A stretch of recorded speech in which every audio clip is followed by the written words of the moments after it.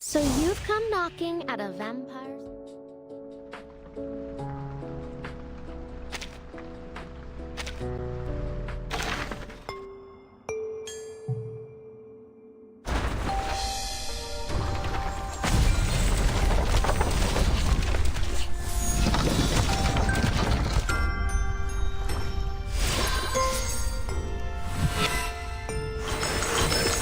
Greetings, Marcus here. I've heard a lot about you from a special someone. Your collection is something I can't wait to get my hands on. So here's my ID, employment certificate, transfer records, medical report, and...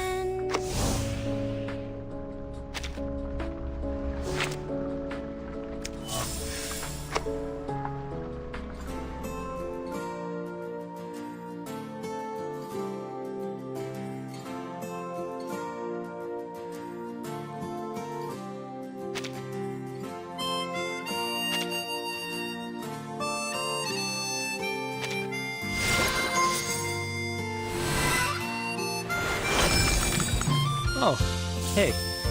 We've already met before.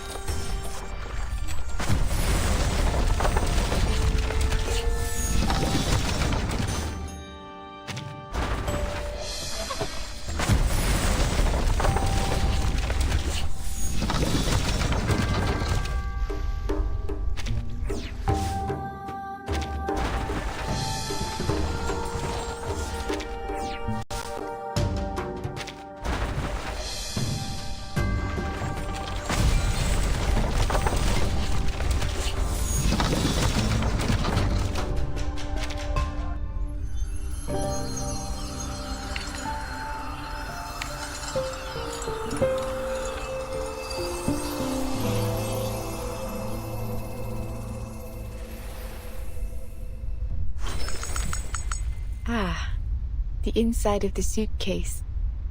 A place Matilda has often spoken of. It is an honor to finally see it for myself. We have much to speak about, you and I. How fortunate that we have been granted the time to do so.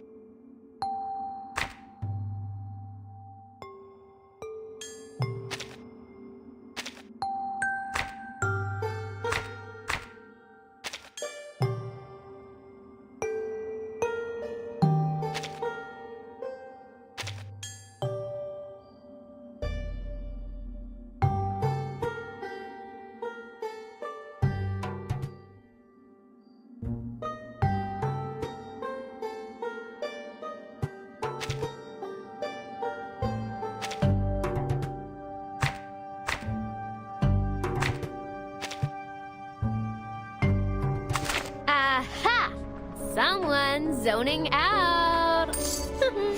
Nothing escapes a vampire.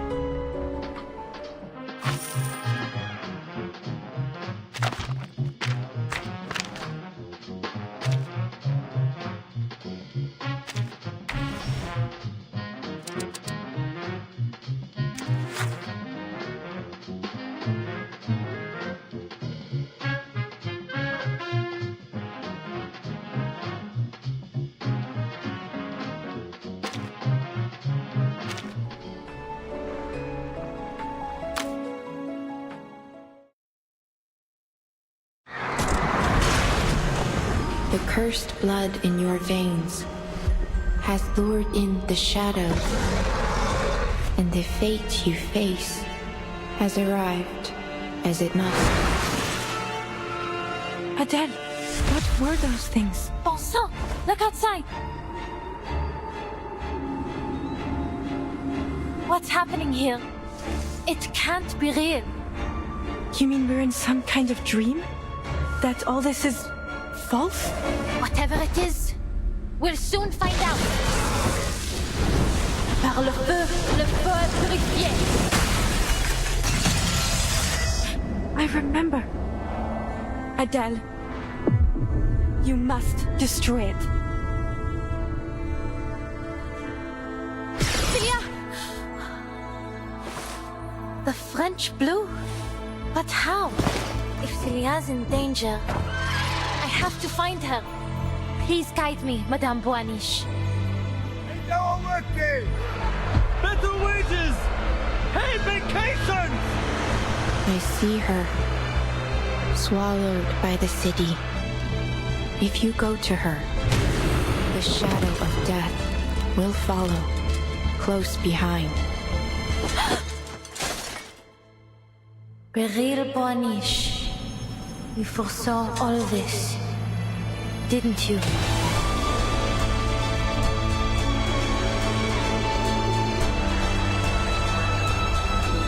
The river of fate is beyond our control. Yet, there are those who attempt to steer its course.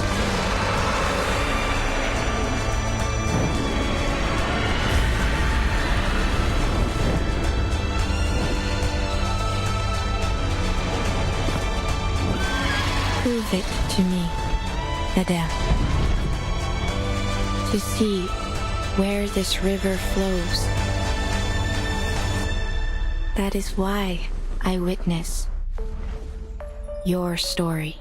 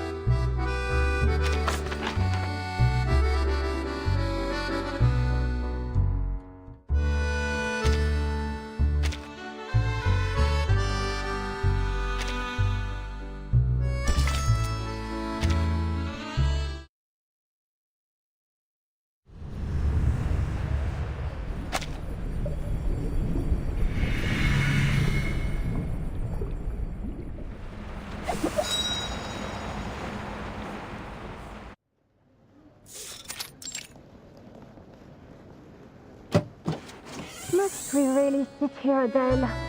I have had quite enough. Strikes and traffic everywhere. Ah, bon oui. This isn't Versailles, madame. The streets in Le Marais are always a sight to see.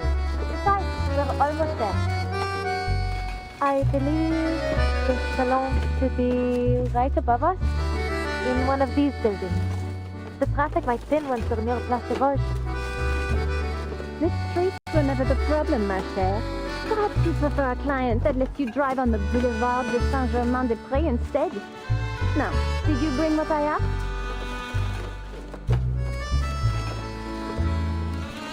Voilà, it survived all the bumps. I know what you'll say, Madame Felicienne, but I must ask again.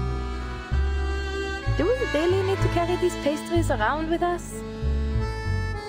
Not at all, provided you ensure there's always a la durée around the corner. If only that were in my power, Madame. Oh look, we're here! And with time to spare. Great, no need to rush.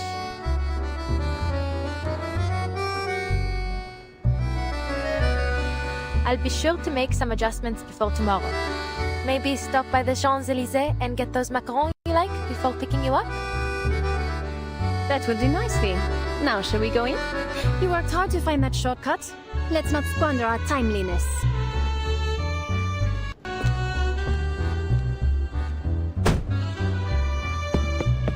See? Just like I said from the start. Je connais Paris comme ma poche.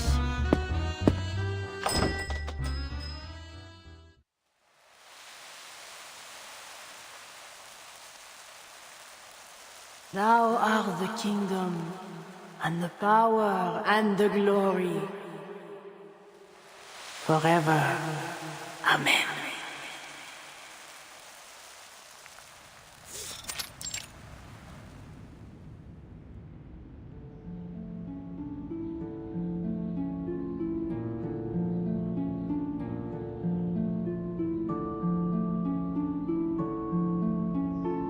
Before me, Raphael.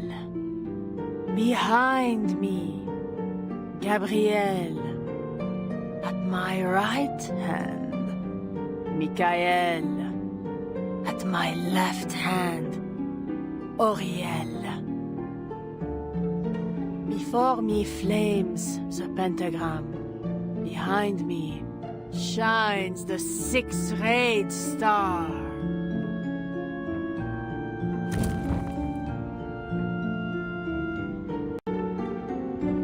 Shown to me, this I see. The whirlwind in the north, the giant cloud, and the blazing flames. Through the stifling cloud comes light, a piercing flame, a manifestation of divine wisdom. And what, madame? What do you see? Do you...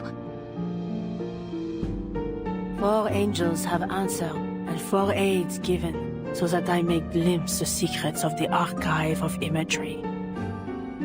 Your husband is nowhere to be seen. Yet, his shadow lingers still in the house. Yes! Yes! How did you know that? Sometimes I feel his presence. I see him. In that khaki coat. Madame, s'il vous plaît. What's happened to him? How do I bring him home?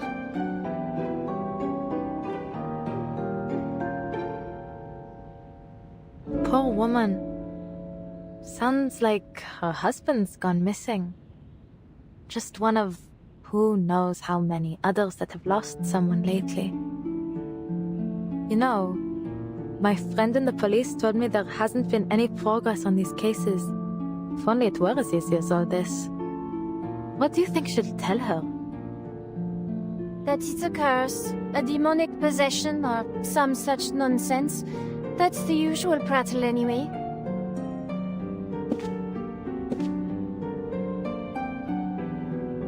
He is bound by a curse. held fast in the claws of a monstrosity. A beast born of no mortal womb. A foul creature of darkness, nurtured by the shadows that cloak this city. The old order has been shattered, yet there has been nothing to take its place. We are without shelter, and the beasts are circling, sniffing, coveting our troubled souls.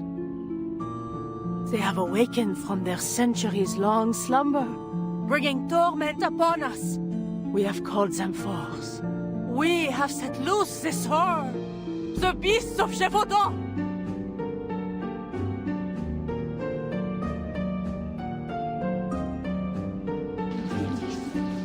So that's what those rumblings were. The shadows have returned. Maybe that's what happened to my missing workers. Ah, bravo, madame. It's a curse, just as you said. The same old rubbish. If curses were half as powerful as people think, my family and I would have been snuffed out long ago. Spare me the morbid talk, would you? How would I ever get around without my driver?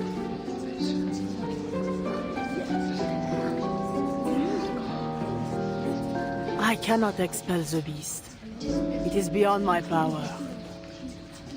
But I do have some means to sap its strength.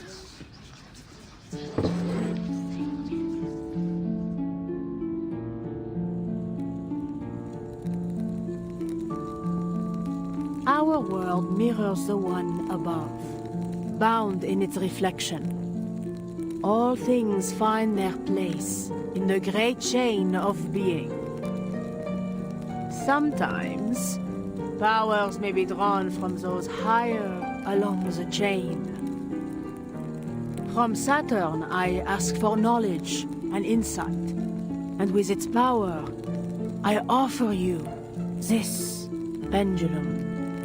Keep it close, and your husband will find his way home.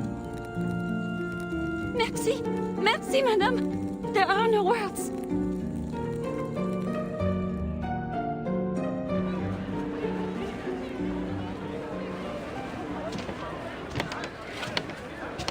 I was hoping to hear some insights on arcane study, or at least some decent gossip.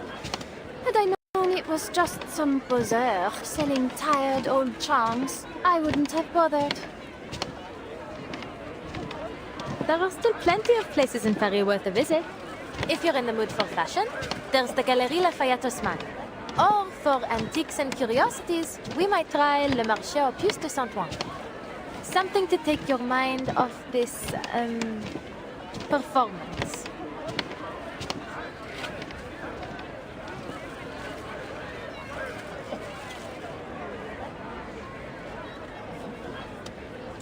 Perhaps next time we could go with Mike. Your hours are paid for. You'll take me wherever I like. Ça va. As you say, madame. I shouldn't overstep.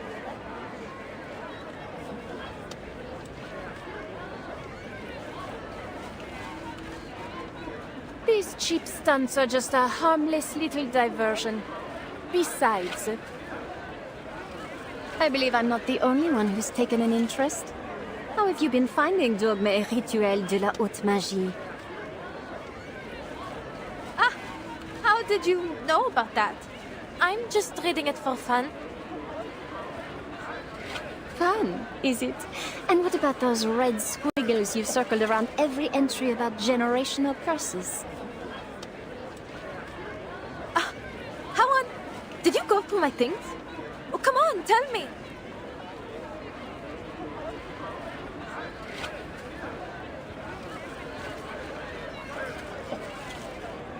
Madame, please, stay just a moment longer.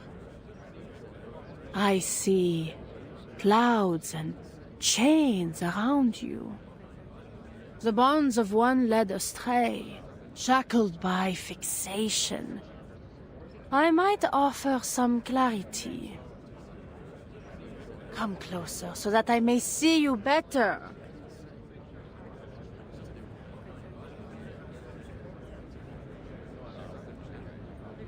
Felicien, I think she's talking to you. I'm speaking to you, madame. No need to look about. Please come forward. Me?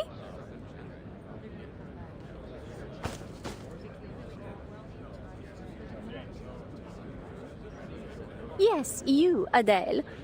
Well, don't just stand there. Go on. Sure, what's what? Bien.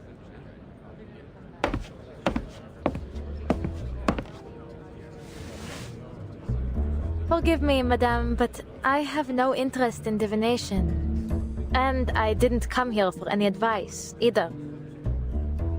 Frankly, I find it difficult to watch you take advantage of all these people.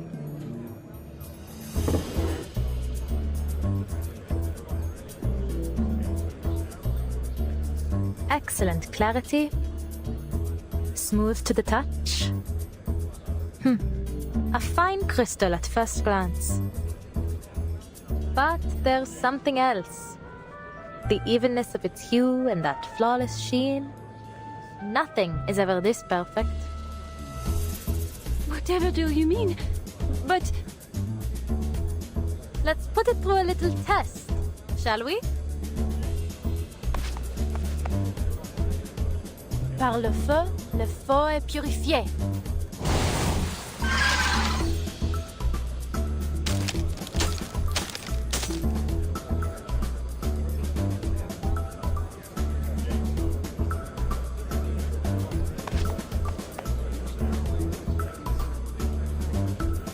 Bravo, the feu.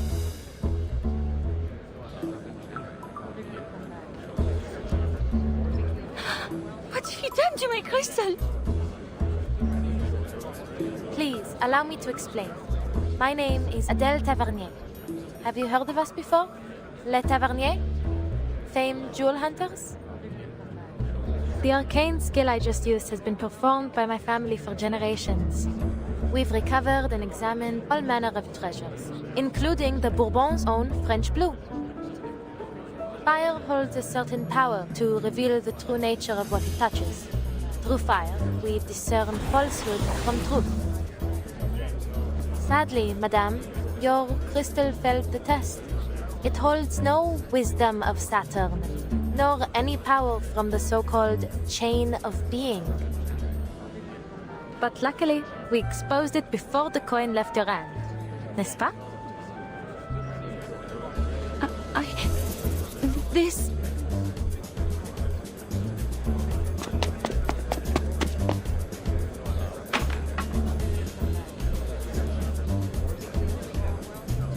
And you, madame, have given a lovely performance, I have to say.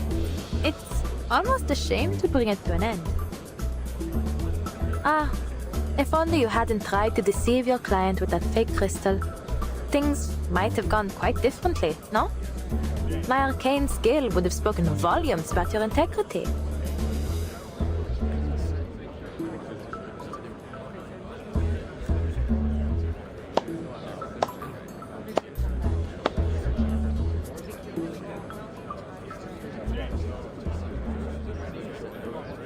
This is close enough. Close enough for me to clearly see the shadow upon you. Pardon?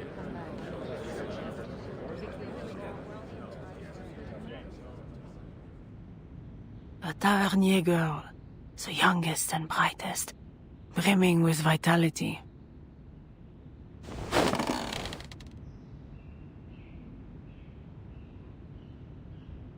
The fated one has stepped onto her path. Twice will she collide with destiny. Once risen, once descended. For a fate left vacant now shall be fulfilled! You... The call must be answered. Walk with the wise, but beware their words. Beware the gaping abyss of death! What lies below shall reflect what lies above. One shall ascend, but all must be paid. All must return. All must restore.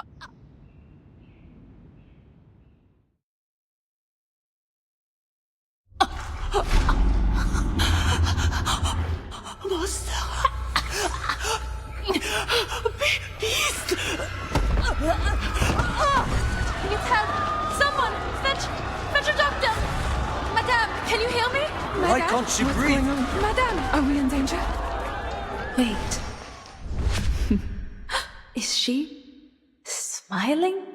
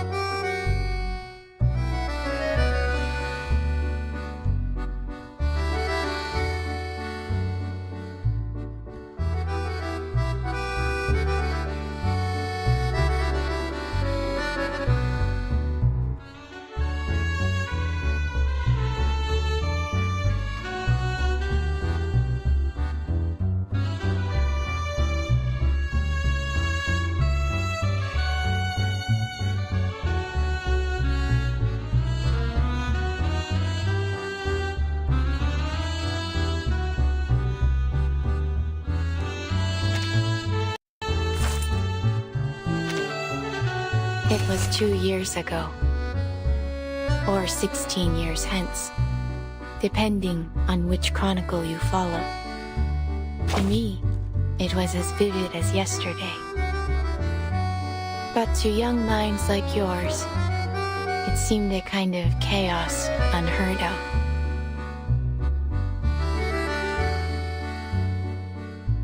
We should start from the beginning.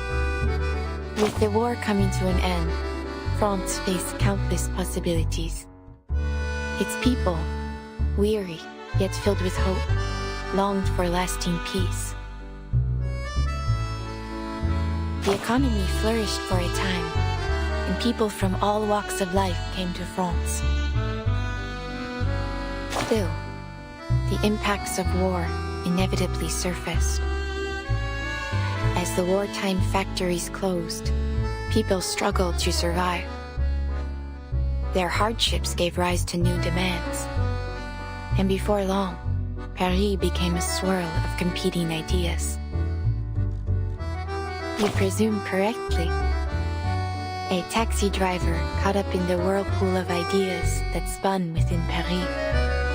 A heroine born tied to a fate that promises adventure at the cost of her life, who only ever desired a quiet life in the city she loved. But fate does not ask for permission, and when this journey comes to a close, regret will be all that remains. It ends, as all stories must. Whether that end is a happy one, you will soon find out.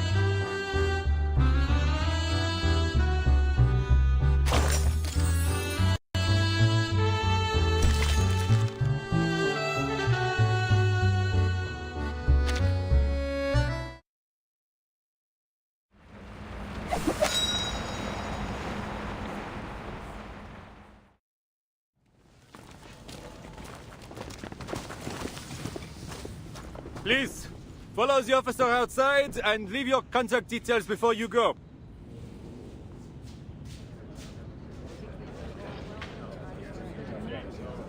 I doubt I'll get any sleep tonight after that sight. I told you we shouldn't have come. Nothing good ever comes of fortune-telling. What could explain all that? Hysteria? A disease, perhaps? It's possible. You know, Fabio and Franco told me their neighbors started ranting about fighting alongside Cardinal Richelieu. Next thing you know, the man's leapt out the window riding a broom. Still in the hospital, I hear. But remember what she said earlier? Maybe what she saw was her own killer. You mean the beasts of Gévaudan?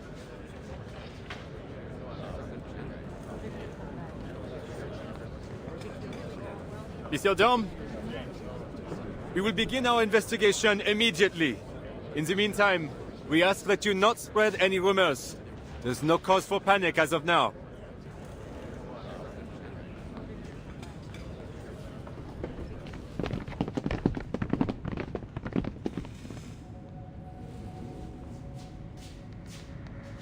This isn't going to get pinned on me, is it? I didn't even touch her. You'll testify for me, won't you, Felicien? Felicien?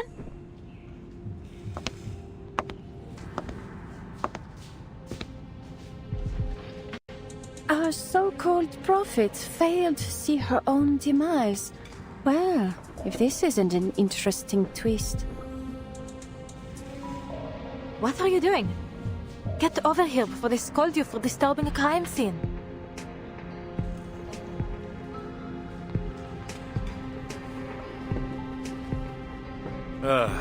Not these beasts of Gévaudan again. Again? What do you mean, Benjamin?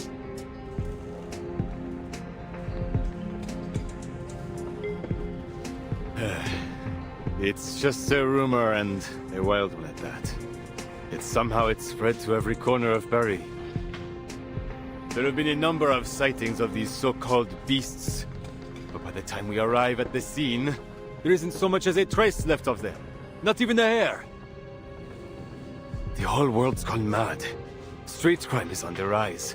And the last case we asked you for help with identification on... well, that was completely...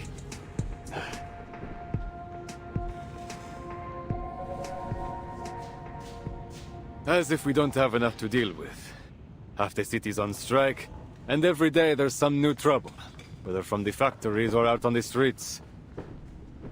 I envy you, Adele. How simple it must be to sit behind the wheel all day and show visitors around. Oh, well... it comes with its own set of problems.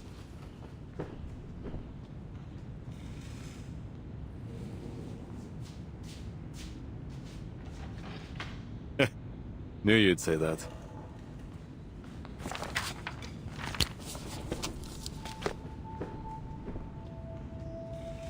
Allons-y.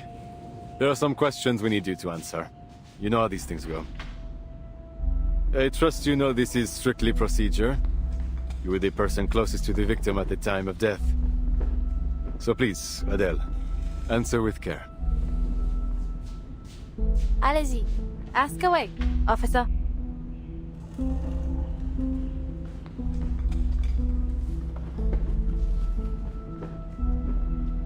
Blue lips, dilated pupils, clenched fists, and a stiffened spine.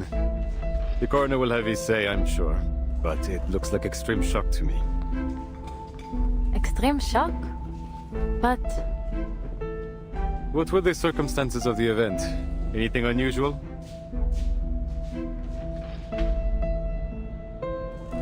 the madame offered to read my fate, but halfway through she started acting strange, staring at me and mumbling things.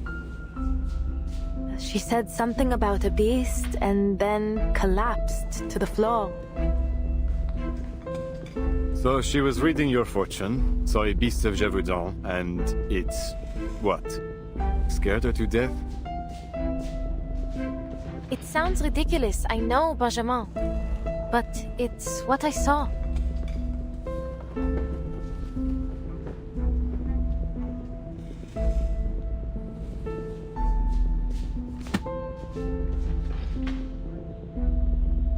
D'accord. Thanks for your help, Adele. I suppose it's about time we tied all these cases concerning the beast together. But it's strange, no? How could creatures from a folktale more than a century old be doing all this here and now? This has to be more than a passing fad. Paris, hell, the entire country, has been gripped by all sorts of rumors. The streets are growing more volatile by the day. You're right. There are always people who will try to take advantage of these situations. Like this poor fortune teller.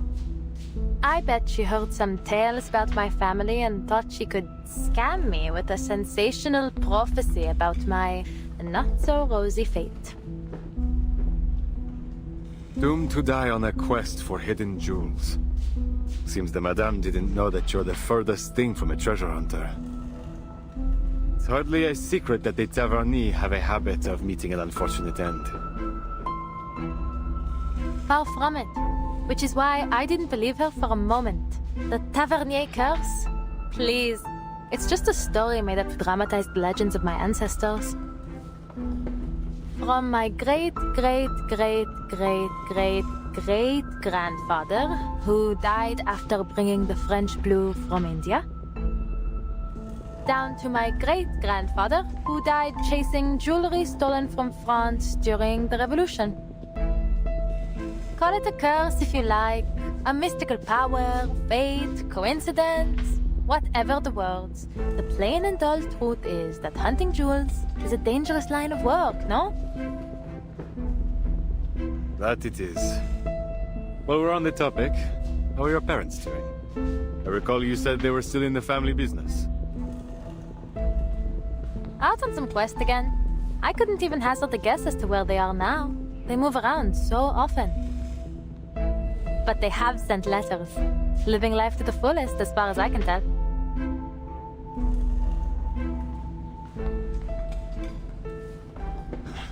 Glad to hear it.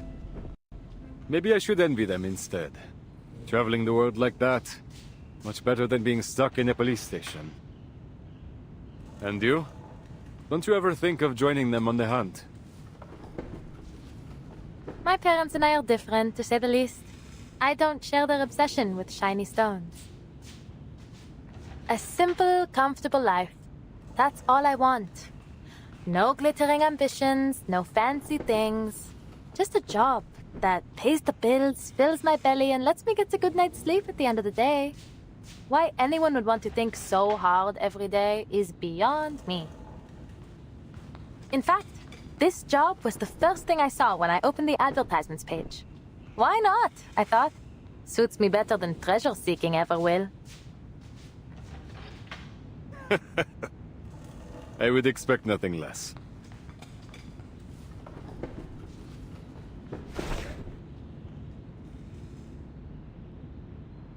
Eh bien.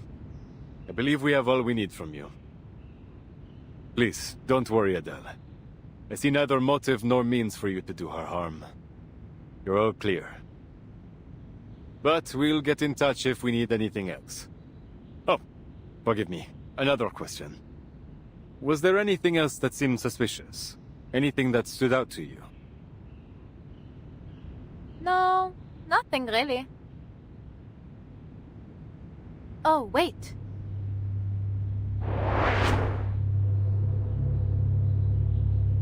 There was a woman. I don't know if she's involved, but there was something odd about her. It happened so fast, but still, while everyone else was too stunned to do anything, she sat there and smiled. She smiled? Do you recall what this woman looked like?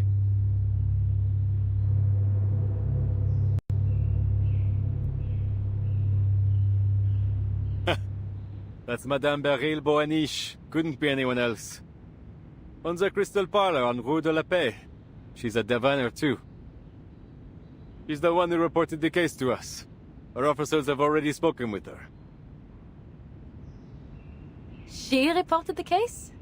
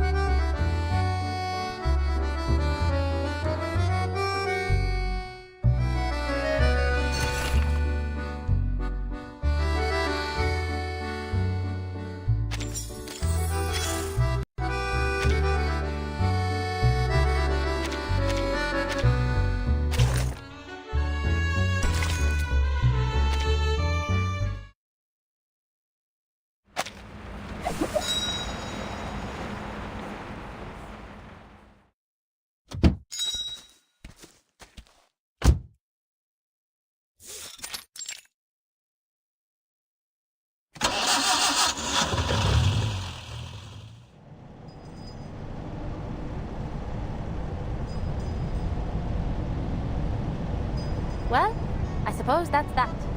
No mysterious murderer, just another diviner. Benjamin said they spoke to her already and cleared her of any suspicion. Cleared? I wouldn't be so quick to believe that. Beryl Buaniche, she hides herself well, that one.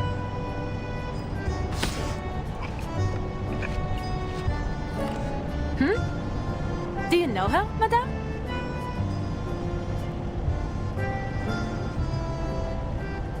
This box is empty. Was that the last macaron? Of course not. I got another box, just for you.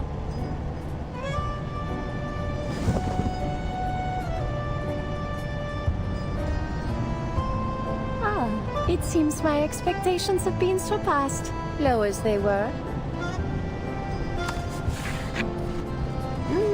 C'est tellement délicieux. I must say, you seem to really have a sweet tooth.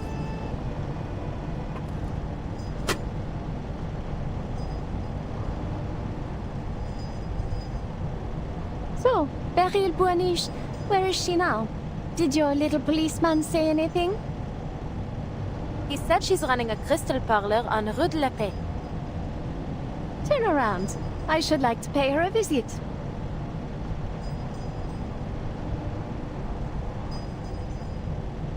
Now?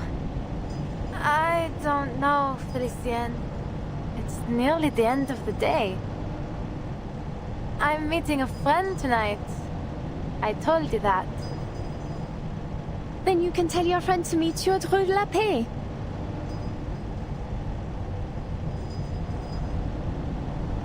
I'll double your pay for the evening. Turn us around. Take whichever route you like. But... Ah, fine. Triple? No? 10 times then. 10 times?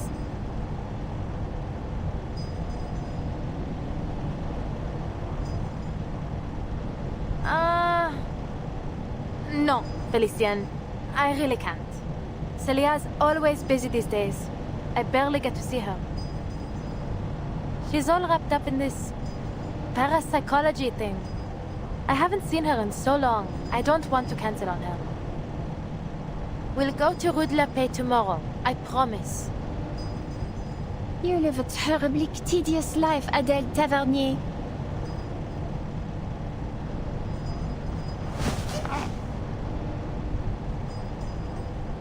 Wait! Look! That's her! What?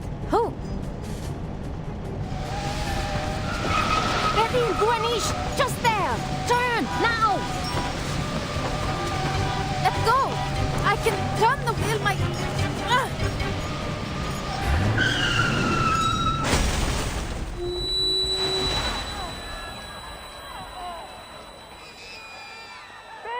Have you lost your mind?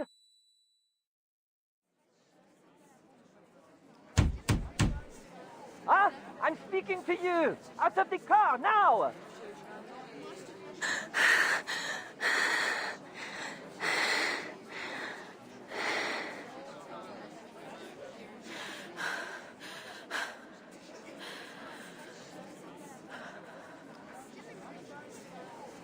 What are you staring at? You heard the man. Get out! We'll settle this later.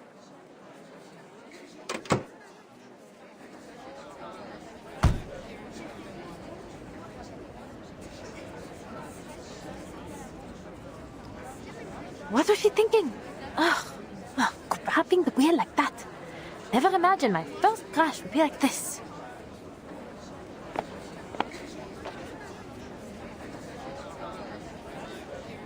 I'm terribly sorry, monsieur. I was distracted. Sorry? Do you even have the slightest clue what sort of damage you've caused? We can't afford to lose time here. The nation is calling to us.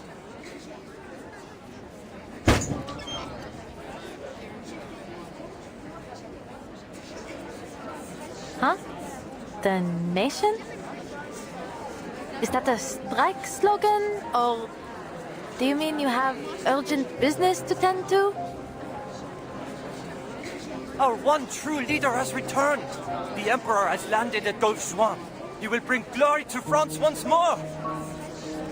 He's riding to Paris with only a few hundred soldiers at his side. Our Emperor is too distant from his people. We must go to him. The Emperor? Gulf Juan? What on earth are you talking about?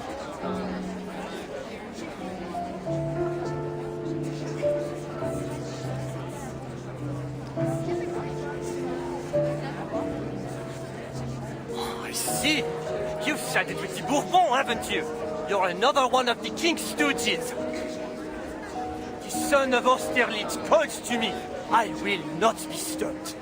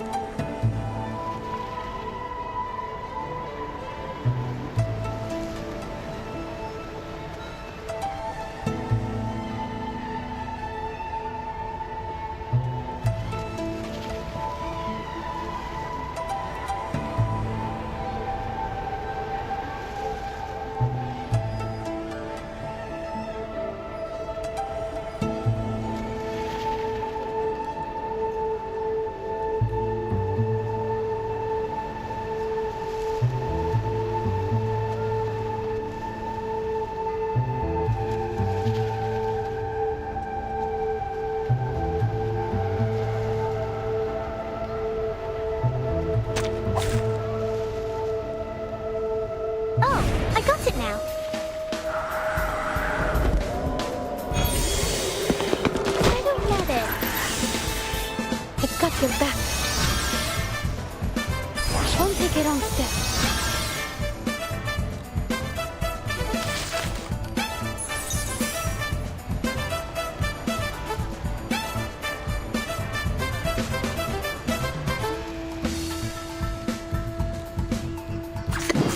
Just another shift.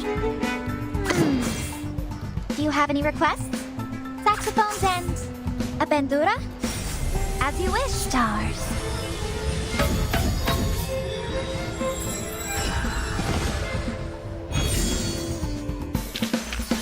Was I able to take care of everyone?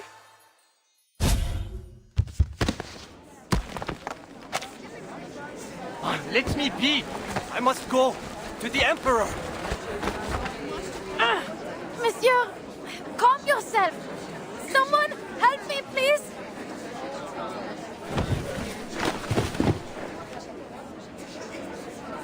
Aye, aye, aye. Another poor fellow lost in delusion.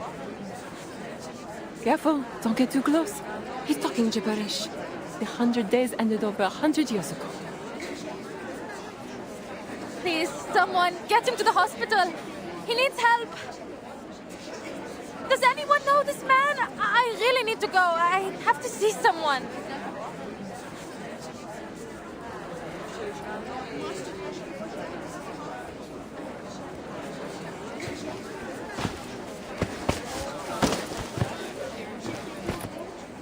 Vincent, my God! I'm terribly sorry for all the trouble he's caused, mademoiselle. He's my student. Please, allow me to cover the damages. Would you mind leaving me your address? I'll take care of the rest.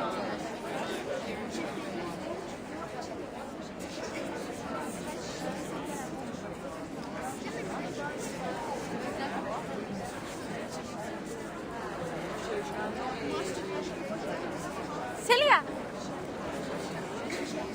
Adele? Goodness, are you hurt?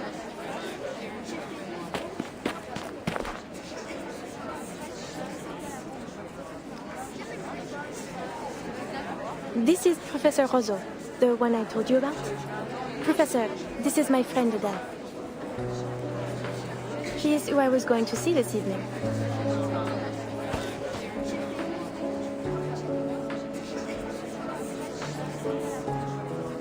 Thank goodness you stopped him, Adele. Who knows what might have happened otherwise? Yes, yes, you acted both quickly and rightly, mademoiselle.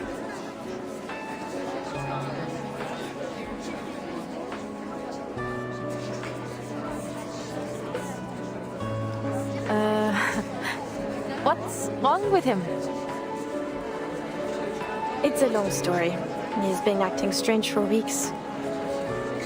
So, when he didn't turn up this morning, we went to his home to check on him. The door was open and it was a total mess. Poor boy, such potential. But then, perhaps I pushed him too hard.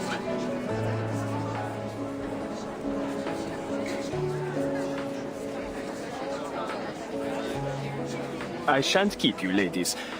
Celia, go with your friend. I'll deal with all this. But... Please, Celia, put this behind you and enjoy your evening. But be sure to join me for tomorrow's fieldwork.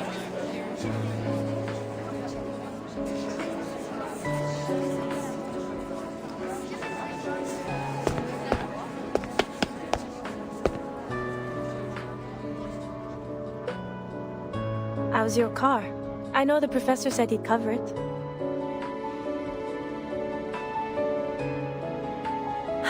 Pas mal. Just a dent on the bumper. It was a bit of a fright, but I'm fine now. Ah! Wait! Sorry, Celia. I need to...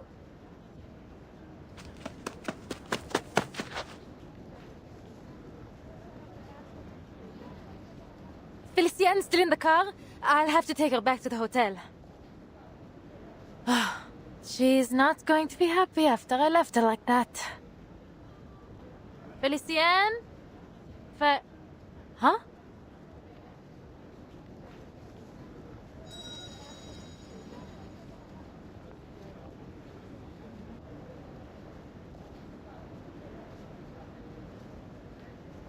Oh no. Is that lipstick?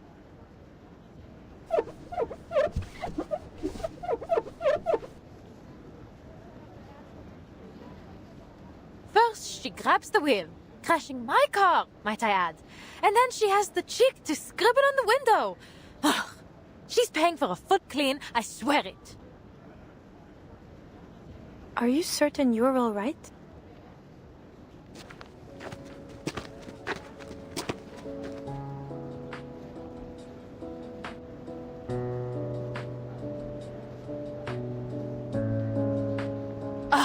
I'm fine. So, shall we eat at that spot near the Seine again? Or are you feeling adventurous tonight? You said you couldn't stand the campus cafes anymore. So tonight, ma chérie, you choose the food. Really? I suppose if I could have anything. You know, what I'm really missing is some good home cooking.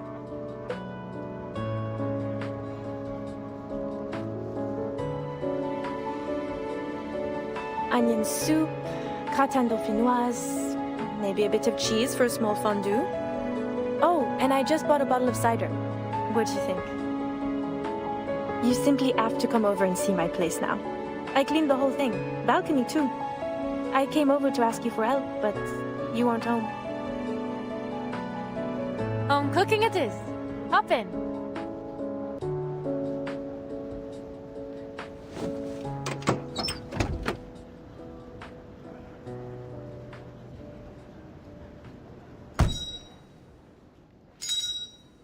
Buckle up to home.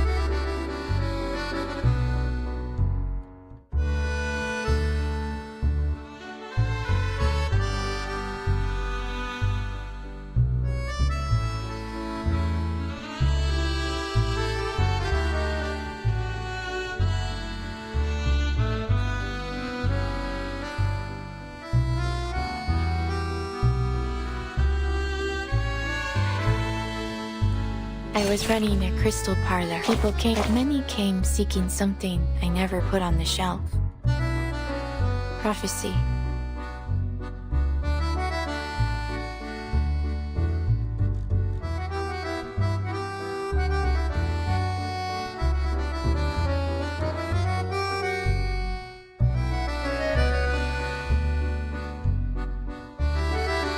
But our path through Fate's garden is already set. No prophecy can change where it leads. And I dislike putting a price on things that have no use. So, I made myself a promise that only those I trusted would get a glimpse of what lies ahead of them.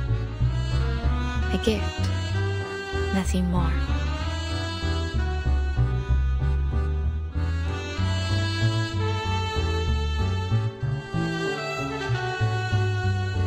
To my surprise, it did something unexpected for my business. Word spread, and I recovered my investment soon enough.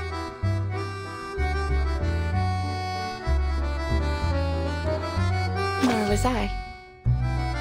Few things in life have ever surprised me, and this was much the same.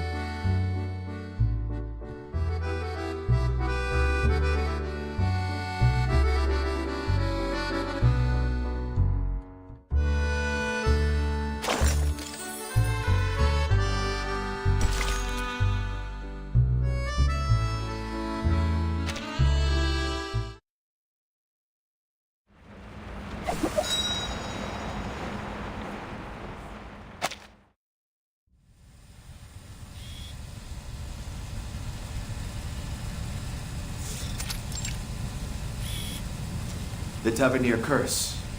Every member of your family is destined to hunt endlessly for treasure until they meet their end. Pass through blood relation, usually to the relative closest to them. You don't believe in this so-called curse, do you, Miss Tavernier?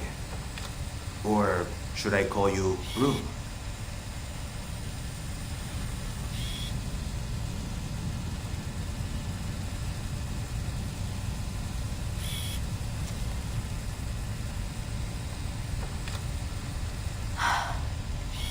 Given how things have turned out, it isn't as easy as a yes or no. Don't you think?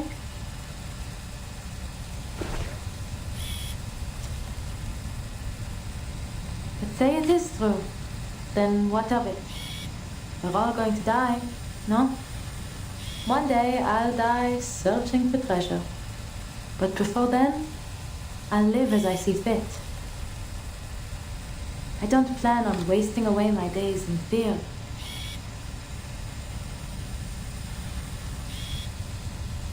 The ending may be written, but that doesn't mean I want to follow the story word for word. That's what I told Sissy as we were driving to her place. And now, looking back, maybe that's when it all began.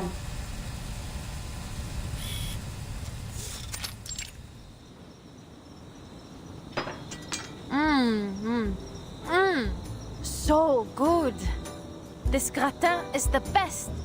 How'd you get so much flavor out of a simple potato? You like it then? It's just ordinary home cooking, really. Maybe it's finally time you started doing it yourself. Well, Papa didn't exactly teach me much in the house. He'd just pop open a tin can and say, "Be grateful. When you're in the jungle, this is a luxury." But he never took me to the jungle. He never even let me leave Paris. I still haven't been anywhere.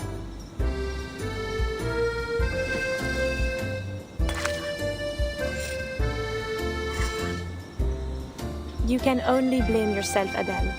You were the one adamant about not becoming a hunter. Of course, because I don't want my life planned out like a stage play. And don't pretend you didn't have a part in this. You're the one who picked the page number in the advertisements.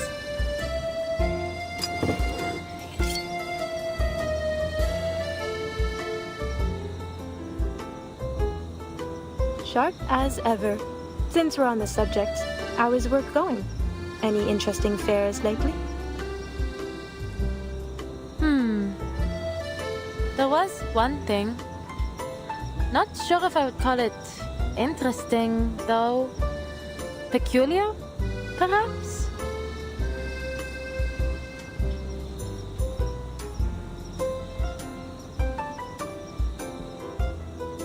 I was at a diviner's salon, and the host... I don't know, I think she was trying to scam me. She started rambling about all these strange things that would happen. Things that sounded a lot like the Tavernier curse. And then she... well... she died. Died?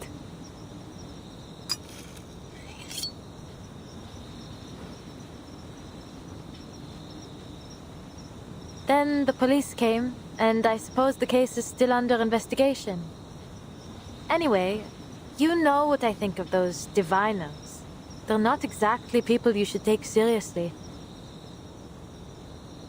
Then why were you there? Not by choice, that's for certain. One of my clients was interested, Madame Felicienne. She always gets these sudden whims and insists on having everything done just as she pleases. I wouldn't have crashed my car if she hadn't... Bah, forget it. How's university life?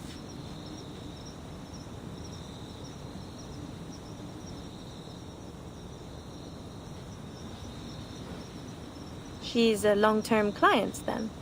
Can't say you've mentioned her before.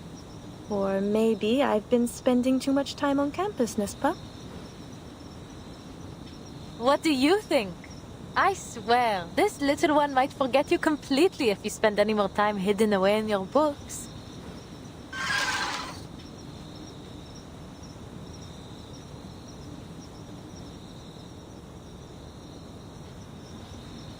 Oh, I know better than that. This sweet little thing was summoned by your family's incantation. As long as you remember, he remembers. Such a fascinating creature, the tutelary. He sees every corner of your psyche, memory and sensation, even your unconscious thoughts. Here comes Cici with another one of her academic lectures. Is this what you're studying these days? Yes. Professor Roseau has found new inspiration in a Swiss psychologist's theories.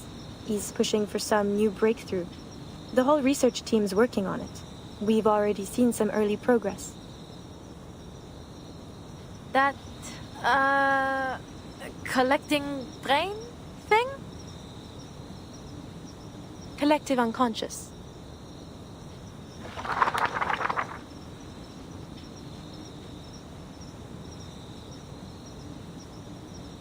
D'accord. I won't forget it again. Says the one who invents a new name for it every time. But it's even more complex than you think, Adele, and very important. It may even help us make Paris a better city. Imagine the minds of people like islands, each floating on their own. And the collective unconscious as the water that links them all. This is Jung's idea of the collective unconscious, a psychic space shared by all of humanity. Human aggression, whether it be war, class conflict, or tensions between humans and arcanists, has always been a constant. It's like the tides affecting the shared ocean between us. We build on our islands, but inevitably the tide will reclaim them.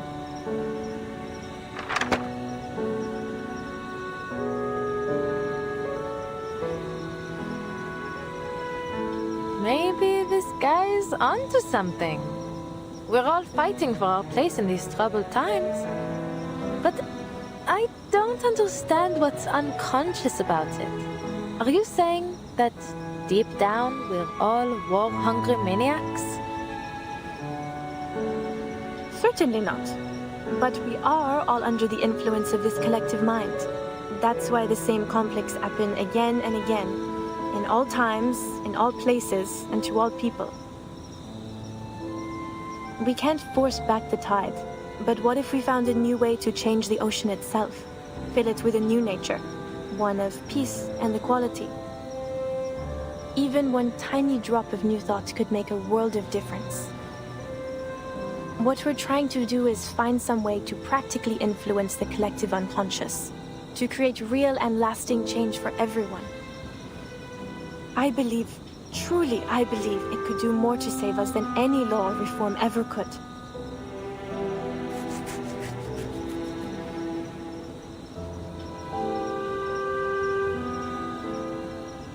So you want to control everyone's minds? What? No. We still want people to think for themselves. We just want to change how they think. If we can plant a more hopeful vision into the collective unconscious, we could sow the seeds for a better future for all. Like how Victor Hugo wrote his dreams into his books, and they reached every reader in France. Only we're doing it in a more controlled, systematic way than simply telling stories. What about Vincent? He seems the furthest thing from control, loyalty to l'Empereur aside. Are you sure this research is safe? Truthfully, I wouldn't say it's entirely without risk. The collective unconscious is a sea of primordial images formed into cultural motifs and symbols.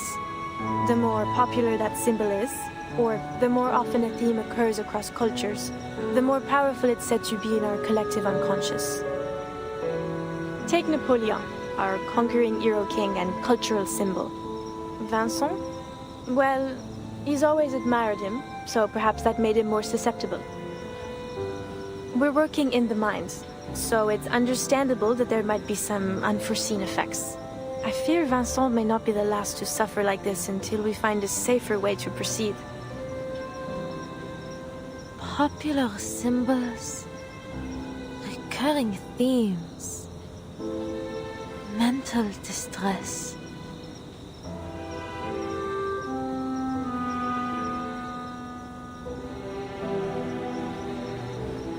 They have awakened from their centuries-long slumber, bringing torment upon us. We have called them forth. We have set loose this horror.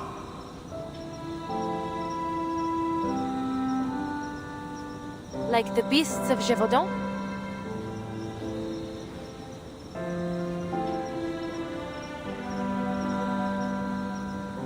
That old legend. But why would the beasts of Gévaudan be... Wait, you might actually be onto something. As the rumors about the beasts have spread, it has gained role. It may play a part in all of this. I'll buy you one of those good luck necklaces when I publish my paper. Then you'd better make sure it's chic. I'll want to wear it every day.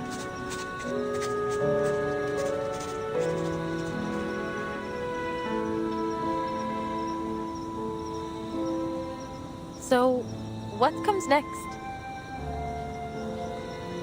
It's only a thought for now. One I must keep to myself. But you'll be the first to know when it's confirmed. I swear, you, and indeed the whole world, will be shocked. You know, and please don't laugh. Sometimes I feel like an adventurer too, hunting for hidden treasures with my pen and paper. I suppose what I do isn't all too different from your parents after all.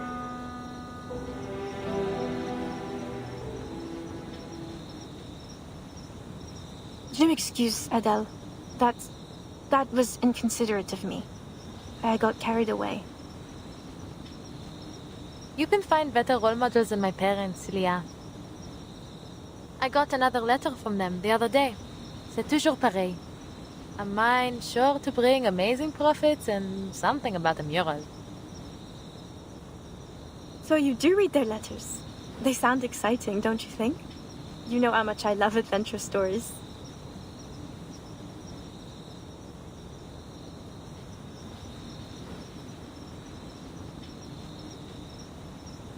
That you do. Sometimes I think you're more of a tavernier than I'll ever be. I suppose I have always thought of you as a sister. Anyway, enough about that. Where are you taking your client tomorrow? To Rue de la Paix. There's a crystal parlor we're going to visit.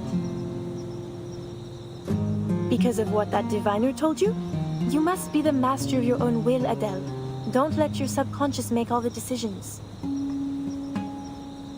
Whatever you say, Madame Professeur. I mean it. So many things in life are stirred up from the depths of our minds.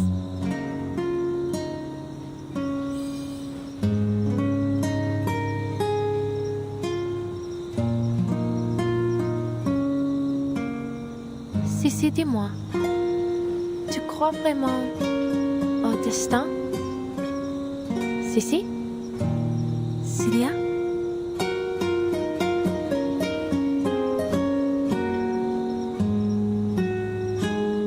Bon, bonne nuit, chère amie. Que demain nous porte chance à toutes les deux.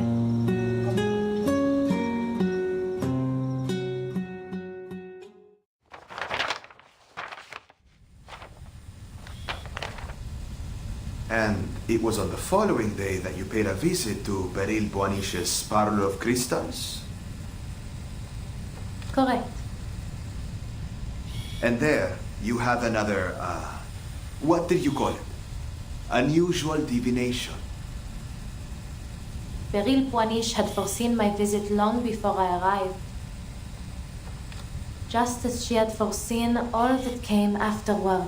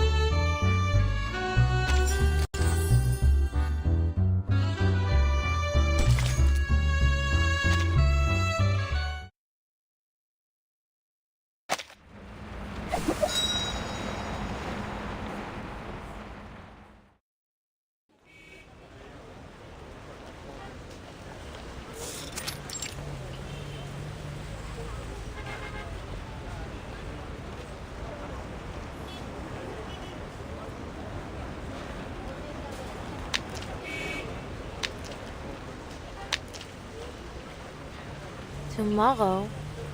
She never said the time. She's not planning to keep me waiting until the evening, is she? Or has she already gone in?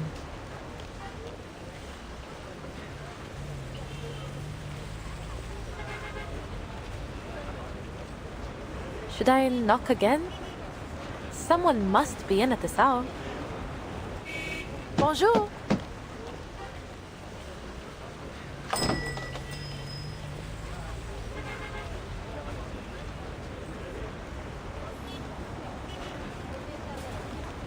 Ah, finally! Perhaps they didn't hear me knocking before? Hello? Right. I suppose I'll just let myself in.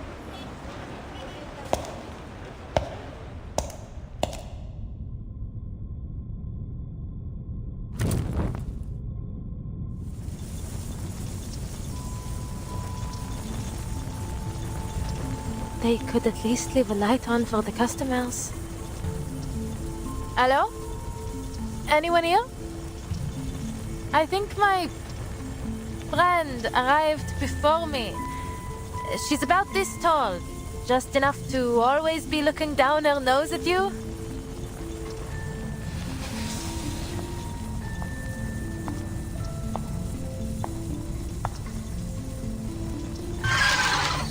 What is it, Papa?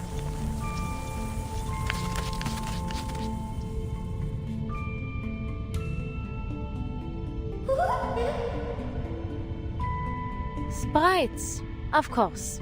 Where else would they be, if not in a diviner's parlor? Let me be clear. I don't care what kind of mischief you're up to in here. Just don't let it involve me.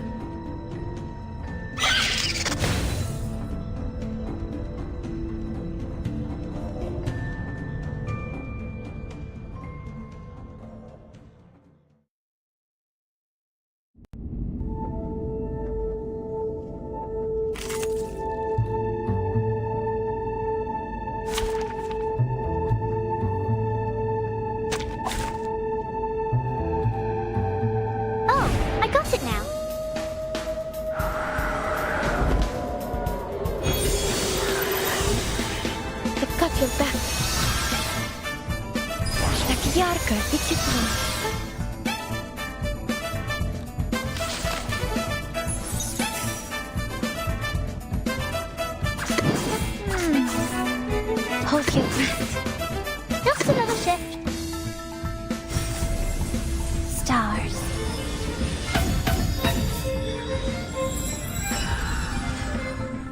Listen to the melodies of wind and waves. The stars were just out of reach.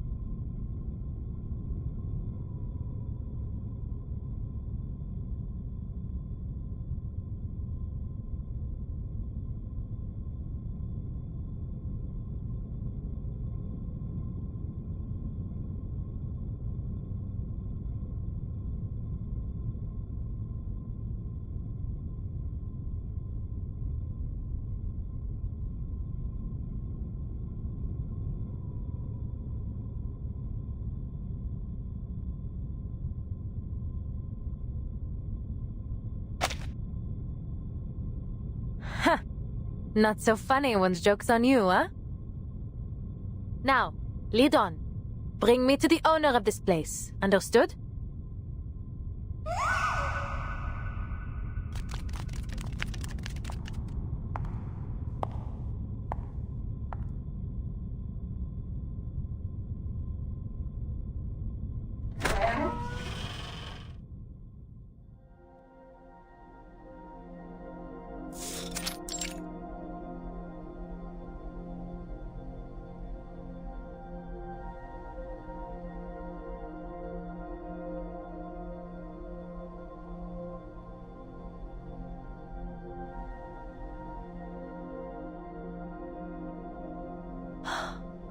How pretty.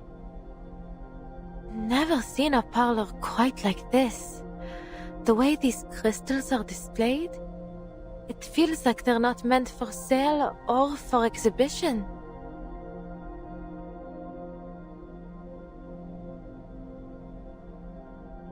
Is it the lighting that's giving them such an otherworldly glow?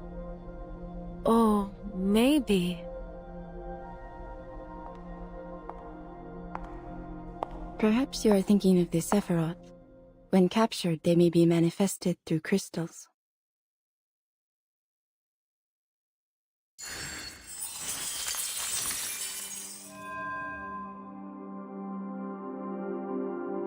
Some believe it is through these Sephiroth that the Creator formed our world. Without them, the divinity is incomplete. The 10 Sephiroth, the astral light, the flames of the fire which burned in the bush, the glowing stream which flows from the tree of life, the numerals, spheres, Enos, and all aspects of reality. Ah, then you must be Madame Beryl Boiniche?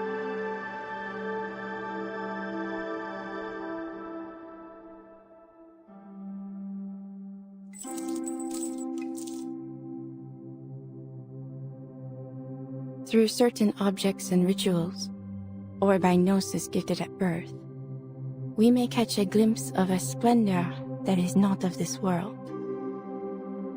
These crystals are one such object. In their reflection, we are shown the hidden secrets of the archive of imagery.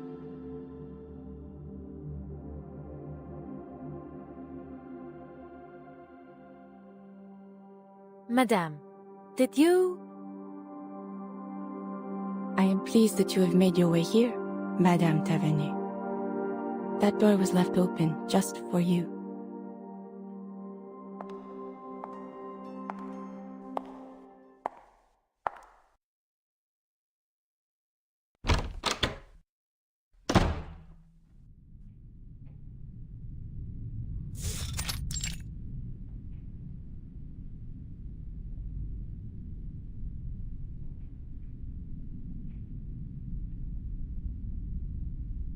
So, I'm the first one here. I see. And you were at Madame Raymond's salon the other day to retrieve your crystals? Indeed, I was.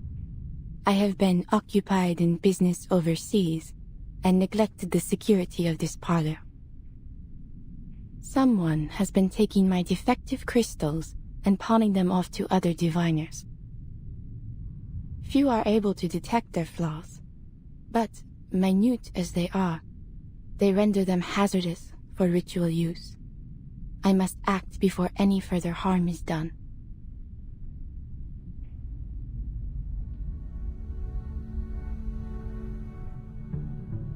For that, I owe you my thanks, Madame Tavernier.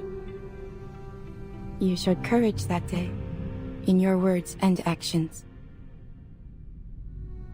Just Adele will do. And there's really no need to thank me. Truth be told, I probably wouldn't have interfered if the diviner hadn't tried to make a fool of me. Ah, those words still bother you, do they not? No, not at all. I don't take things like that seriously, you know? After all, fate, it's just a matter of belief, isn't it? You do not believe, yet you cannot seem to put it out of mind. Is that so? Ha! Please, madame. You aren't about to start with the prophecies like all the others, are you?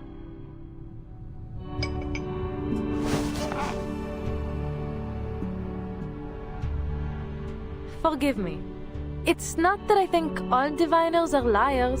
It's just that it's hard to believe that fate is shaped by any kind of higher power. It seems just as likely to me that most divinations are simply self-fulfilling prophecies. And whether they be from a higher power or a crystal ball, I won't let prophecies dictate my life. If I have a fate, some road I'm destined to travel, then I will first go as far as I can down every other road until it's the only option I have left.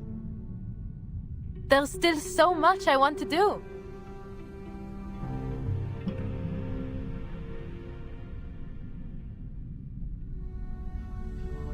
Fate, dear, is a universal law, the cause and effect of all events.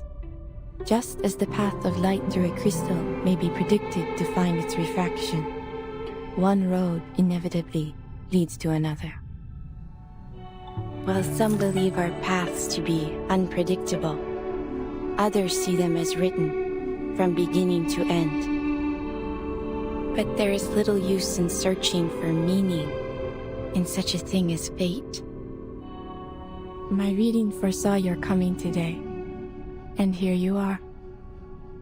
The light passes through the crystal and falls as it must, as it ever was to be. You knew I'd come?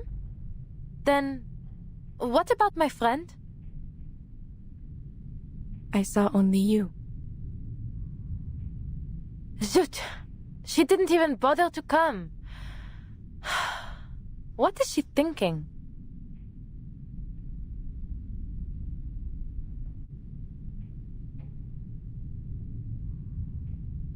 You came here only to find your friend.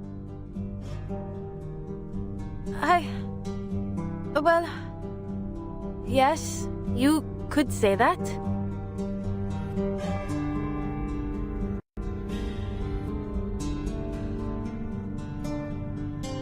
There is something more. A question, not about the truth of fate, but of how you might act upon it. The curse in your family, or as some may call it, the path of the Tavernier. You wonder whether it is your time to walk it, do you not?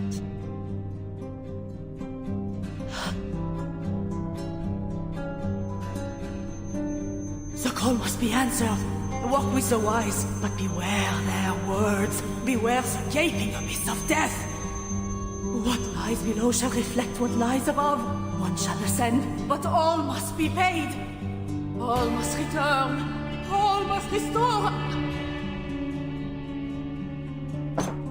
How come every diviner I meet these days seems to know about that curse? Is obscure jewel lore really so popular in this city?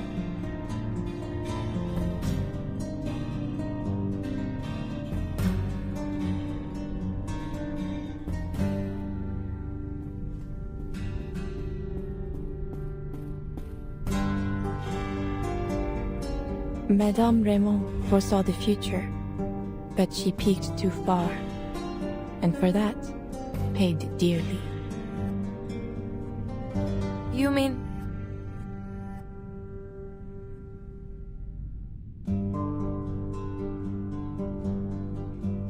No. Please tell me you're just teasing me. You're saying that it wasn't her fear of the beast of Gévaudan that killed her, but what she saw in my future?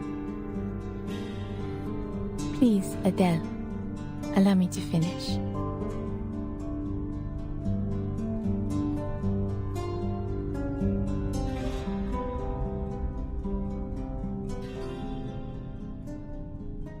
The fate she saw was not entirely yours. There is a shadow which lingers on you. In a way, it is true. You are indeed cursed.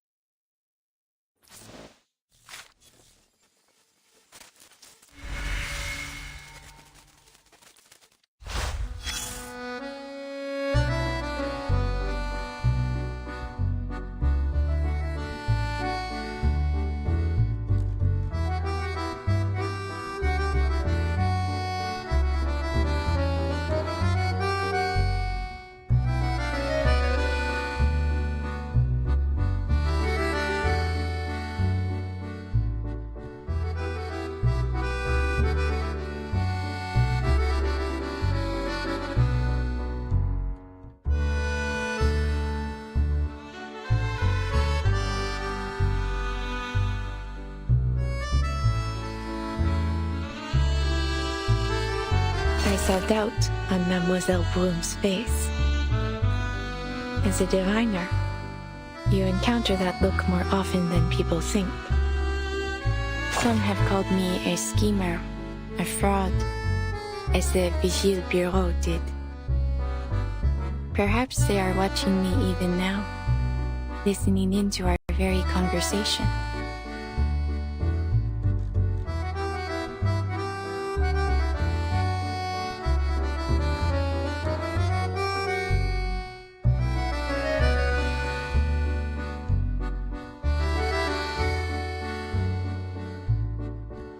Some were frightened by what I could see, but kept coming back to sate their own curiosity.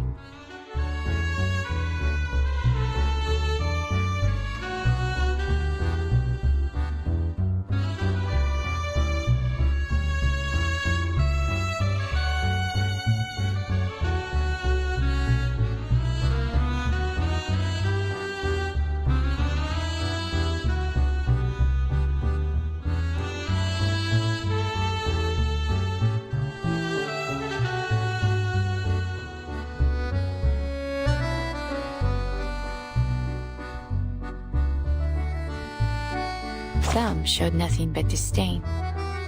Not for me, but for the very idea of a predetermined future. I admired their courage.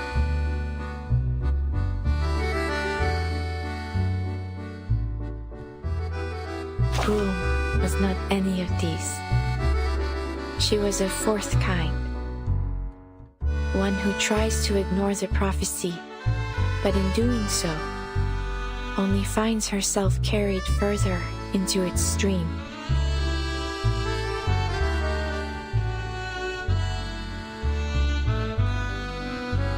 Oops.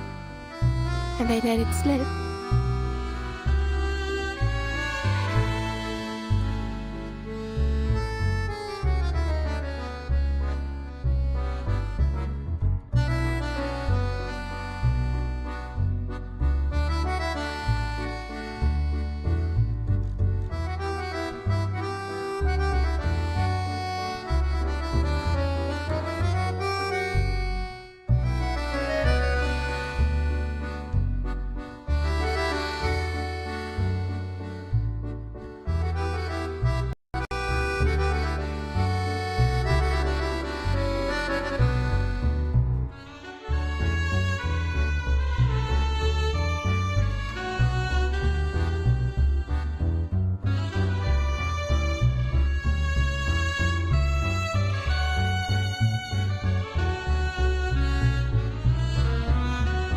Well, I suppose there is no use in pretending now.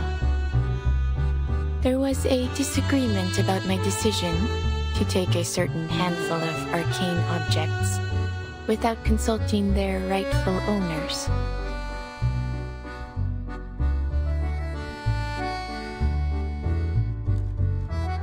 In the end, I paid all their penalties, among other not-so-charming consequences. Not that it has done anything to prevent them from hounding me at every turn. To them, it seems I am only a fear-mongering schemer who knows secrets best left unknown. Alas, I am but a puppet dangling at the end of fate's thread. My limited vision cages my imagination.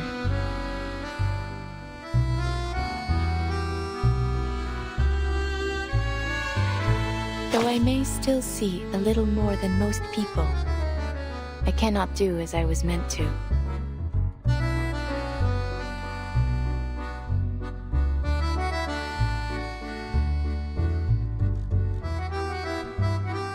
I have lived long enough to know better than to act against fate.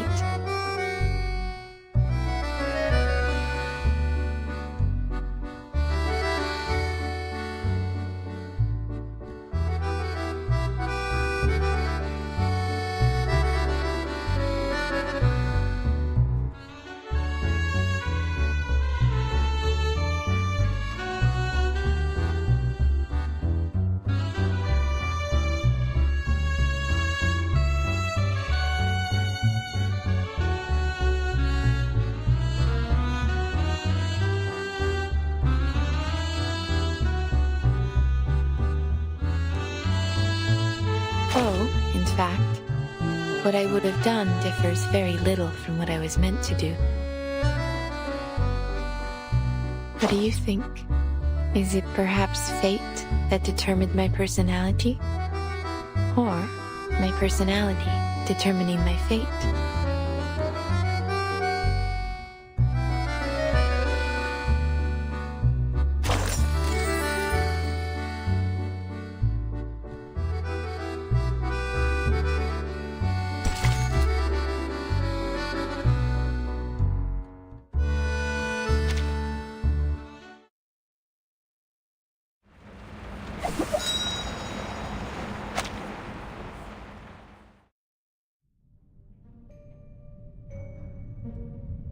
All things carry energy, and we are much more perceptive to it than we think. Now, I would ask that you concentrate on the subtle changes around you. You will sense it. You simply need to feel. Bien sûr, I'll try. Tell me, Adele, which of these crystals draws you the most?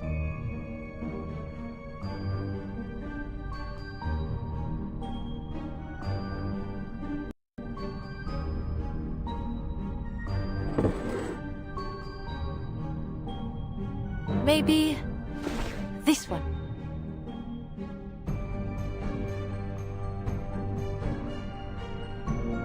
A smoky quartz from Brazil. Very good. This crystal turns negative energy positive. It is a peace bringer, a banisher of the dangers that trouble one's soul. Now, close your eyes.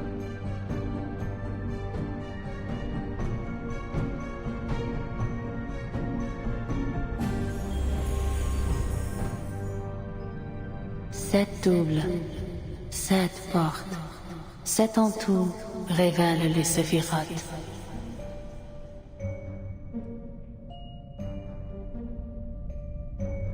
Keep your breath steady and look into the darkness. Search for the light. I see it. Only a soft glow, but it's there. Take it. How? Do I make it come to me? Or should I go towards it?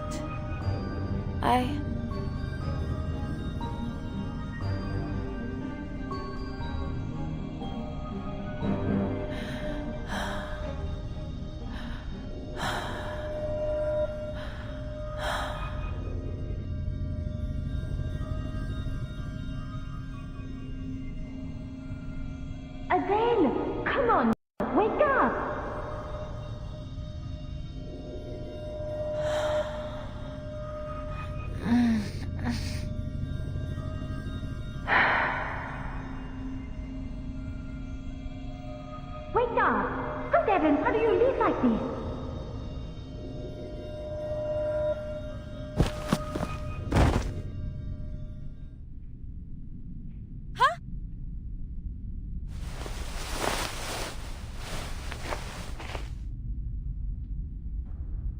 Huh?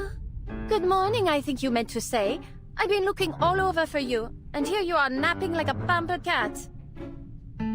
You certainly know how to enjoy yourself, don't you? Abandoning me to take a doze in this cushy parlor. Felicienne? Where were you? I was waiting in the street for hours. You never turned up, so I had to... Where's Madame Boiniche? Peril? She...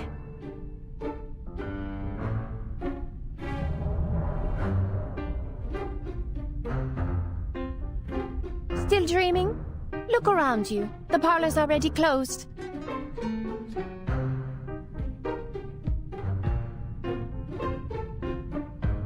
To collect you. Quelle honte! This place seems more tedious than I thought. Come on, get up. We still have time to look elsewhere. No, not the car. I'd rather not get into that death trap for a while.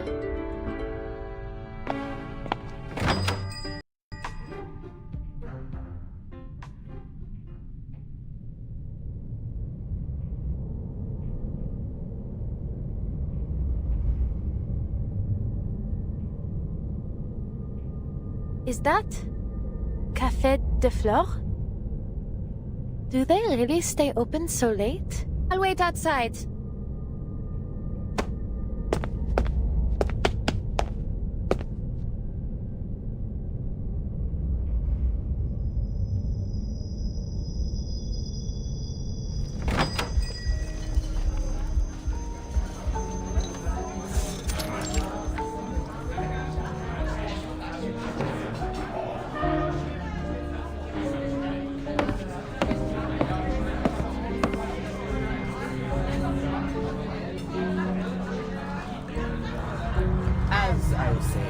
Georges Bataille is looking for executioners for his secret society.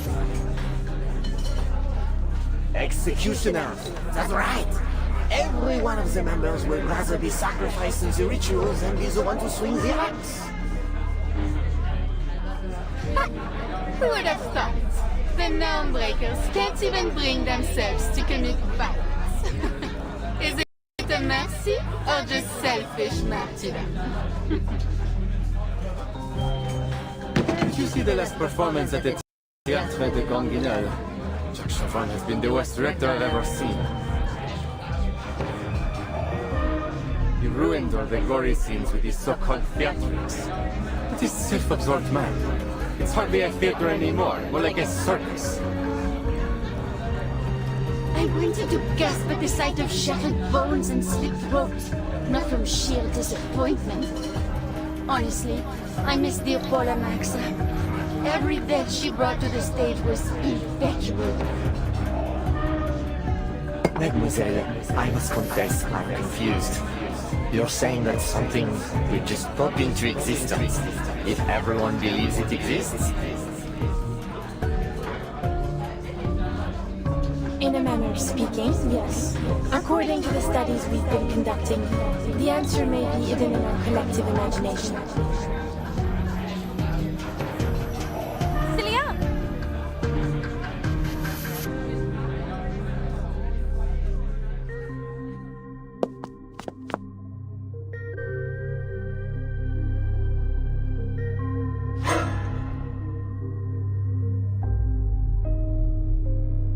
Adele! What a surprise! I thought you had no interest in my studies.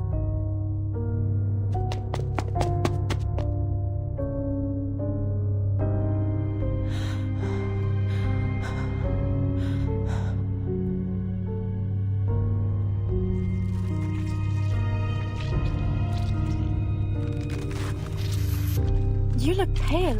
Come, sit with us and have a bite to eat. It won't take long.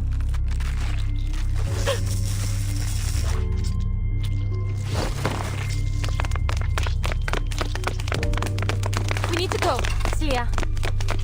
You're hurting me. What's going on? Adele,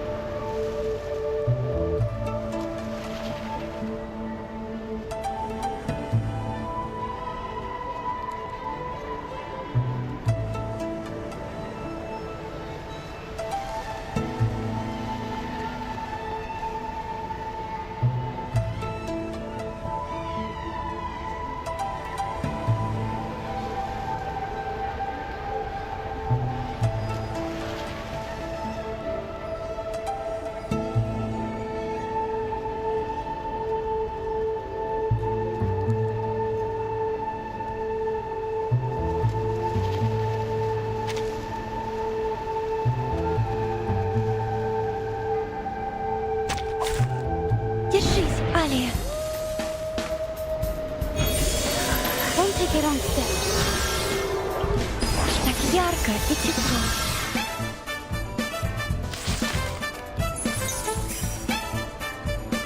What I'm good at. Or maybe take a deep... Just another shift.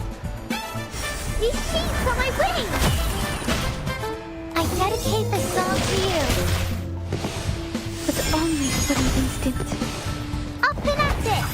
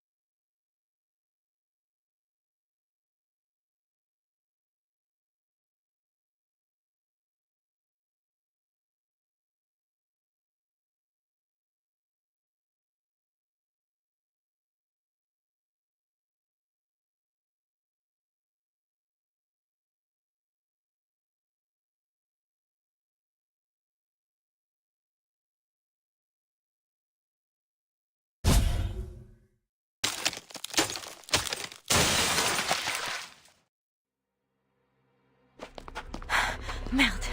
The car. It's still in the alley. Celia, stay close. Felicien, run!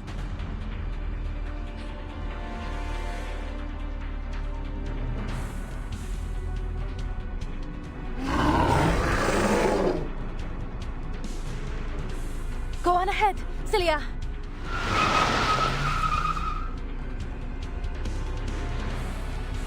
Get in! You...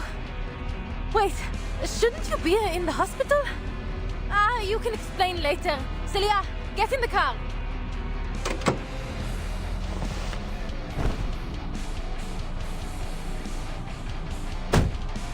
Go! Hit the gas!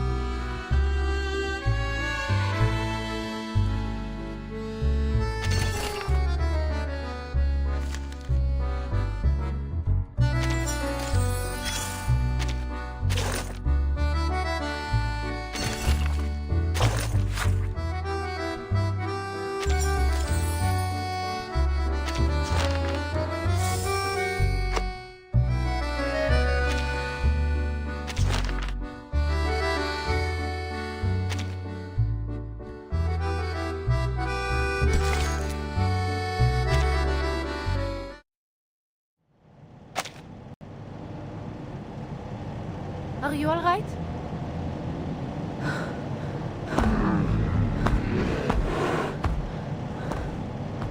Good. I knew you were tougher than that.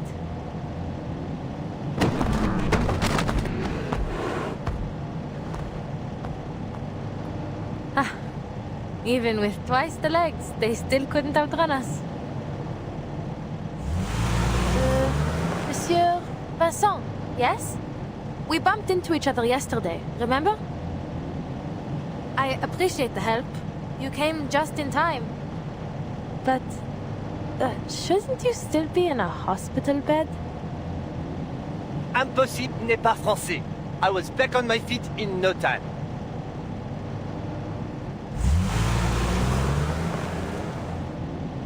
Bravo, monsieur. Glad to see you're doing well. Adele.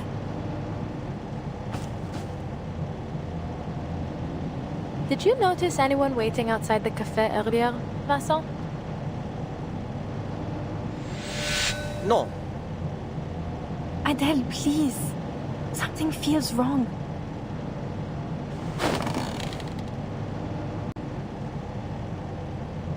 Those lipstick marks on your passenger window. Rude, wouldn't you say? People really need to learn where to put their lipstick these days, huh? Funny that you got the same message, in the same spot, with the same smudges. But I wiped it off yesterday. And how did it get here? Where did you get this car? Or is this even real? Am I in a dream? You're speaking nonsense, Adele. How could this not be real? Have you been sleeping all right?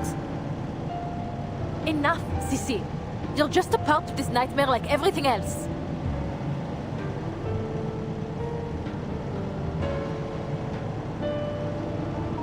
Ah.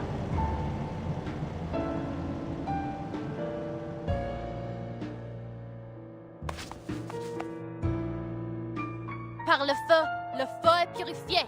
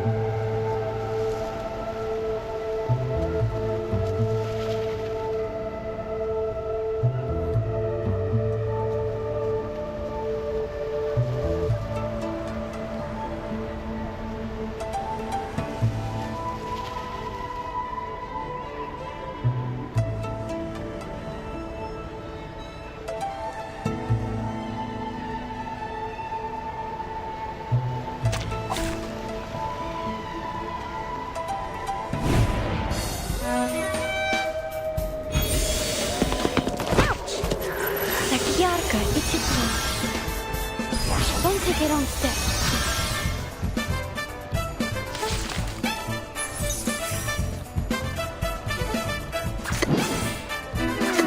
Or maybe take a deep breath. Just another shift. Stars.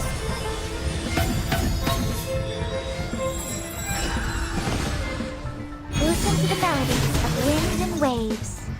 But only for an instant. Up and at it!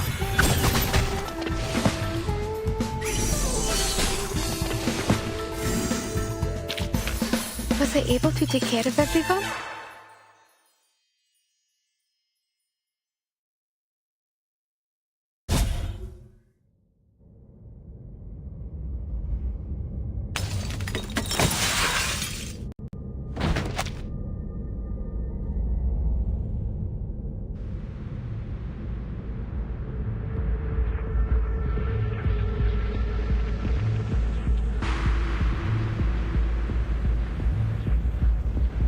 Adele?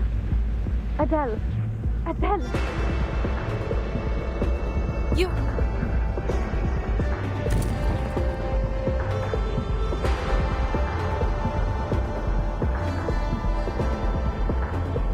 You're really?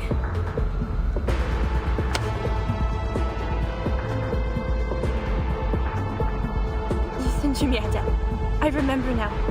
I know the truth about the beast of Gévaudan.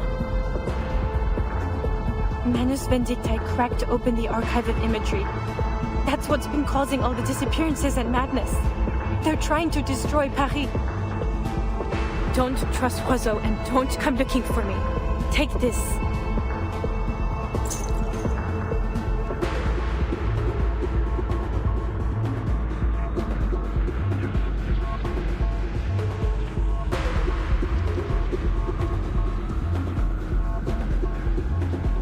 What?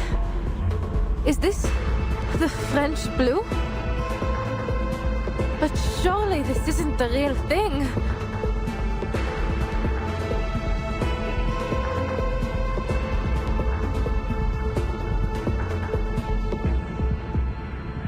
Just take it. There's so much more I want to say, but just remember this. The archive of imagery must stay closed.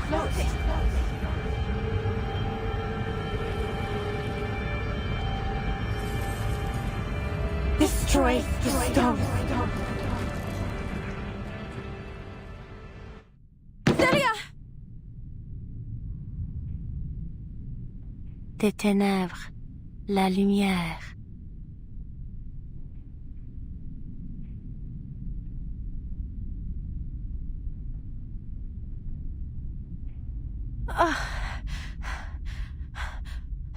Where am I? Take a deep breath.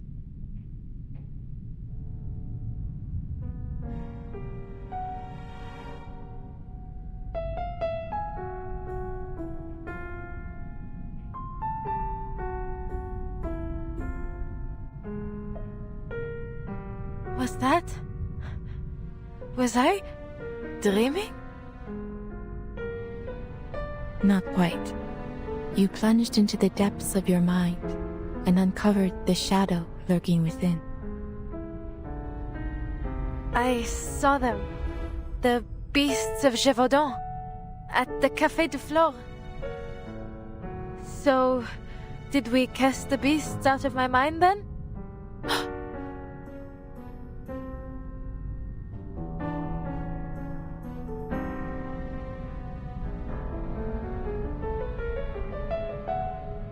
Zut!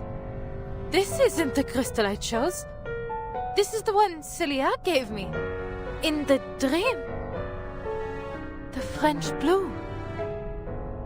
But how is this possible? Am I still asleep? Is this part of the dream too?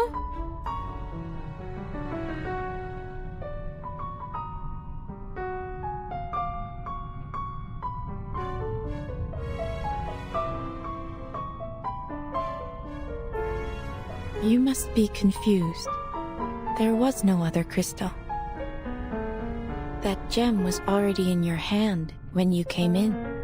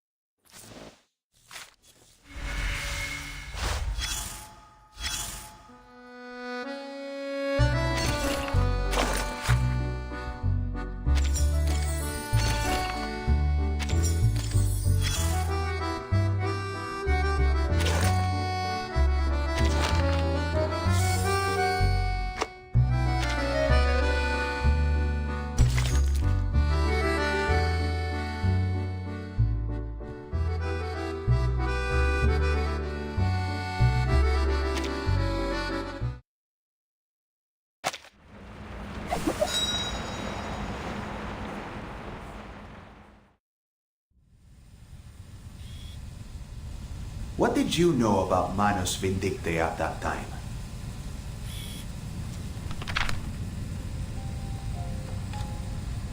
Only that it was some kind of secret society that believed arcanists are superior to ordinary humans. That's just the surface. They're responsible for so much more. Fueling conflicts, inciting wars, manipulating minds. If there's an opportunity to bring chaos, they take it. Their power extends to all corners of the world in almost every time period, including yours. The Hermetic Order of the Golden Dawn, Asafal, and what remains of the Rosenkreuzer. Even Carl Jung and Sigmund Freud were associated with them, whether knowingly or not. And it looks like you got caught up with them too. You must have encountered them in Paris.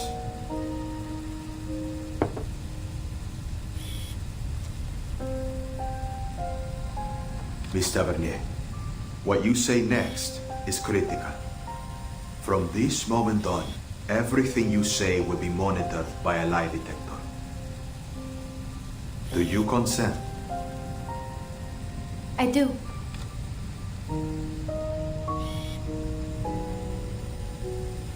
You seem confident I've encountered them, but I really have no clue how I would have any connection with them. Then you've got nothing to worry about.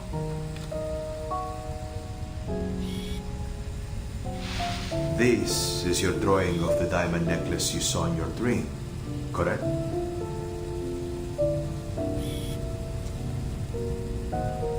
Yes. You identified it as the French blue, correct? I did. The French blue, said to be the most beautiful blue diamond ever. It seems whoever it ends up with meets a horrific end. First Louis XIV suffered defeats in his final years. His son was taken by smallpox and France fell into financial ruin. Then Madame de Montespan, Nicolas Foucault, Catherine the Great, George IV of England, and Thomas Howe. I'm sure you're familiar, Miss Tavernier. After all, if it weren't for your ancestors, the diamond would never have come to France in the first place. That's true. I grew up hearing all those stories. Then you must also know that it's impossible for you to be in its possession. Of course, monsieur. The French blue was recut more than 100 years ago. The biggest piece became the Hope Diamond. I doubt it retains even half its former glamour. But believe me, at that moment, it was the only conclusion I could reach.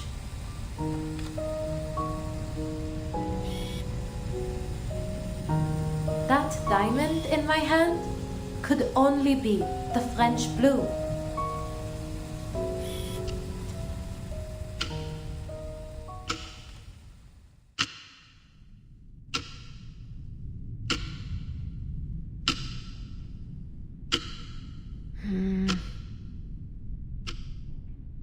You have spent 3 hours studying that diamond, Adele.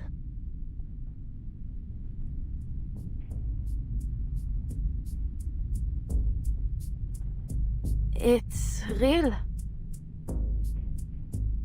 Whatever do you mean?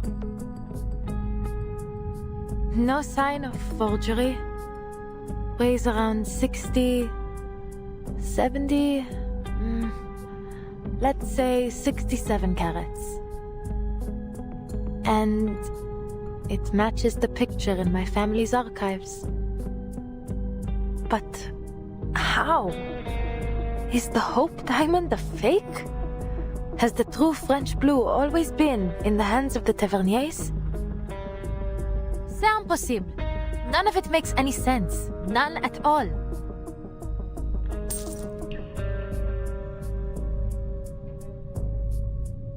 Madame Boaniche, what is the meaning of this? Are you playing tricks on me? Am I seeing illusions because of that cleansing ritual? If you insist I arrived with it, then I'm taking it back home. Adele, I run a crystal parlor. I neither sell nor possess any such diamonds. I am just as certain as you that I am not its owner. This diamond, this French blue, it doesn't exist. It cannot exist. And yet here it is before you. It has passed every test.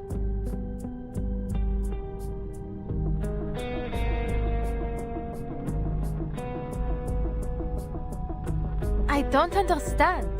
Celia gave this to me in my dream. How could it be here, in reality? How does something from a dream become real? Dreams often reveal truths greater than our senses allow us to see.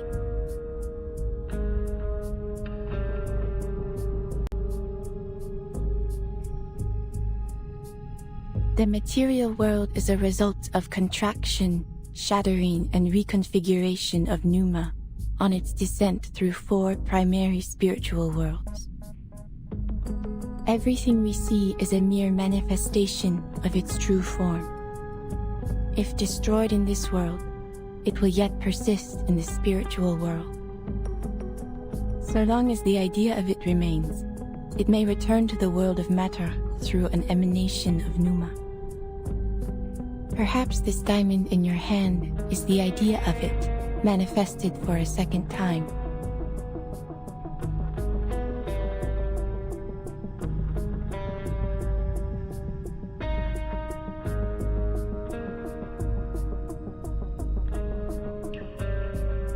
But how? All I did was see it in a dream.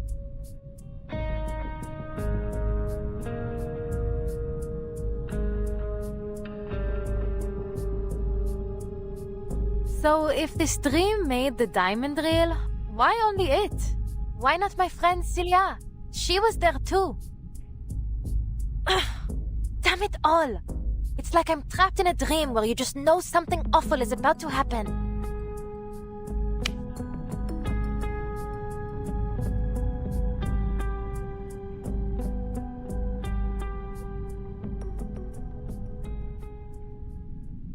Oh, this is giving me a terrible feeling. I need to find Celia.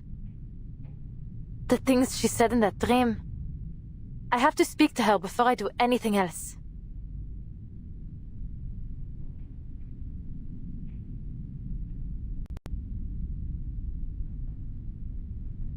Would she be at the campus now? Or still in the field? Maybe I should wait for her at her place.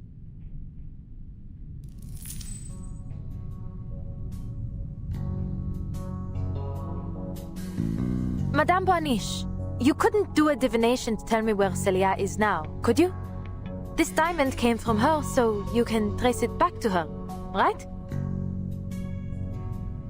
I am afraid not. Though it may be a fine material for divination, it will not provide the vision you seek.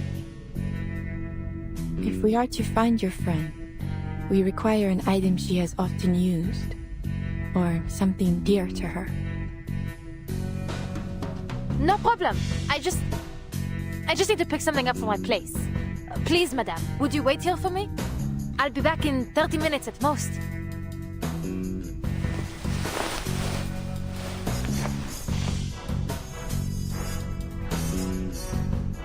I am sorry, Adele, but I must close the parlor now.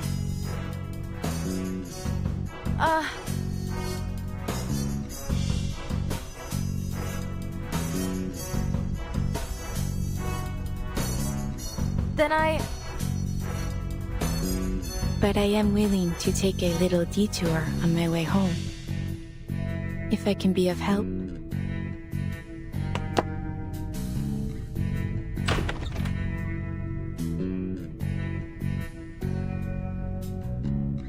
Thank you.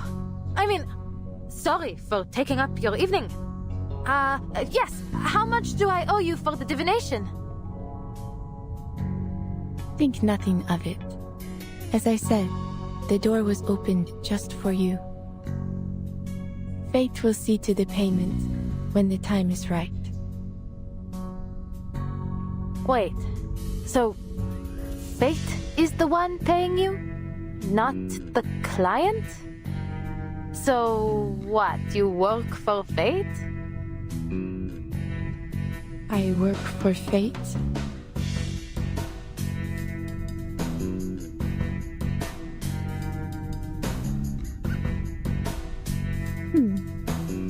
I have never heard anyone put it quite like that.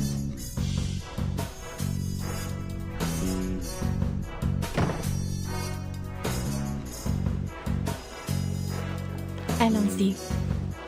Let us see what your friend and my employer has in store for us.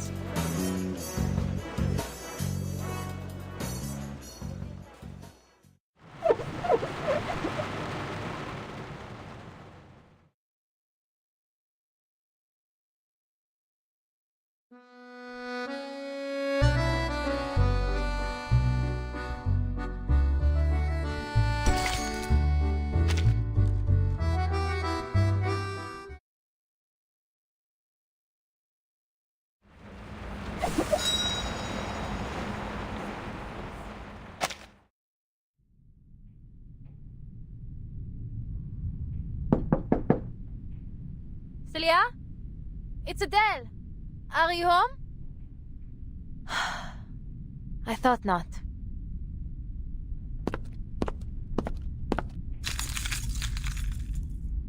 I live right across the hall.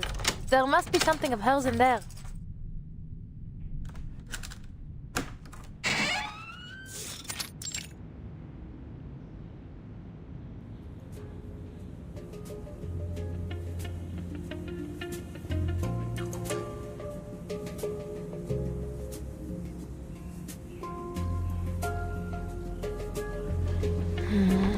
Come on, Sissy, you must have left something here.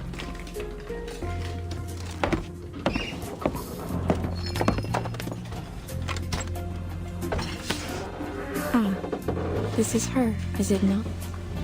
The two of you seem very close.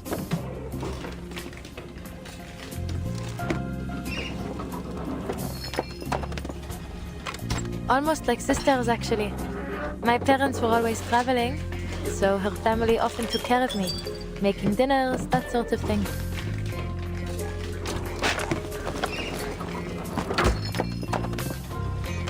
Looks like the quiet type, doesn't she?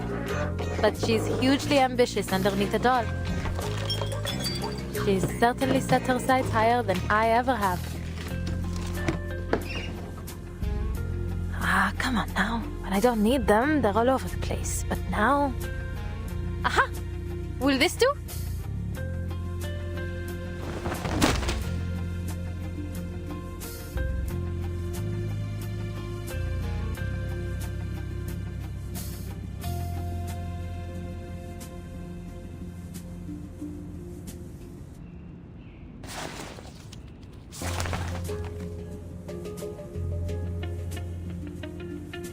Madame Bonish?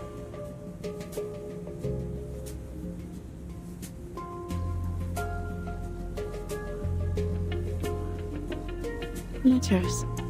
Yes. They would do nicely.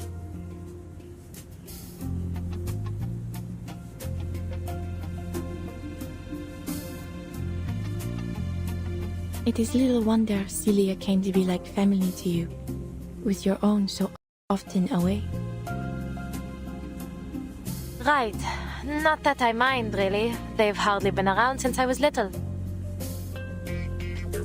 I see. Shall we begin?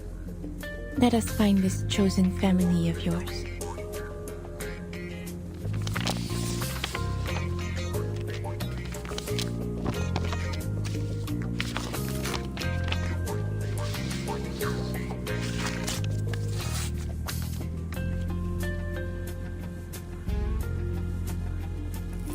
I see her, swallowed by the city, sinking beneath the ground, in a relic of the Great Plague, in the world below.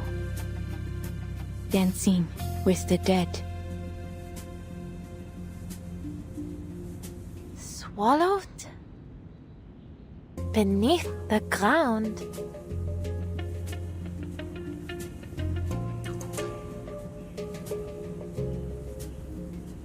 Could it be the catacombs? Oh, of course! The Danse Macabre she talked about. It's there! She must have gone to see the mural. Ah, Celia, you never pick the easy places, do you? You had me worried, madame. The way you said it. It sounded almost like she'd passed on to the other side.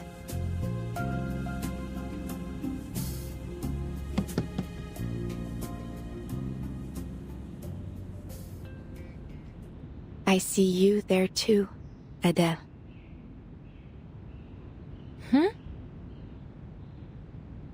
And the shadow of death follows close behind.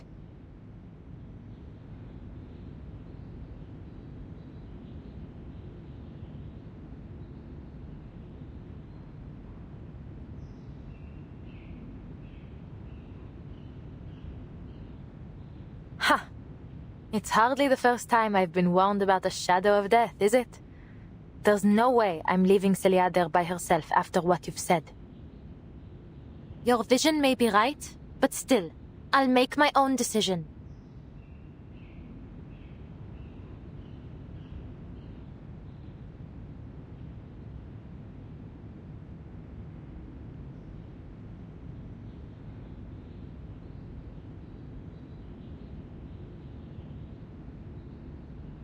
I expected no less.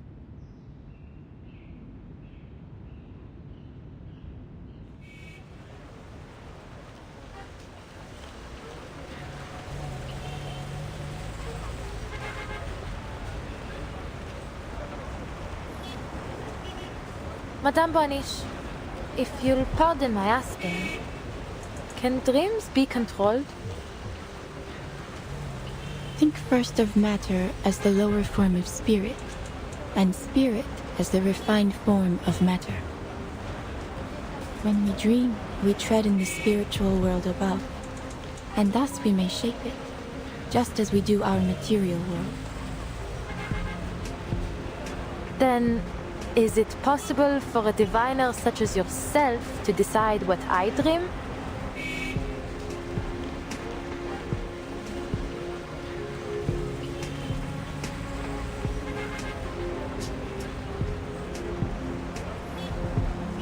I did not interfere with your dream, Adele. But, if your concerns are too great, you do not need to accept my readings. No, I didn't mean it like that. I'm still trying to make sense of all this.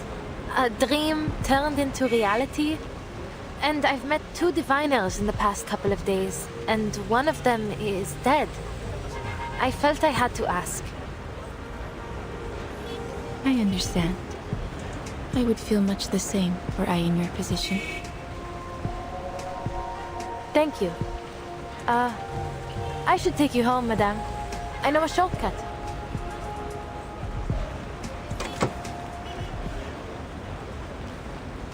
Felicien? You're just getting better and better, aren't you? Leaving me waiting once again. What's your excuse this time,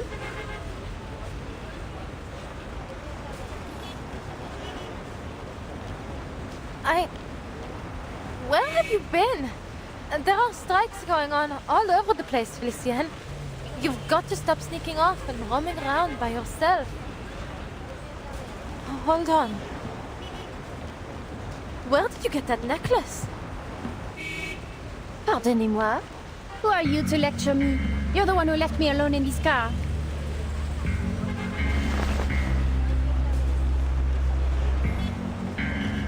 That necklace? Celia gave it to me. How did you get it?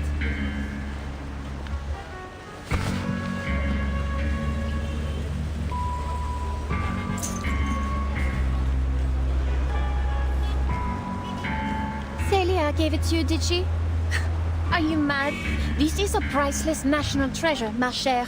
Not a friendship bracelet. I say this to you for the last time, and I shall not repeat it again. This is mine, and always has been mine. The finest of all treasures I collected on my many adventures.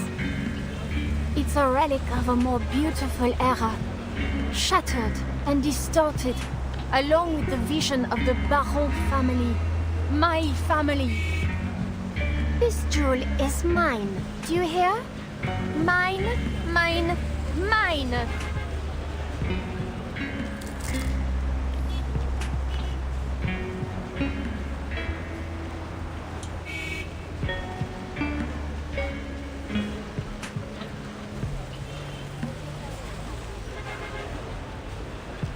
What are you talking about? Is something wrong, Adele?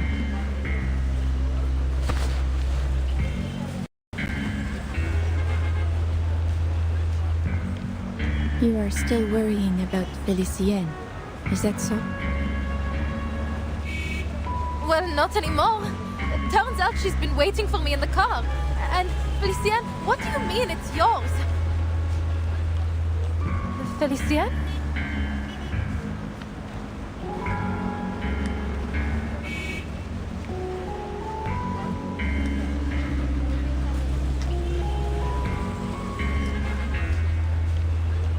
But, my dear, there is no one in your car. You have been arguing with an empty seat since you opened the door.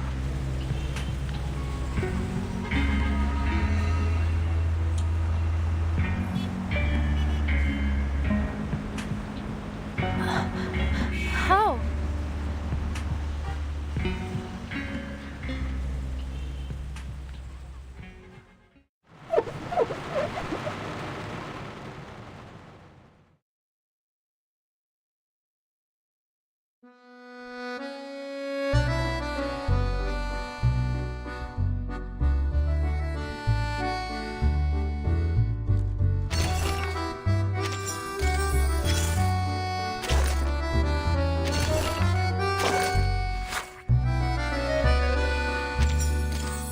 There she was, glowering at the empty passenger seat, yelling as if quite alarmed by someone inside.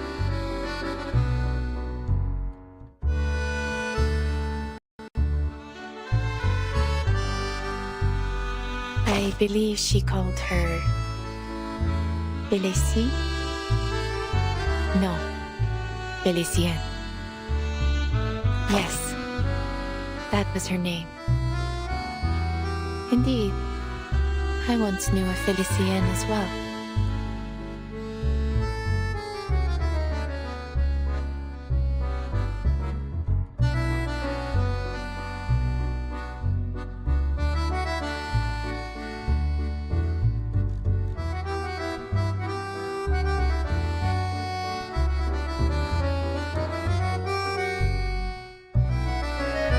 Well, it is far from a common name. That much is certain.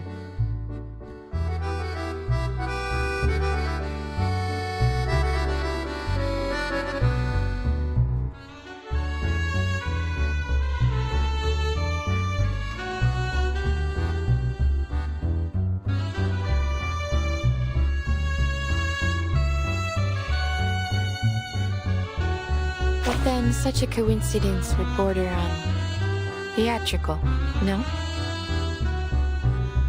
I should like to think that fate has more elegant ways of crossing my path with Bruins.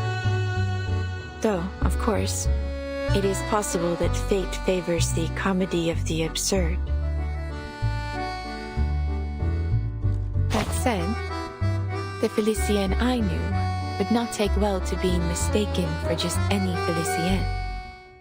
Before the Second Industrial Revolution, the blood in her veins was more prized than liquid gold.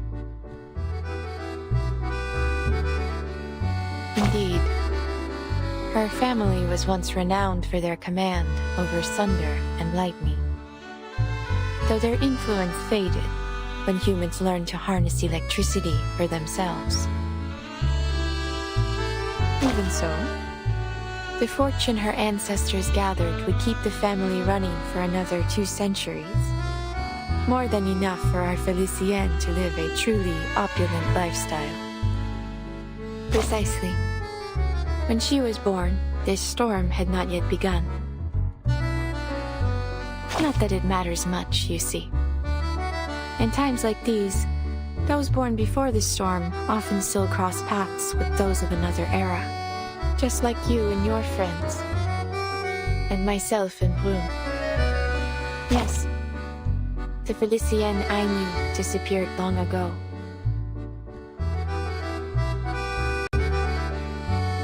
Absent a miracle, I doubt anyone will ever see her again.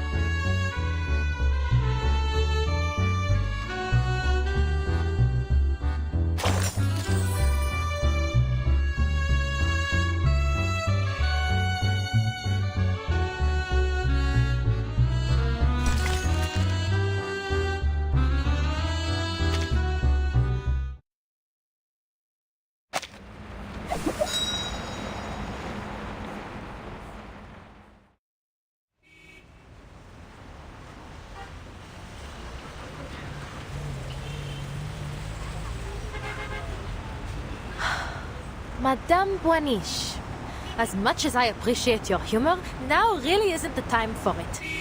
Where did she go? I'm quite used to her attitude, but stealing that necklace crosses a line. Adele.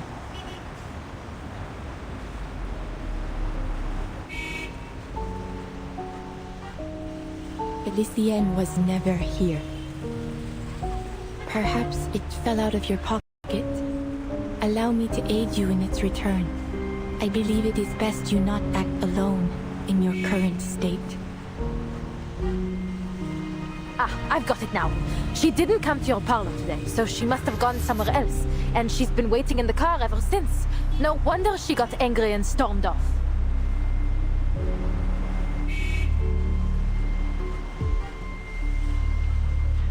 Aïe, c'est trop. What a day.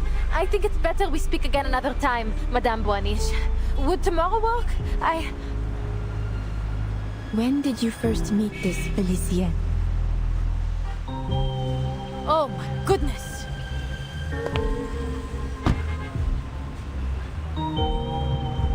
Honestly, what on earth is happening today? You want proof? I'll give you proof. Madness. Never thought I'd have to actually convince someone that I work for that terrible woman.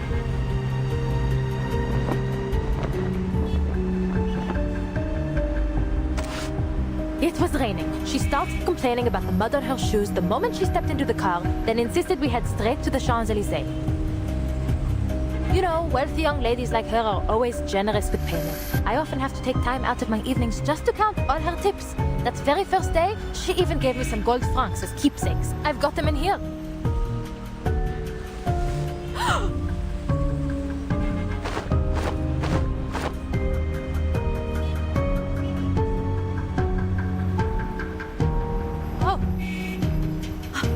I must have put them somewhere else.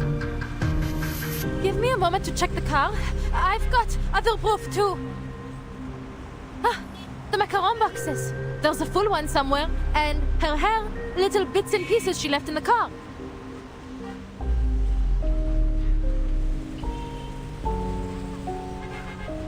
I remember that day.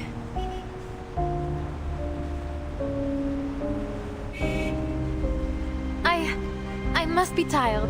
It's been a long day. It'll come to me soon.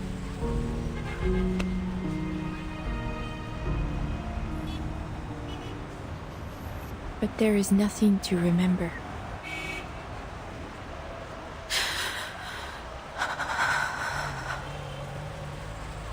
Something's wrong with me.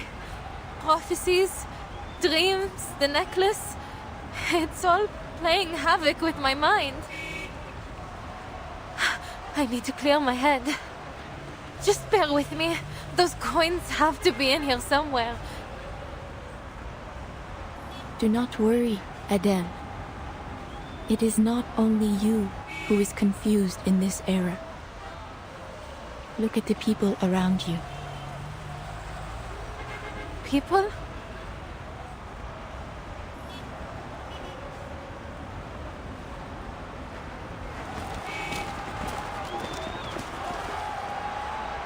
No more atrocities! No more oppression! Liberté! Égalité! Stand with Paris! Stand with the people! Pour the commune! For France! Excuse me, monsieur.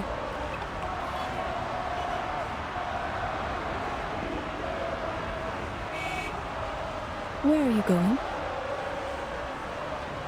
We are following the Garde Nationale to fight the Royalists! Yes! And then I'm going straight to the pawnbroker to get my masters back. You do that, sister. Brighter days lie just ahead if we fight as one for our city! It is no easy feat, but your voices today may echo further than you know. You will triumph in time. Merci, madame. Pour the commune de Paris!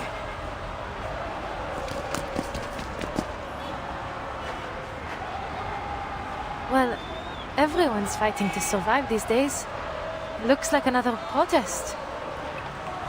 But did he just say Commune de Paris? He did. In their minds, this is the burning summer of 1871.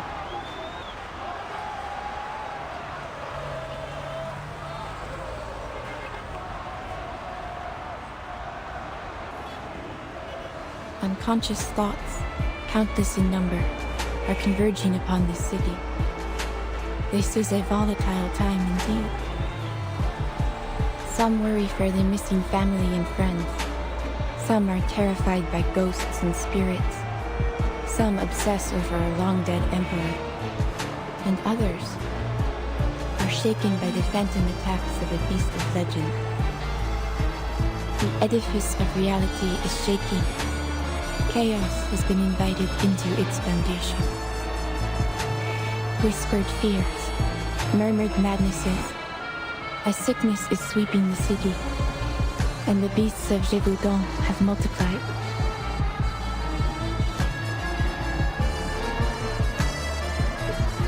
Those who invited this chaos did not comprehend that the flaws of reality are not the fault of a single person, nor group of people.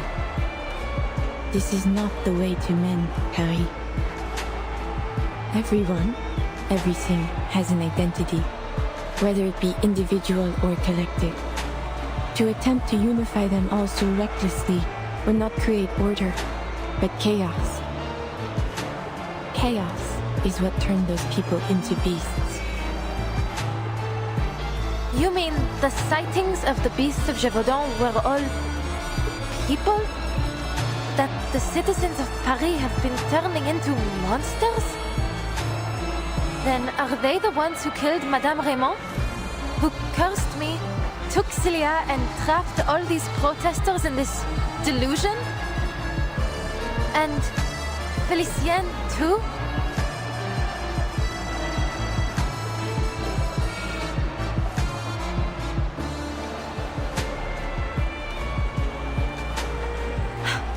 Truthfully, madame, I'm having a hard time believing you, or even my own eyes. Everything turned completely mad the moment I entered your parlor. The beasts of Gévaudan were nothing more than a rumor before I met you, but in your parlor, in that dream, there they were, attacking me.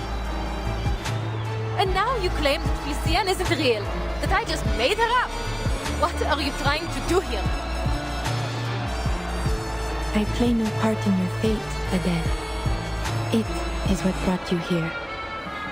I am only a witness. Only a witness? You've got a clever answer for everything, don't you? Then tell me where the necklace is. You must have seen Félicien take it, right? So, did you witness that, madame? You received that necklace in a dream.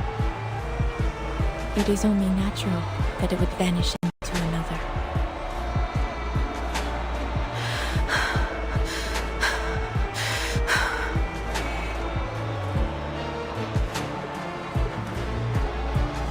That necklace proves the truth of my words. The spirit world is as real to us as the physical world. I will happily read Felicienne's fate. That is, if you still believe she is real. I don't need you to read anything. I need space to get away from all this madness and think for myself.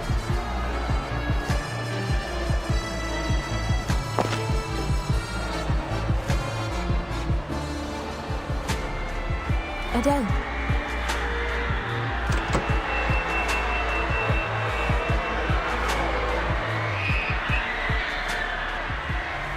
Adele, behind you. What?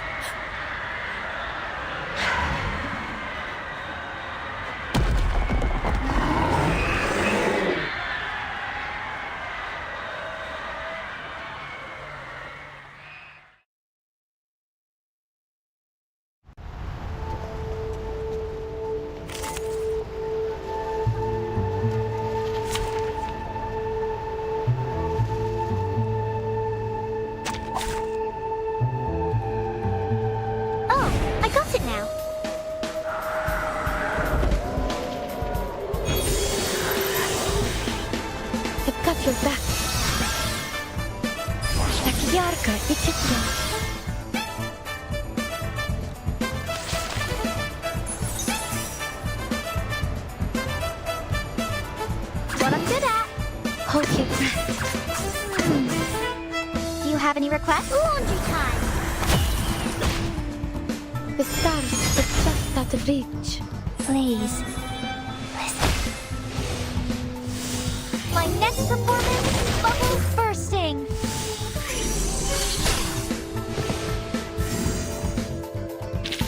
That one even as tough as waking up an old factory man.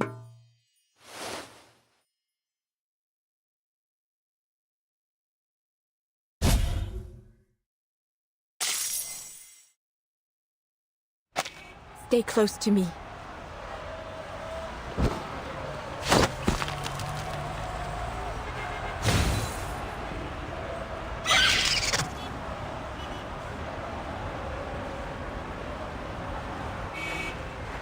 Your hand. Did it get you? Bon sang. This is no dream. How did they get here?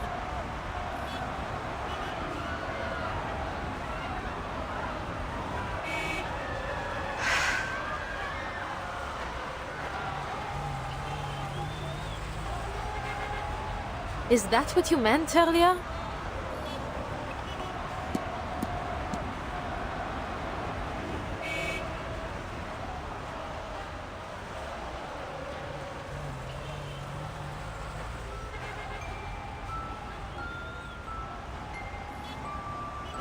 Maybe you do have a point.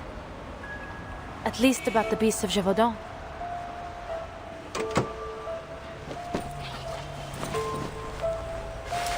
Here, take this. It should help with the bleeding. I can't just leave you like this. You'll have to come with me, madame. But I'm afraid I can't take you home. I must find my friends before anything happens to them. I can't just leave them wandering the city while these monsters prowl the streets. Is that so?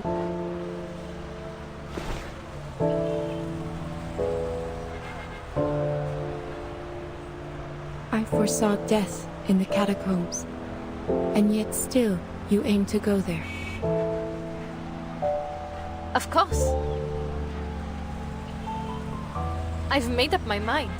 I need to find Celia. I don't care what it costs.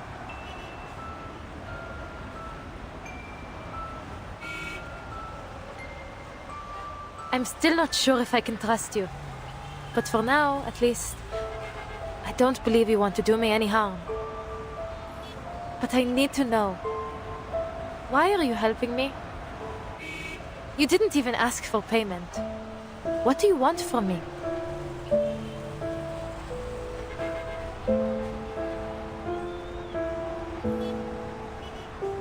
So this is what you choose to ask.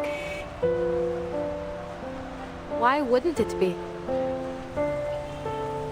Of all there is to question, your future, this chaos, you choose to ask about me. What's so strange about that?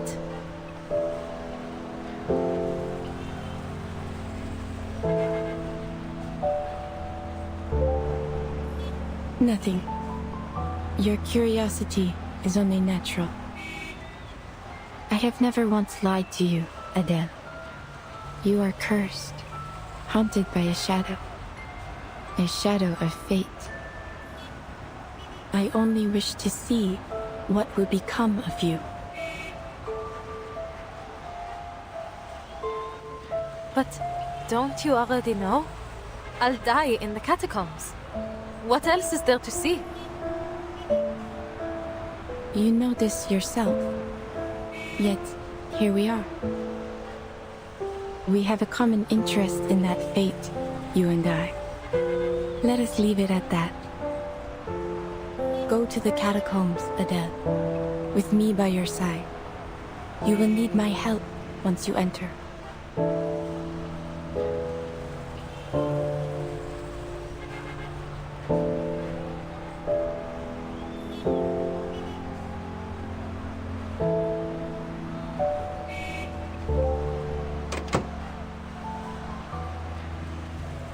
Please, get in. Careful. Let me open the door. Merci beaucoup.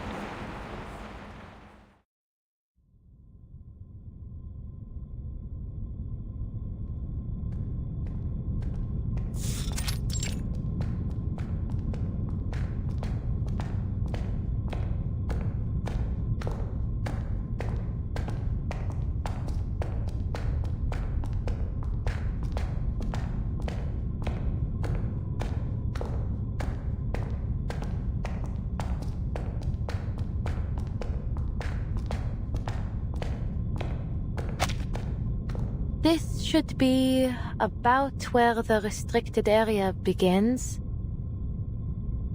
Though I doubt the police have the luxury of worrying about our trespassing.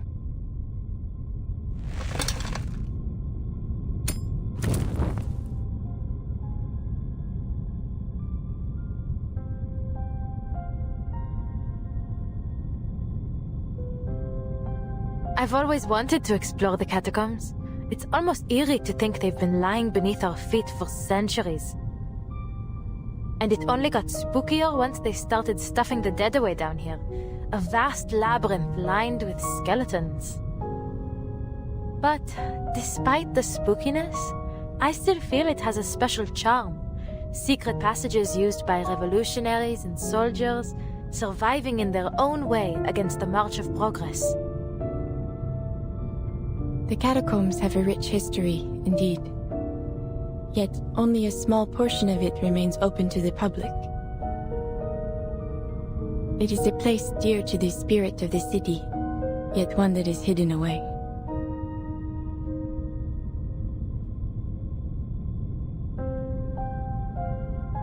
Oh, pardon. I'm treating you like one of my clients. I'm sure you don't need a guide to tell you these things. En plus, we aren't here for sightseeing. I need to find Celia and get her to safety as soon as possible.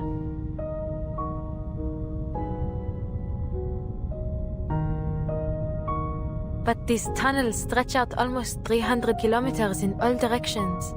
We can't go looking for a needle in a haystack. Madame, your divination revealed Celia's whereabouts before. Could you perhaps try it again? The fates of many commingle here. To trace her would be to catch a single stream from a flowing river.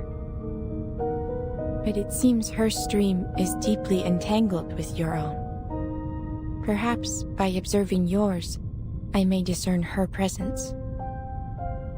Your stream is quite unique. The familial curse you bear. It may be a gift in some strange way, setting you on a path unlike any other. I've certainly never thought of it that way.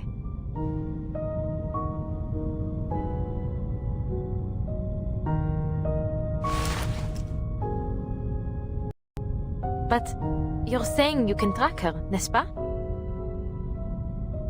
It will not show me where she is, but I will gain some sense of where she has been.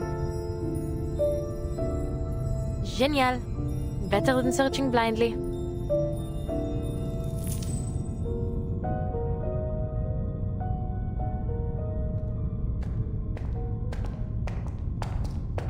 To the left. D'accord. Then we go left.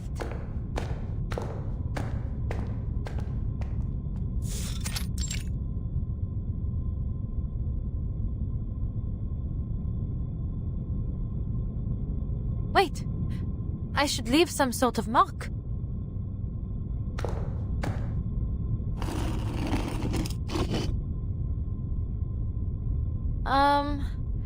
We've been walking for a while now, but we still haven't found anything. Forgive me, madame, but are you sure your divination? Shh. Look. The fruits of your search.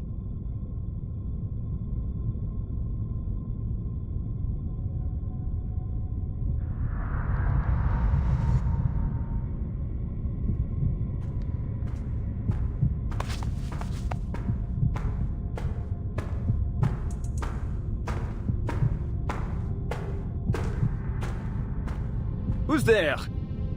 Oh, a fellow explorer. What luck. You see, my headlamp's gone out and I've been separated from my students. I wonder if you might help me get to the surf...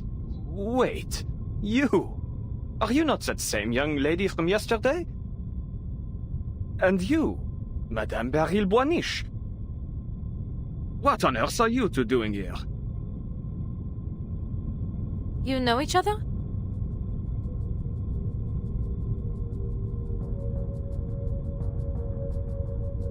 I have attended a number of Professor Roseau's lectures. His ideas are most intriguing.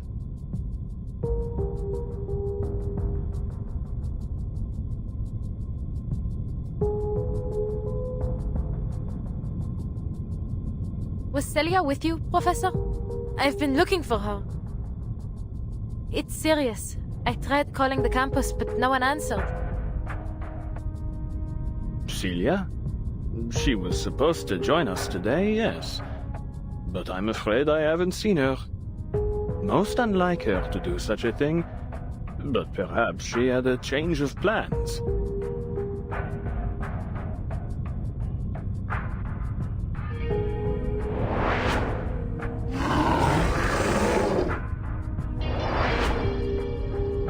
Forgive me.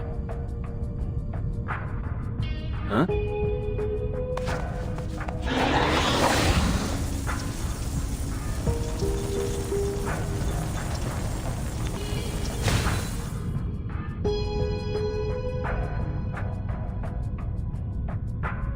Mademoiselle Tavernier, what are you doing? No need to be alarmed. It's just my arcane skill. It's a relief to know you're as real as you appear. But you have heard about the reappearance of the beasts of Gévaudan, no? To say nothing of the critters that surely nest down here. Monsters wearing human skin could be lurking nearby. We can't be too cautious. I appreciate the warning.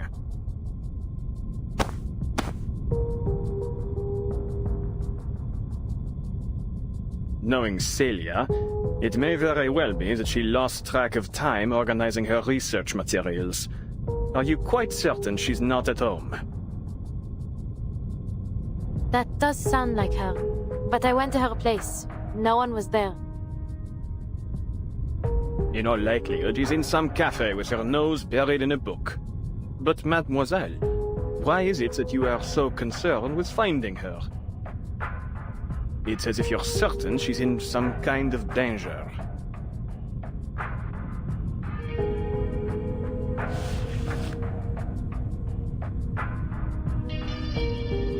She may well be. Madame Boaniche has had a premonition.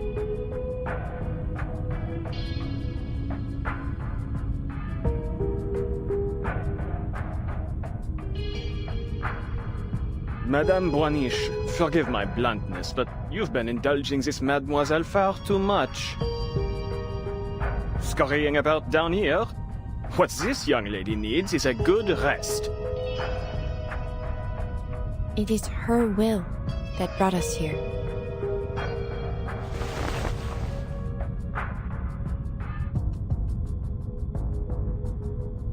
Mademoiselle, I know you're a dear friend of Celia's and worried about her safety.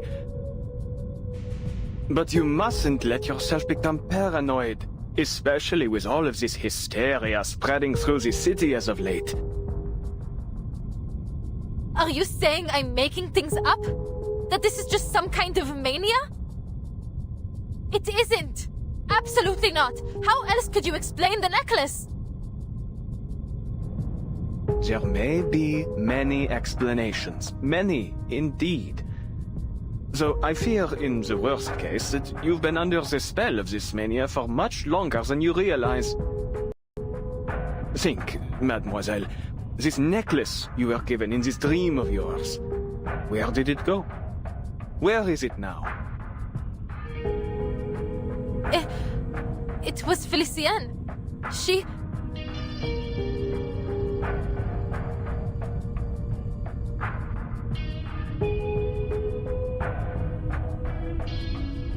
I remember.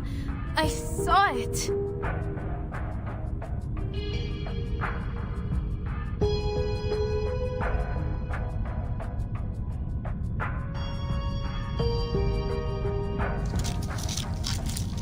Watch out!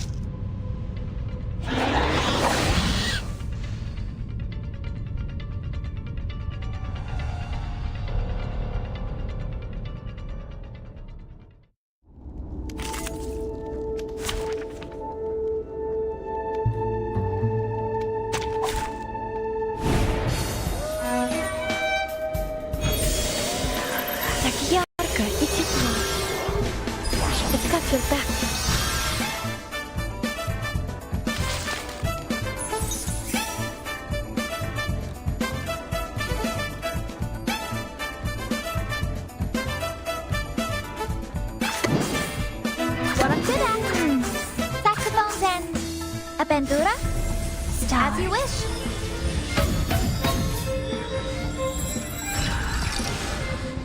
It's out with you! Listen to the melodies of winds and waves. I dedicate this song to you.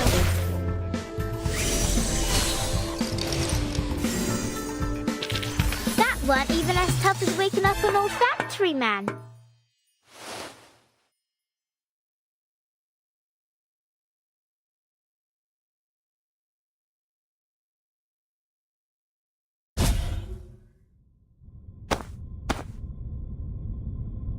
Please, mademoiselle, those were simply ordinary critters, not mythological beasts.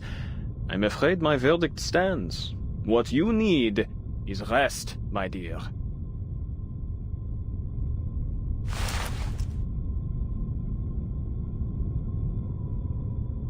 As much respect as I may hold for the art of divination, in fact, my own field of study overlaps with it quite a bit. Ultimately, divination is but a tool, and an auxiliary one at that. In this era, everyone is clamoring to find the true path out of their predicaments. But I have yet to hear of anyone who has found an ultimate answer. I believe that it is only when all of society is united that we will have any chance of success. Indeed, that is my team's and Celia's shared goal. There are, of course, those who claim to have found the secret to creating such a society, but they are nothing but imposters. Little do they know that the lies they spout are destined to backfire, causing suffering and disaster as they too are devoured into the collective unconscious. We must make our own decisions. Wouldn't you agree, Mademoiselle Tavernier? I suppose you have a point.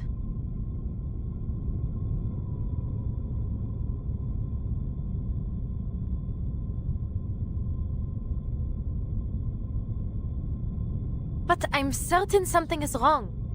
And that's exactly why I'm here.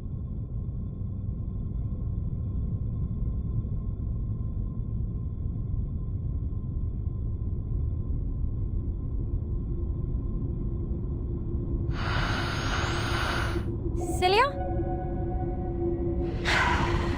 Don't go! Adele?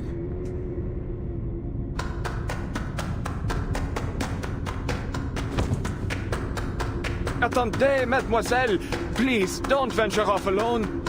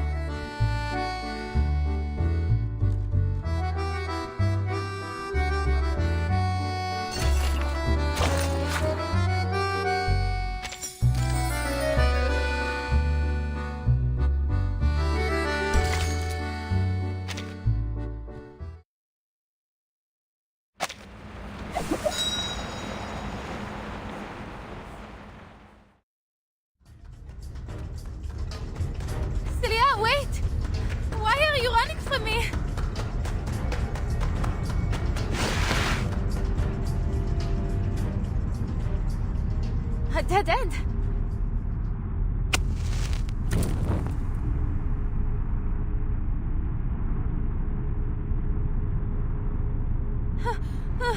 Where did she go? Adele, why are you with them?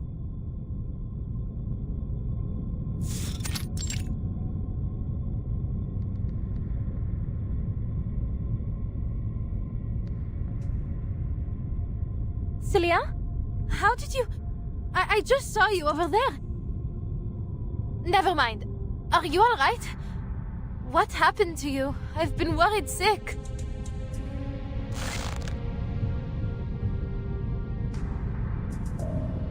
Answer me. Why are you with them? Them?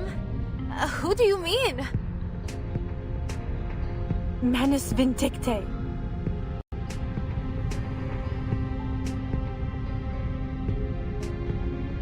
The professor deceived us all. He's been a member of Manus Vindictae this entire time. He never wanted to help anyone. We can't let him open the gate. We can't let him unleash the Imagirial Paris. Wait. Hold on a minute, Celia. Manus Vindictae. In imaginary Paris? Please, I don't understand.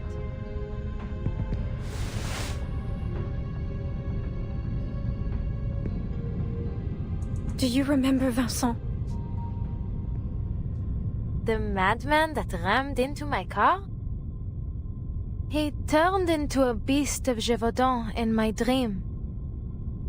You were in it too, Celia.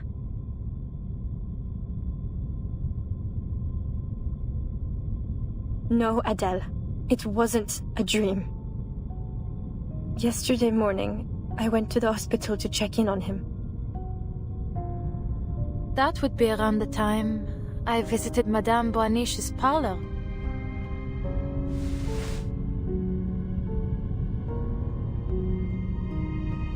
But when I arrived, I was told that he'd been taken to his hometown by his family. I truly didn't think much of it at the time, although I was remiss to have lost my chance to say goodbye. But on my way back, I saw him again. He was getting into a car, one that I recognized right away, Professor Roseau's.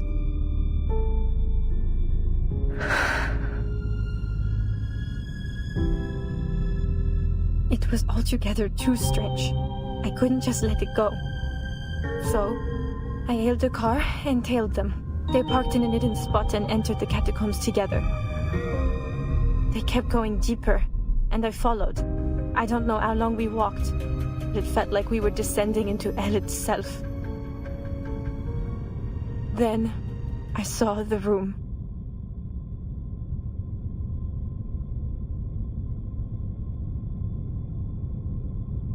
You should feel honored, Vincent. Few have ever had the privilege to stand in this place.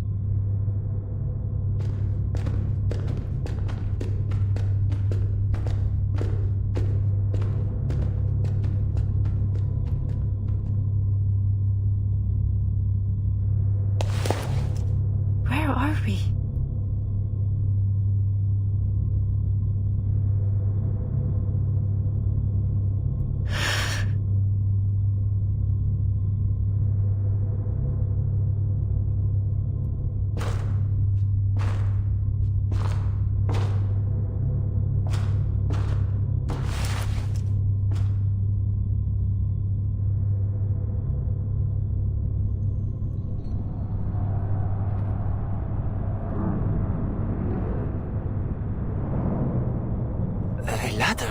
I thought we were already in the deepest part of the catacombs.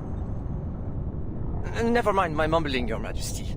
Only, could I ask, where does this ladder lead? As above, so below. Don't let appearances fool you. Huh? You mean... Yes, this is its entrance. The archive of imagery. The anima mundi, the shared dream, the sea of collective unconscious. It goes by many names, but I prefer to call it the depths of myth. And it exists in a more tangible form than you may think, my dear boy. In fact, it is right in front of you. My God! This is beyond my wildest imagination. For now, it is but a small crack in the veil, nowhere near enough. We must open the gateway. If we wish to restore the glory that once shone on this land, we need a far more radiant light. Like the brilliance of the sun of Austerlitz.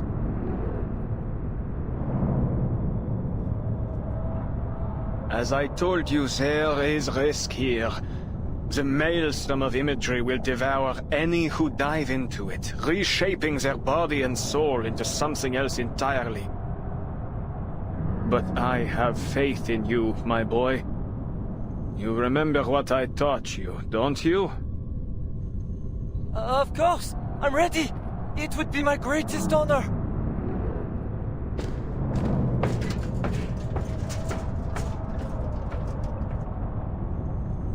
You must find the key.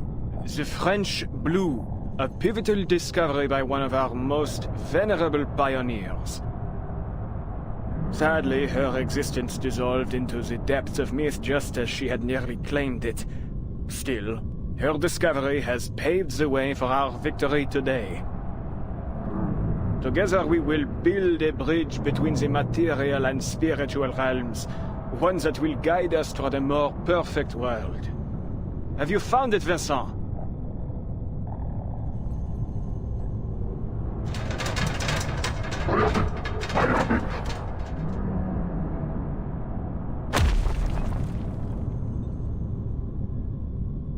It's bright, so blindingly bright, but bright as the sun.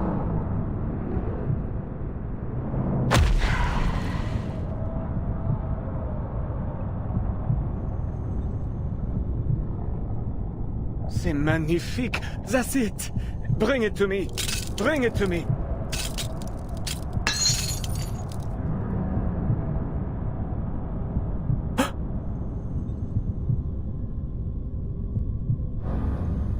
What a shame, dear boy. It seems you weren't worthy after all.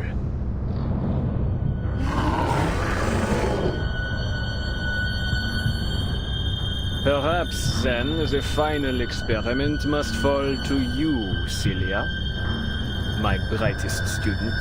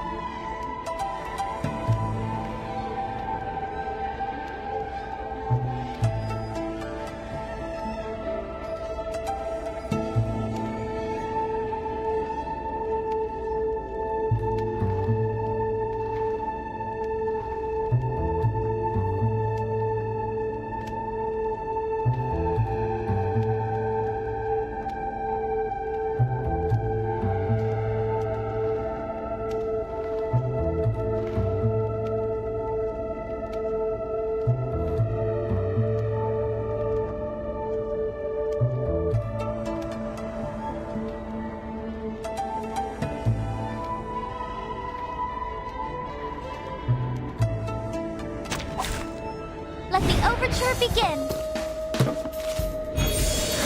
I've got your back. Так ярко и тепло.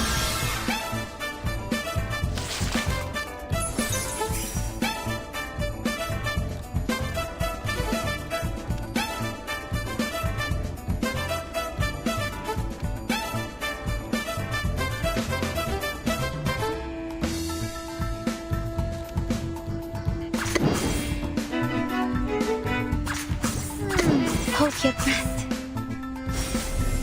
Stars.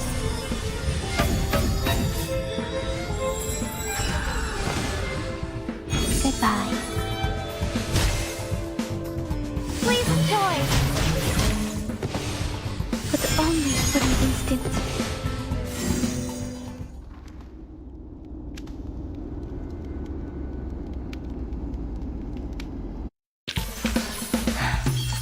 Yes, Great.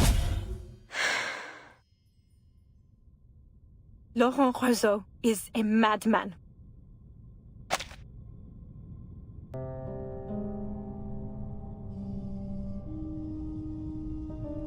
I thought he genuinely wanted to make the world better through parapsychology.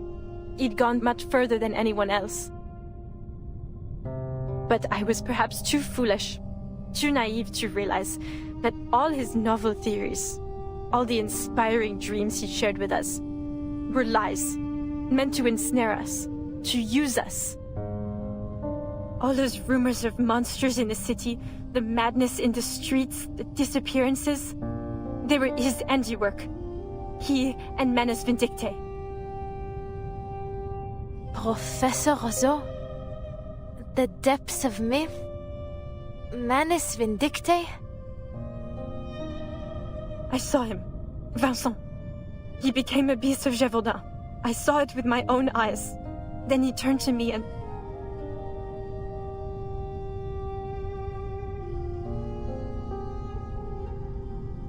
But you're safe now, Sissy.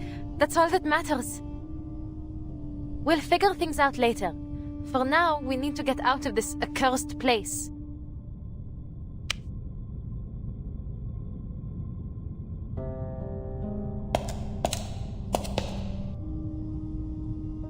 Sissy? What's wrong? Allons-y, come on. We have to go.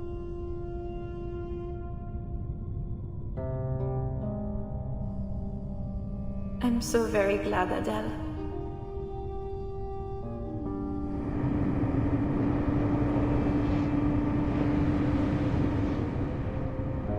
I still truly see myself through your eyes, n'est-ce pas? Sissy? What do you mean? What else would you look like?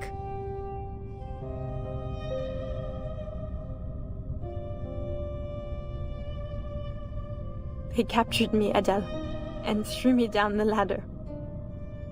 So many voices flooded my head, an endless number, until I couldn't feel my own body anymore. They told me things, whispered about this Manus Vindicte. Everything struck me so quickly, so chaotically, yet it felt so long, like an endless moment. But I found something in the current, a diamond, the key to all this. If that diamond falls into their hands, they'll use it to unleash the depths of myth. And when that happens, all of Paris will be drowned in the maelstrom of imagery. And I'm afraid everyone will suffer just as Vincent and I have. I had to get the diamond away from them. I had to make sure they couldn't use it. But I remembered what you told me, Adele, that the real French blue was recut long ago. Then the diamond must be an imitation, something fabricated by Manus Vindicte, no? So a thought struck me. If it's only a forgery, then your arcane skill can destroy it.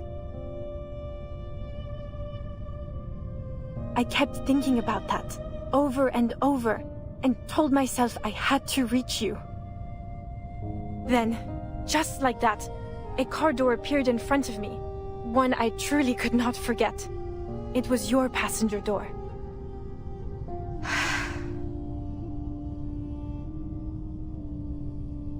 Maybe the depths of myth really does connect our dreams, blurring the line between what's real and what's imagined. At the very least, it led me to you. So then, in that bizarre dream, it really was you? Yes, it was. The depths of myth, how it connects us, truly is amazing. But I'm afraid I can't go any further. Too much has changed. I've changed. They won't stop chasing their key. Rousseau will do whatever it takes to retrieve it and inflict the suffering on all of Paris. Please, Adele, tell me you destroyed the diamond as I asked. You did, didn't you?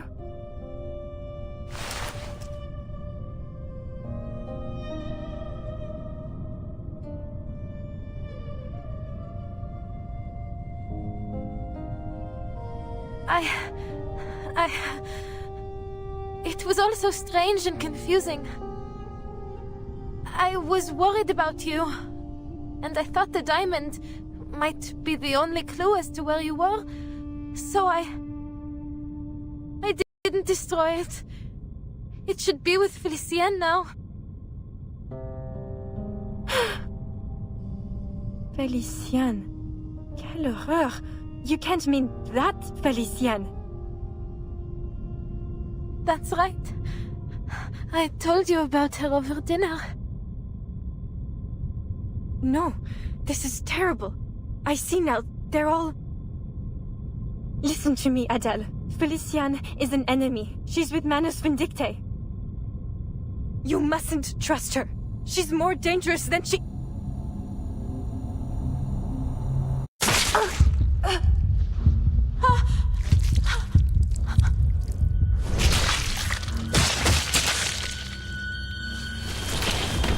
How rude. You really ought to reflect on your choice of friends, ma chérie. I have no patience for personal slander.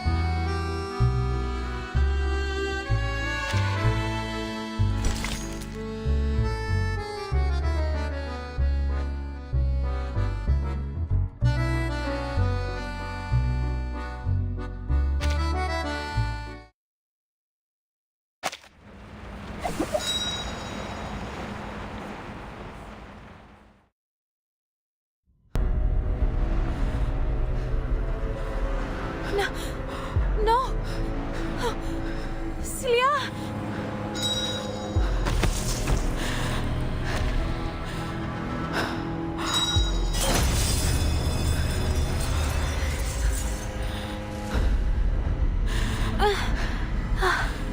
My head hurts.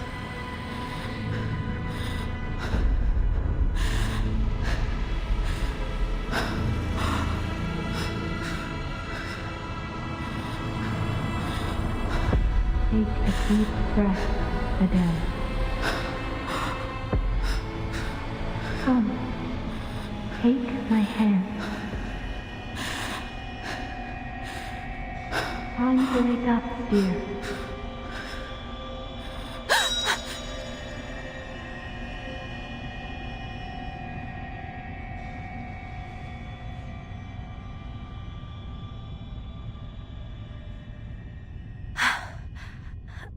Madame Boaniche? Feeling better? Take a breath. Rest a moment. We are here with you now. We?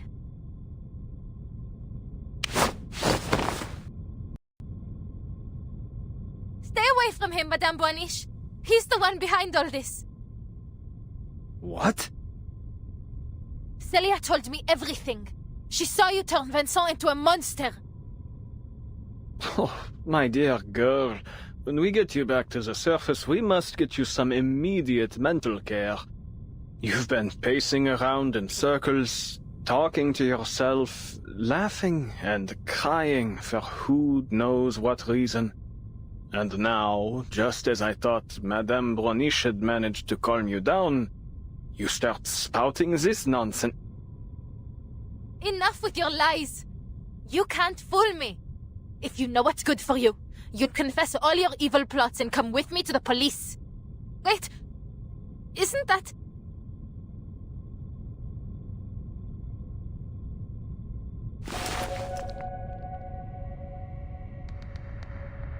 that mark? It's the one I made earlier. It's exactly how I made it. But I followed Celia. We went so far. How could I be back where I started? Aren't you listening? All you've done is pace in circles and mutter to yourself. And now this rubbish about Celia. For pity's sake, girl, look around. She's not here. Ask Madame Boaniche if you must. But I saw her with my own eyes. Felicien stabbed her. It was real. It was true. She was dying in my arms. Her blood was on my face, my hands.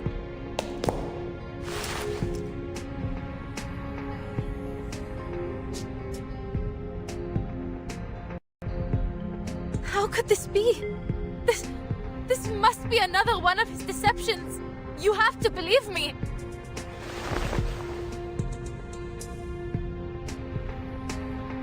Can't you use your divination to see the truth? Please, Madame. You have to help Celia. She's dying somewhere.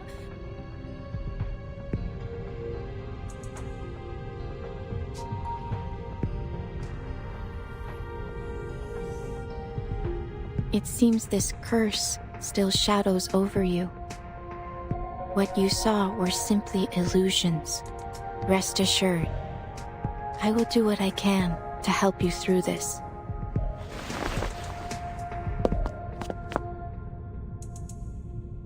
Illusions? So, even you think I... But there's no mistaking it. I saw Celia and Felicien and the diamond. Felicien has it. Celia told me it has to be destroyed, or else...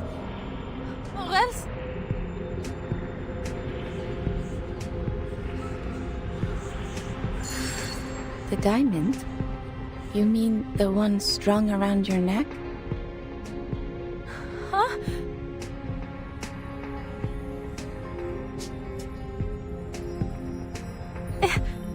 Impossible.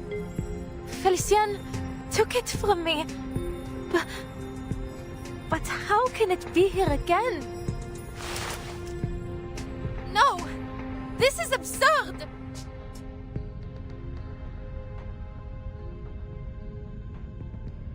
Celia was right. This wicked imitation must be destroyed.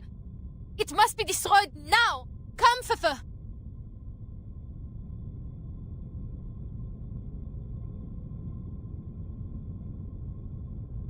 Huh? What's wrong, Fefe? Destroy the diamond! Fefe?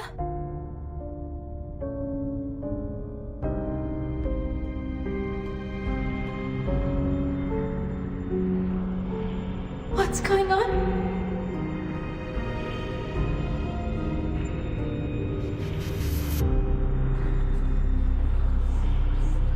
This is all too strange. What was I doing again?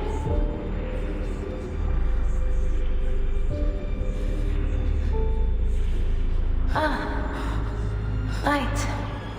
The diamond that Celia gave to me. What she said was real. I have to destroy it.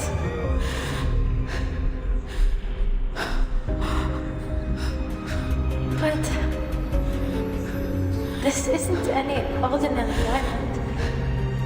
It's the miraculous French blood. Do I really have the right to destroy a national treasure?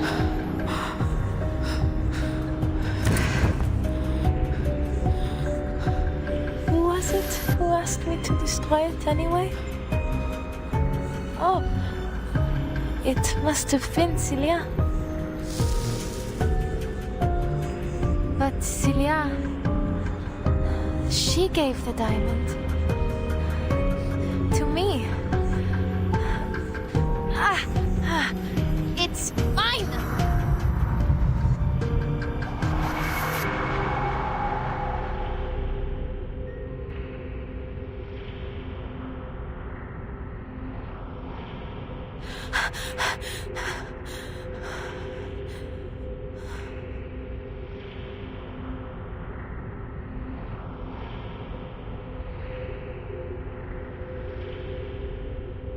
Please, mademoiselle, you seem to have been through a lot. You need some rest. Perhaps some fresh air might ease your symptoms.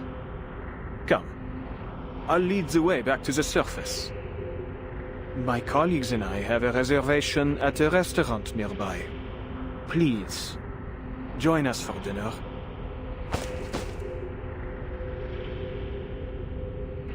I think you're right, Professor. I need some fresh air.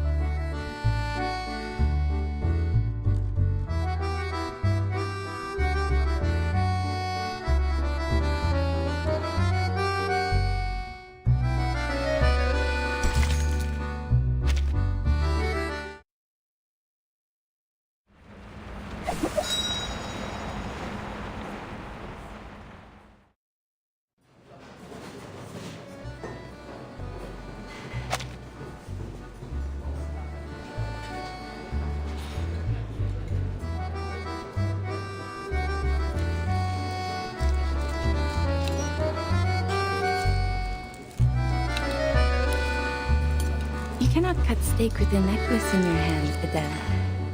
Why not put it down? Just for a while.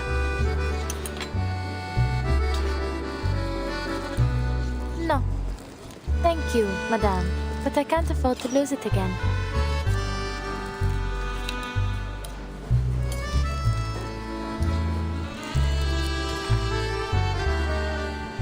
Zut! This is practically a tire, not a steak. Allow me. No. Thank you.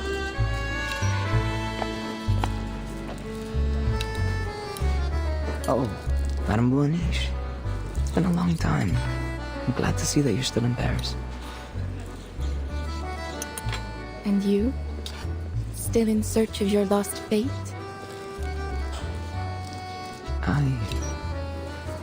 I'm not sure anymore. What you said may have been right. Fate is a kind of erratic stream. To search for meaning in it, or impose meaning upon it, is pointless. Even so, some part of me still longs to try. Perhaps it will one day be in reach. But I wouldn't want us to dwell on my insignificant problems. I understand that Professor Rousseau has made some interesting breakthroughs in the resurrection of the dead. Well, first, perhaps you'd introduce the Senora here? She is the one I spoke of before. The girl who stands at the confluence of streams. Adele, this is a regular of mine. We call him Hummingbird. A pleasure, I'm sure. Ah, yes. I see what she means. You look a little pensive, Senora. I wonder, have you found yourself seeing otherworldly figures and hearing elusive voices? Are you still yourself? What are you talking about?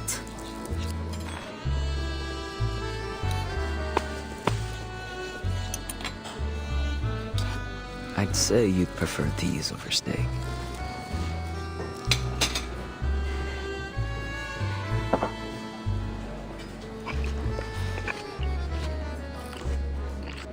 They're passable. Though nowhere near as good as La Durée, I must say.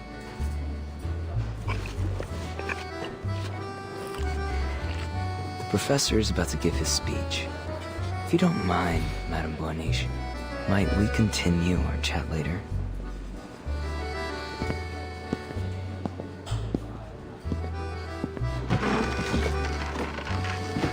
What on earth is Rousseau up to? He has an announcement to make. One that defines his life's work. Ah, it seems he's made himself presentable for the occasion.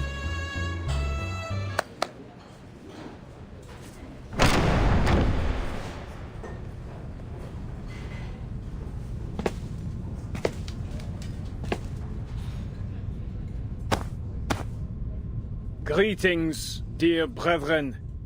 We gather here today to celebrate a momentous discovery. One that belongs to arcanists alone. A breakthrough that lies far beyond the reach of human comprehension. Enough with the self-aggrandizing. Get to the point. I didn't come all this way to watch you pump yourself full of hot air. There's no need to rush, is there, Animus? We have all the time we need.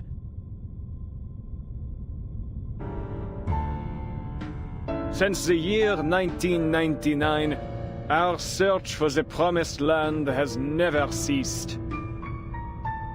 Following the will of the Guiding One, we have unraveled countless mysteries of this storm. For this great cause, many of our noble comrades paid the greatest sacrifice, their souls sowing the seeds of our coming harvest.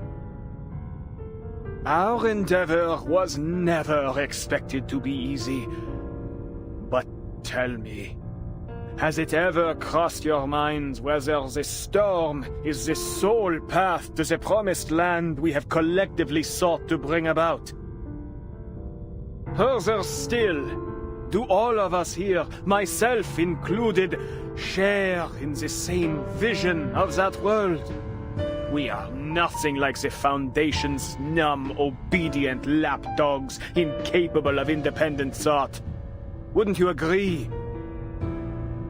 This storm promises only a change to our imperfect, superficial world. Yet I believe a transcendent world may be drawn up from the depths of myth. A world where each and every dream becomes reality. Tell me, which would you prefer? Same old song and dance. Perhaps you care to show something new and actually feasible for once. Otherwise, you'll get naught from me. My dear Animus, worry not, for I have come well prepared to open your eyes. I have discovered a means to access the depths of myth, and through it, achieved a miracle. The miracle of resurrection. Allow me to demonstrate.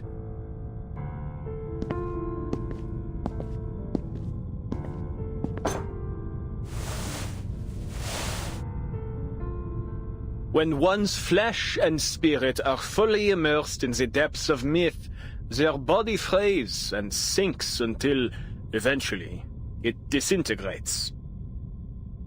Yet the spirit remains intact.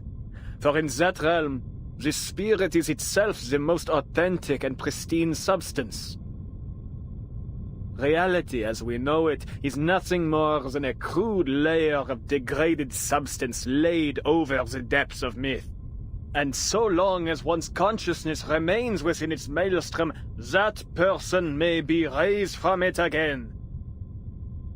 Our Felicienne here is the very proof that the mind alone may be brought back to physical reality. Though she perished, she now sits before us once more. So, one and all, let us raise a toast to her revival. Roseau, what in heaven's name are you trying to say?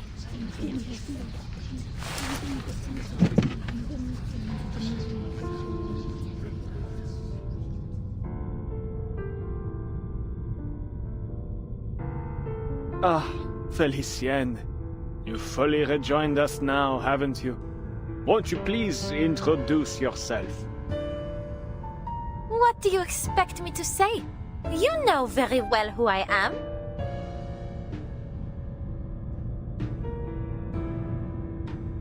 How are you feeling?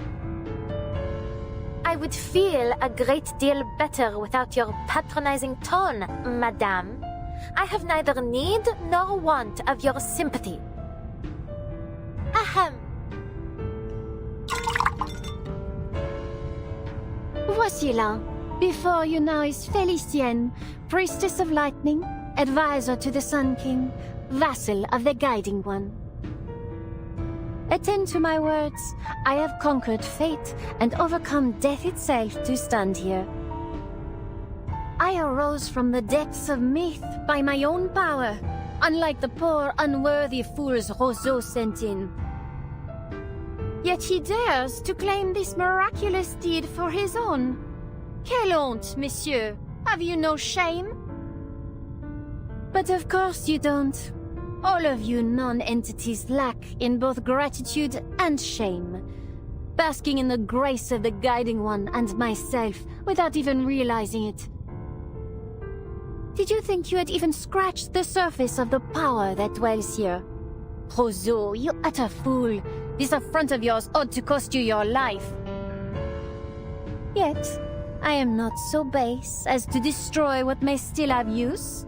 So, just this once, I will forgive you.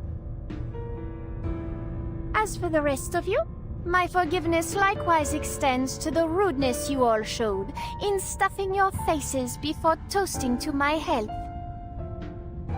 Et maintenant, à ma santé!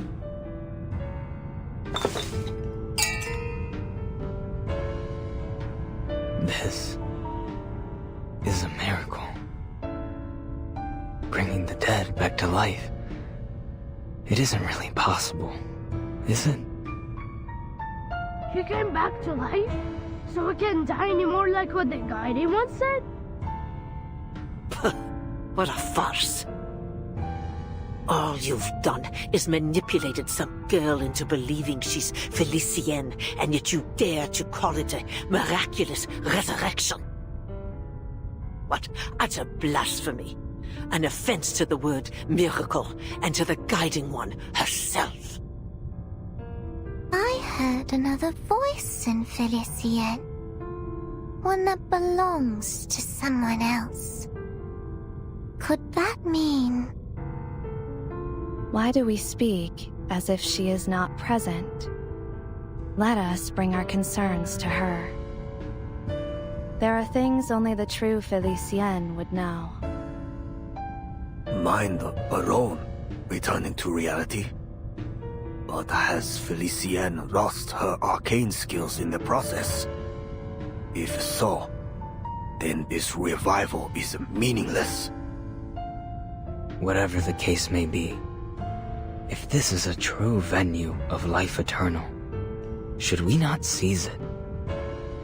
At least until we find an alchemist capable of concocting the Fountain of Youth. I believe I see one drawback already. Only one who dies in the depths of myth may be returned from it. To die elsewhere would be to lose the original image of one's being.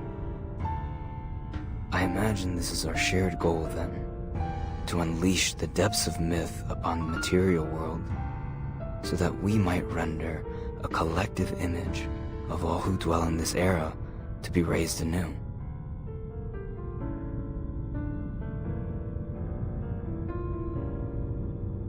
But ought we not to first celebrate Felicienne's return? Though I must say, it is a strange sort of return. How different she looks, n'est-ce pas? True. This dowdy girl is a poor vessel for one so noble.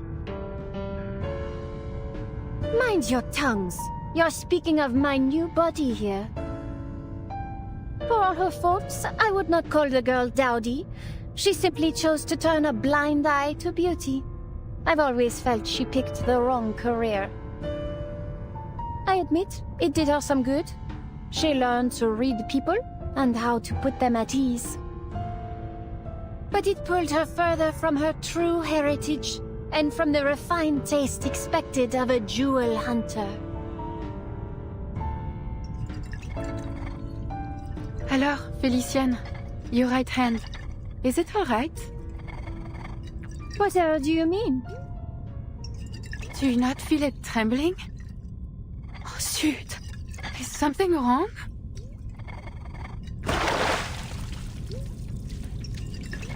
Oh, Adele, you insolent!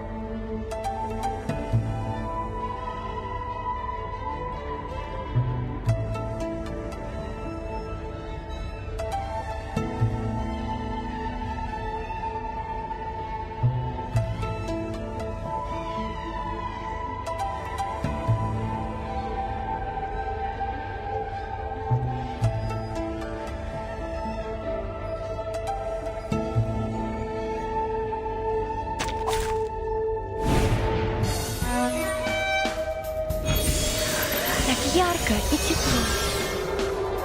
I've got your back.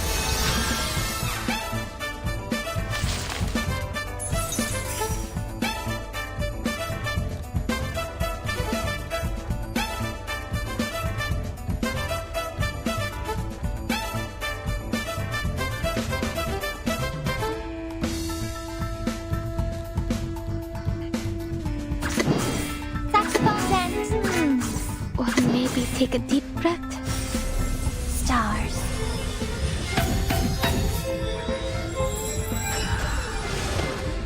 I dedicate the song to you. Listen to the melodies of winds and waves. But only for an instant.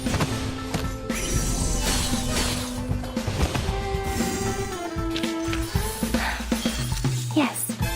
Great.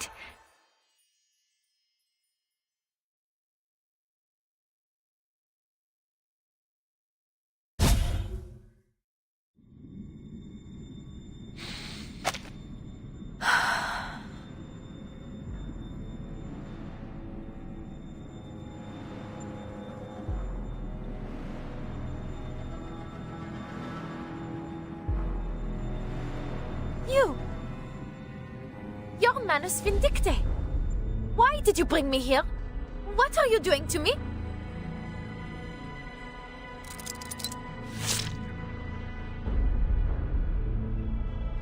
Arrête! I will not accept any damage to my body, Ustrina. Nor from you, Lyra. One move, and I'll burn you to a crisp, inside and out.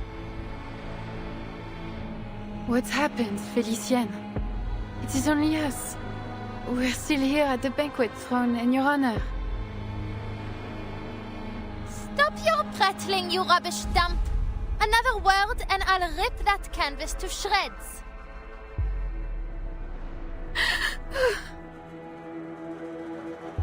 She's so angry. That means she has to really be Felicienne. Words of wisdom from a puppet of all things. Need I point out who pulls your strings, hypothetic? You cowards! Ganging up on a poor, innocent woman! Each and every one of you is a monster! I won't play whatever game you have in store for me. Get out of my way! Fascinating. Though Felicienne's spirit has seized control of her body, the former spirit seems able to resist. If I am indeed correct, what we are seeing is their thoughts and memories beginning to blend, causing this confusion.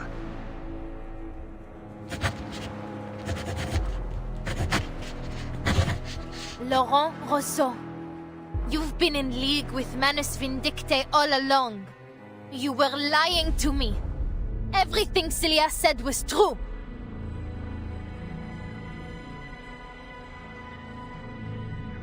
My dear, no one here has mentioned Manus Vindicte but you. Yet you seem to know a great deal about those present already. Far too much to be a mere guess. You have met these people before. I won't let you play with my mind again, Beryl. Celia told me all about these thugs. She told me everything.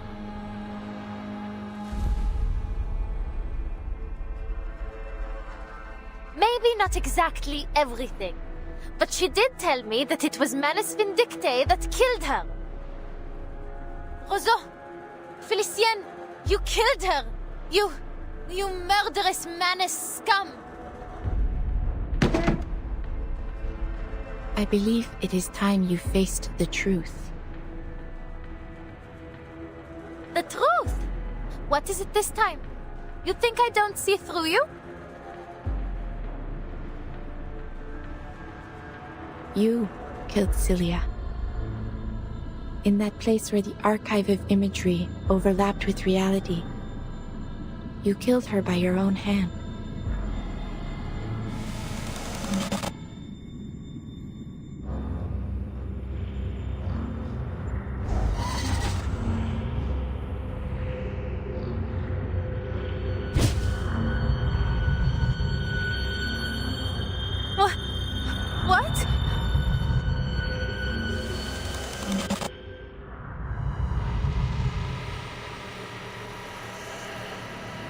You remember it, do you not? You allowed it to happen. This is... no, no.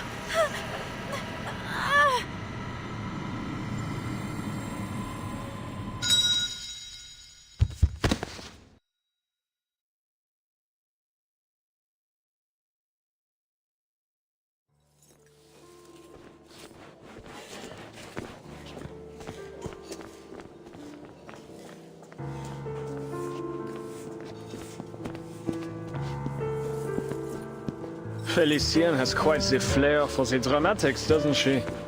And as always, our audience simply sat back, their eyes glued and mouths agape. We are indeed fortunate for your skill in divination.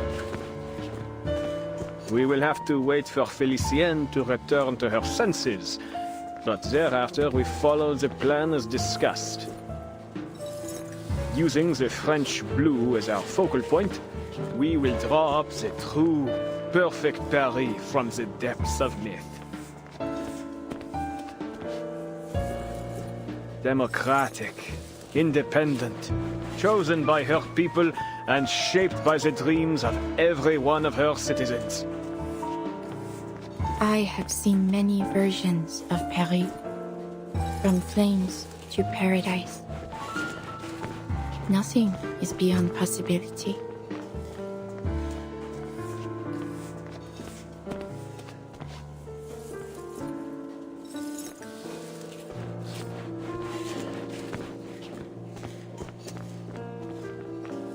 Alors, tomorrow at dawn, we will perform the final ritual atop the Eiffel Tower.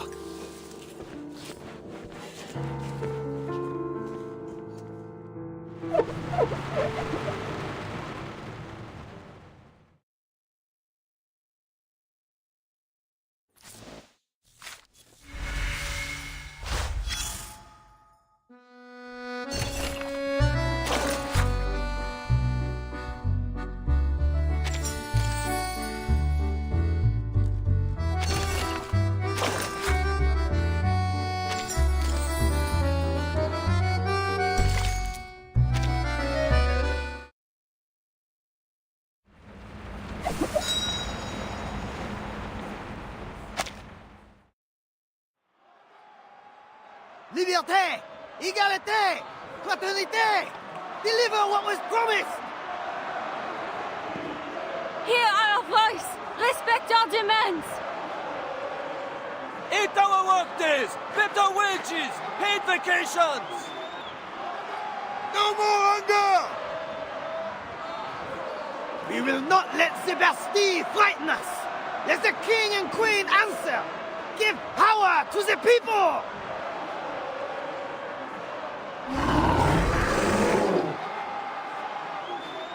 Drive them out of Versailles! Bring them here to Paris! Liberty or death!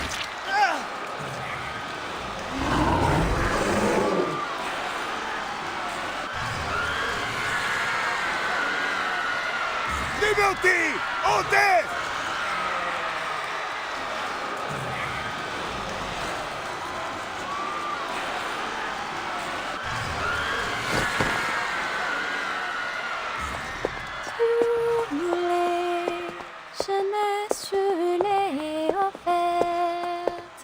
Le diamant tout court, tu m'as noué. Mot de miel, faux langage, non jeté dans la cage. Quelle surprise! The great Felicienne seems in better spirits now. Et tout ce qu'on ne clôt dans le silence, dans un coffret noir, loin sous la terre. Though I feel this isn't the time or place for such a song, mademoiselle.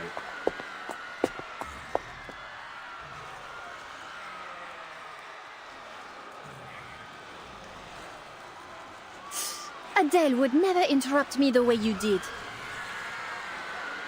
What a shame she never heard this song. But you wish to speak business, yes? Then let us talk. First, answer me this. Why has there been near or no progress in passing on the Guiding One's teachings, despite the many changes in era? You've elected to ignore your most sacred duty, throwing aside her benevolent instructions in favor of your pursuit of knowledge. Without my leadership to inspire you, this organization is about as useful as a chocolate teapot, it seems. Please, mademoiselle.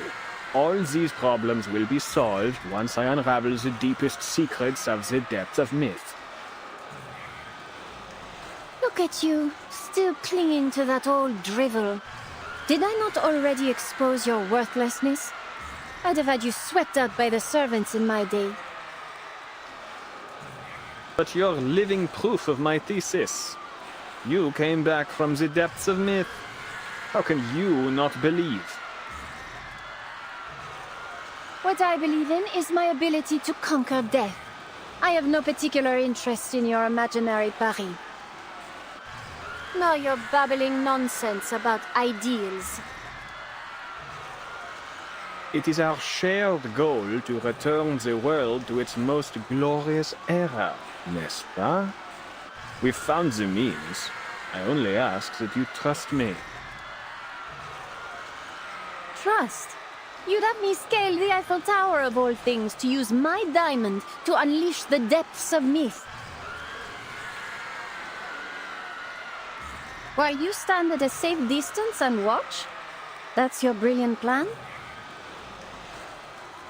I admit we made a mistake, mademoiselle. But I've discovered the truth. The depths of myth don't lie below, but above. Altitude represents ascension, a primordial image as old as civilization itself. That is why you must reach the peak of the city's tallest structure. There, all of Paris, perhaps even the entire world, will transcend, if my theory proves correct. Theories, theories, theories. Ugh, what torture it is to listen to you. And what of you, madame? Why are you staring at me like that? Your gaze is nauseating. Stop it.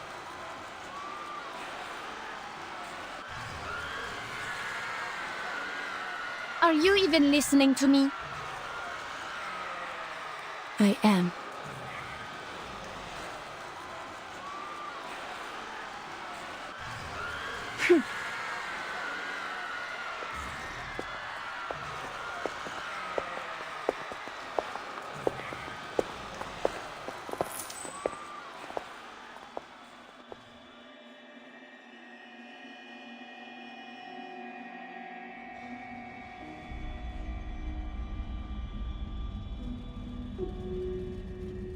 I never really understood any of the songs she sang.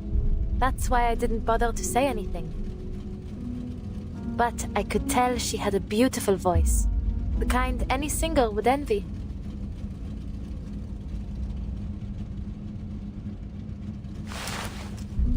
She has a real sweet tooth, particularly for macarons. I've seen her eat a whole box in one go. But not just any old macaron. Only La Dure's will do.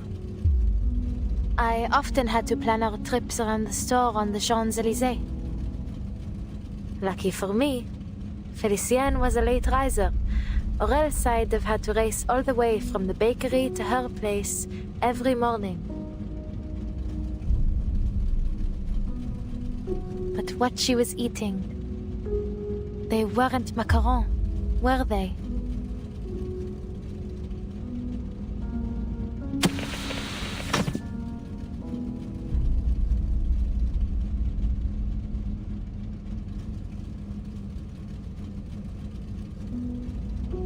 Madame Boaniche, please tell me, what did she do to me?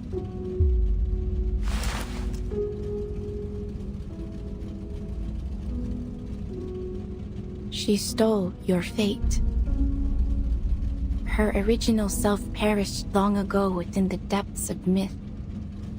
The spirit that found you was only a remnant, a mere shadow clinging to a world in which she no longer belonged.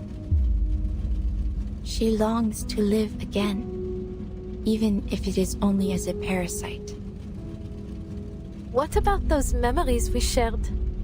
Were they all just illusions? Some were true experiences you shared as your streams of fate merged. Others were but fabrications. The nuance can be difficult to discern without careful observation.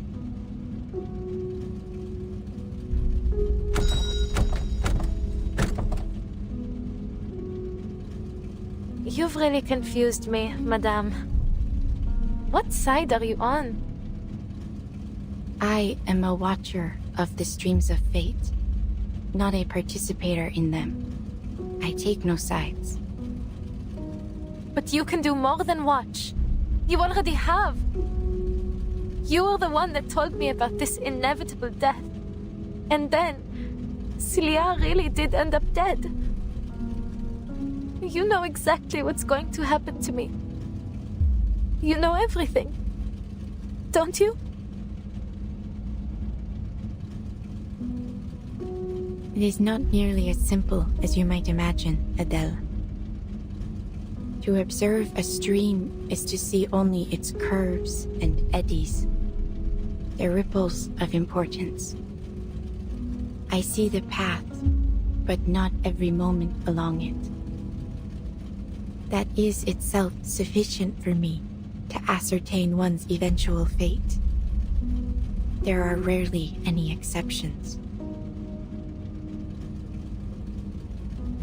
You said rarely. So, there are exceptions? An exception, yes. I told you about her, did I not? I had been drifting along the streams of fate when I saw a girl who resembled me, who in some part came from me. It was quite a revelation. I saw where our streams merged long before she was born, and I knew I would name her Matilda. That she would grow up to be kind, brave, and truly gifted. I followed her through every turn and every ripple to the very end. Then I looked away. I stopped watching. The way you describe it? It sounds strange, Madame. Almost cruel. As if you've ignored her in the present because you're afraid of her future. I studied the entirety of her stream, every moment of her fate. It seemed enough. But then, something peculiar happened. In the final moments of this millennium, there was a certain kind of rain. Since that time, the streams of fate have lost their clarity. At times they are muddied, at others interrupted, twisted into vortexes. As they began to shift, so too did everything else. The fates I had seen had taken a new form. Nothing was the same. Soon, Felicienne will complete Roseau's ritual. Once that happens, your spirit will rest forever here in this car, and a calamity would fall upon Paris. All the visions I saw end here. You're implying something, aren't you? Are you saying that my fate isn't set in stone? I am simply stating what I saw. Many who learn of their fates become passive to them, hoping that by inaction they might avoid their consequences. Others are driven to attempt however vainly, to change it. How you interpret this prophecy is entirely up to you.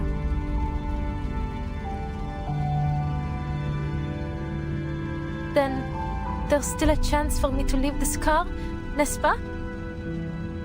This is a spiritual haven, a place which belongs to you alone. Once you leave, you may find salvation hidden within the currents, or a fate far worse than death.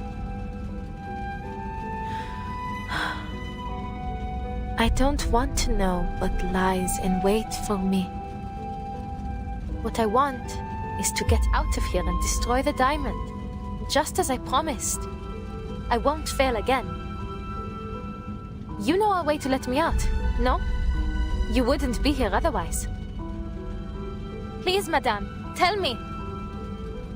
Whatever future you're hoping to see, it will never happen if I give up now.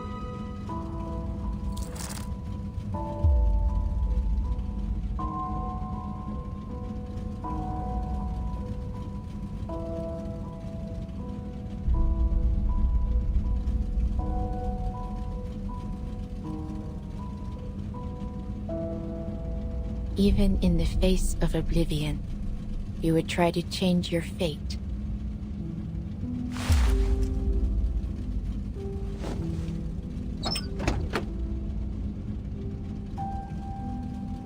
Go then.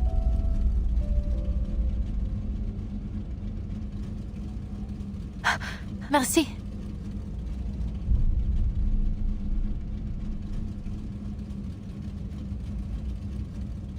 I'll see you around, Madame Boiniche.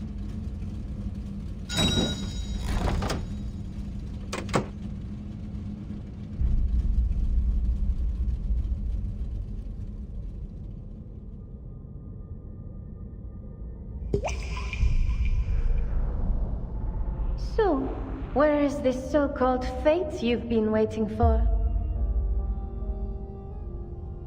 You've seen the end already, n'est-ce pas? The only one possible, anyway. My triumph. You prophets are all the same. My family bankrolled a dozen frauds like you, yet not one ever foresaw the revolution. You ought to have dedicated yourself to the guiding one instead.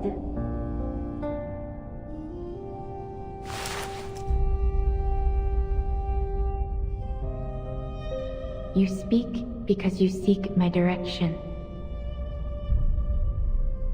You wish to unravel the secrets of resurrection. You're clever for a prophet. Of course, that's my goal. I wouldn't allow those bungling followers to take credit for such a discovery. I must determine the truth before anyone else. North, that is where your path leads. But know that there are consequences to what you seek. You will not emerge from it the same.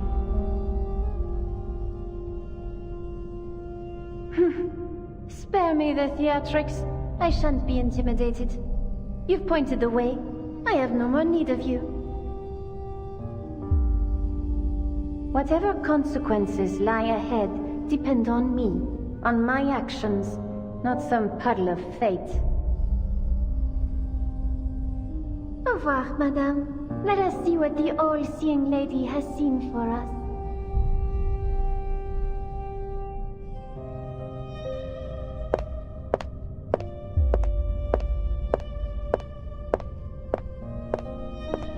Goodbye, Adele. I look forward to seeing what comes of your actions. To seeing another prove me wrong.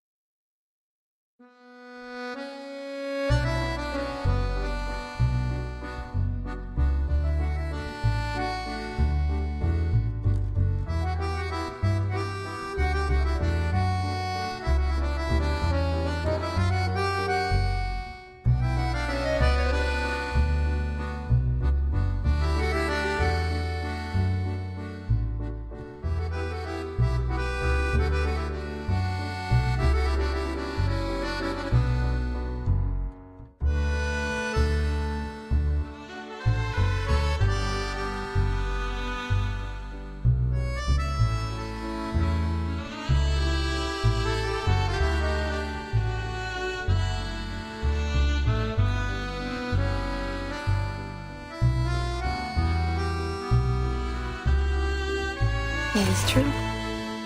I have held back many important details.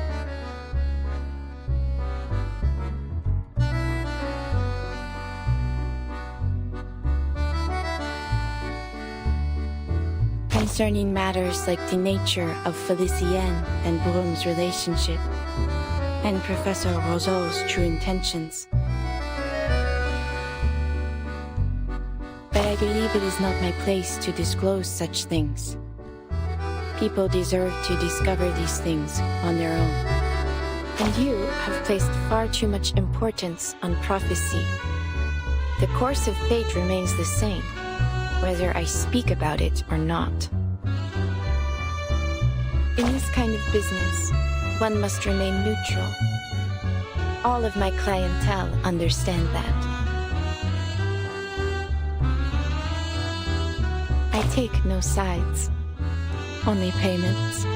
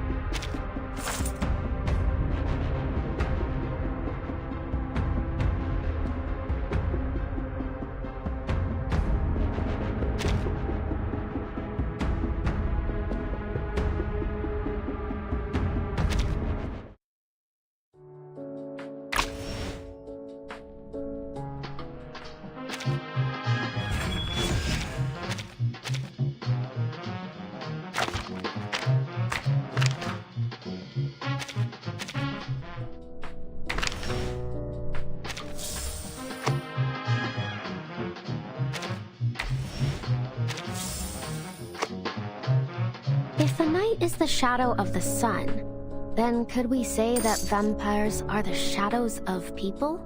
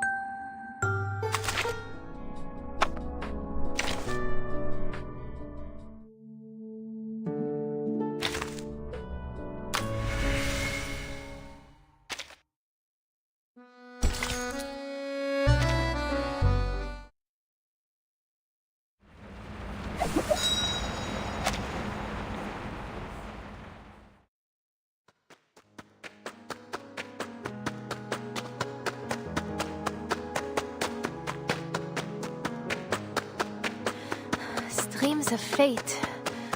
But how can I find them? Dowsing might be a little on the nose. Zut! She was just steps away from me when I was in the car.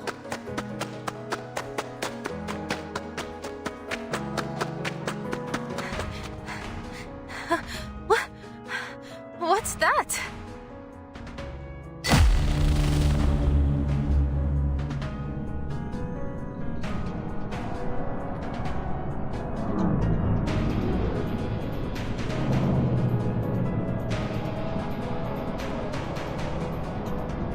How spectacular.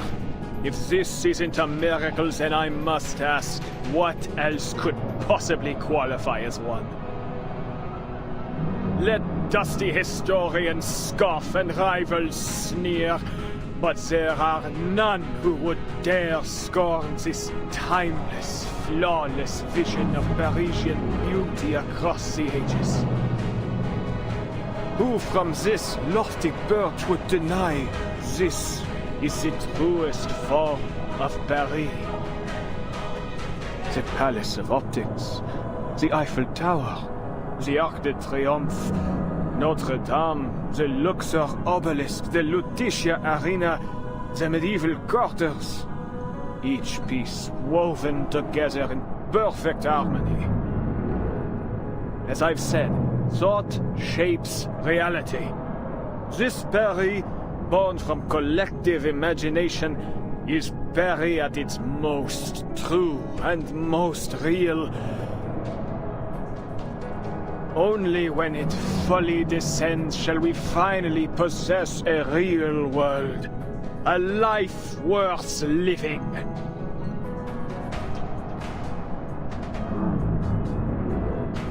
Must you anger me like this, Roseau? And you, madame? Did you foresee this? The fate of Paris now rests in my hands, and yet I remain myself. What a pity it must be for you. No more tricks? What lies below shall reflect what lies above. So, this is what will befall Paris?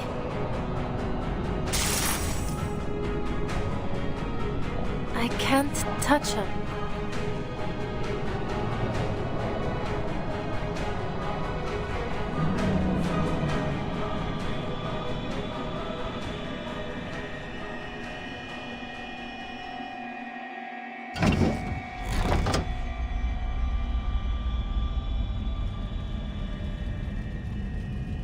You have returned. What?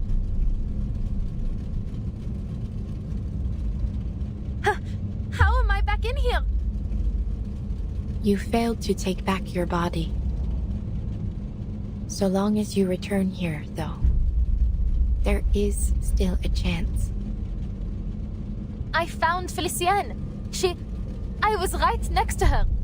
But I couldn't reach her no matter how I tried. Then give up, and accept this as your final resting place. No, I won't sit here and do nothing. I will destroy that diamond. I must, for Celia. But how am I supposed to reach Felicienne? Wait, I don't really need to reach her, do I?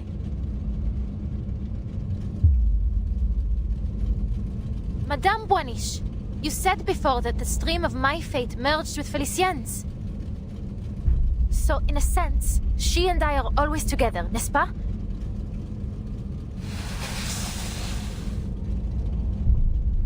Then, I don't need to find her, nor even find myself. Because she is me, and I am her. You have begun to understand. She only had the means to claim your body because your spirits are closely intertwined. Any impact to your body affects both souls, though the weaker of the two spirits often cannot endure the strain.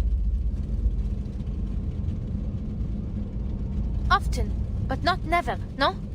So even you can't see what comes next. You don't know whether Felicienne or I will win this fight.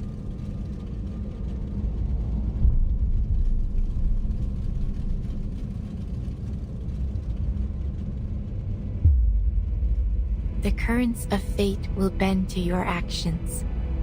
You will steer its course rather than be swept away. You have never once yielded before destiny, and that is precisely why I have followed you from the beginning.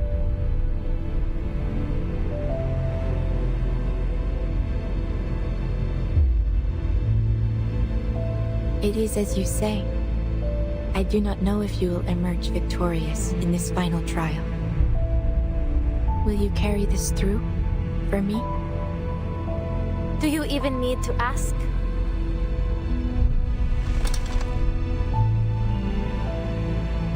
Alors, Felicienne, time for you to experience the Tavernier family curse.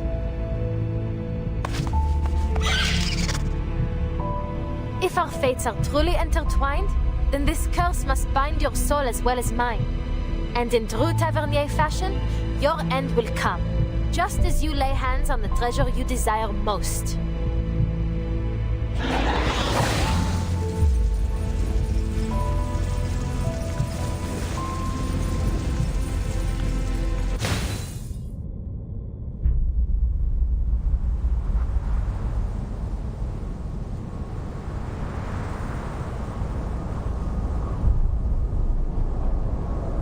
Incroyable, Felicienne.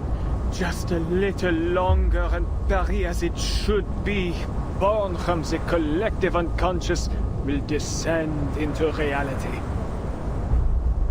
The true Paris, not like the garbage heap below us.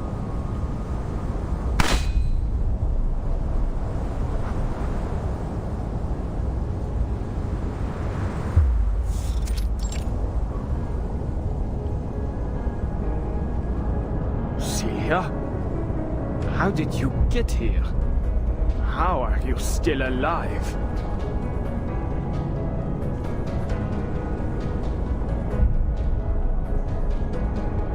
Adele called out to me. Fascinating. Truly fascinating. Your soul should have been erased by Felicienne. I must thank you once again, my most brilliant student. Your existence confirms another of my theories. The depths of myth promises more than just resurrection, but an end to death itself. A friend of Adele's? No doubt you're as tactless as she was. You intend to stop me? Be my guest.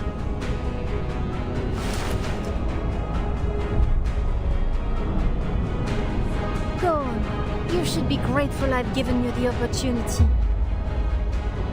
Whether you hit me or the diamond, you'll stop the ritual. Go on. You really think threatening Adele's body will intimidate me? It won't work.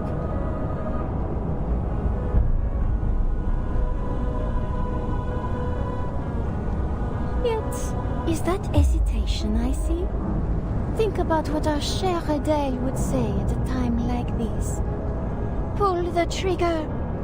Sounds like her, n'est-ce pas? Shut up! Shut up! My, have I said something wrong? Or perhaps you don't know Adele as well as you thought. Here, let me show you in a more vivid manner.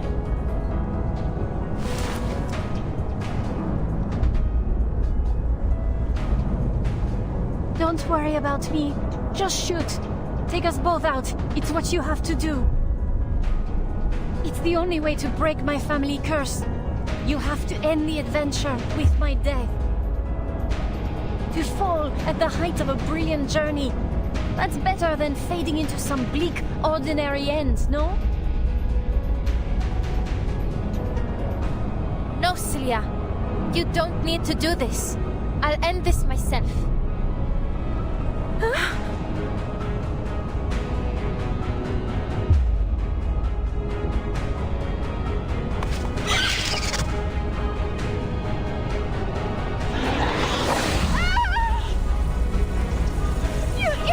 Little lizard!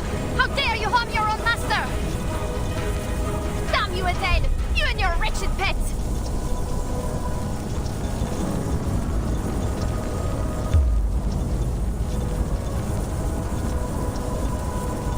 So this is what it feels like for a soul to be scorched. I finally understand why so many fear hell. Adele, you fool! Tell your pet to stop at once! Do you wish to die with me? No, I don't. Not right now, Felicienne. So why don't you draw the diamond? I can already guess your response. You keep dreaming! This diamond belongs to me! Not even death can steal it from me! Listen to you. You'd make an excellent tavernier.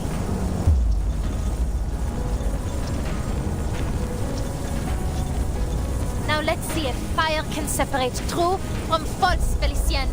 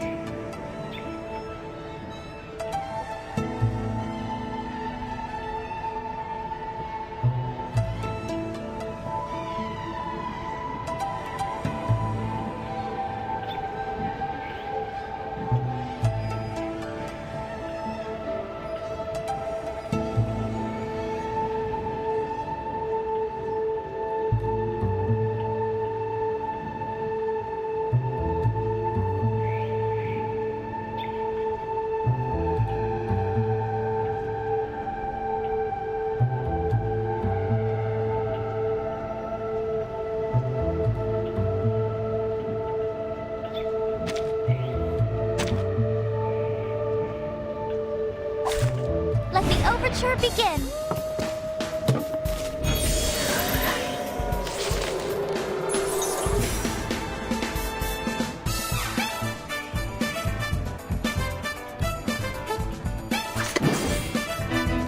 What I'm good at. Give it a little. Oh, just another shift. Stars.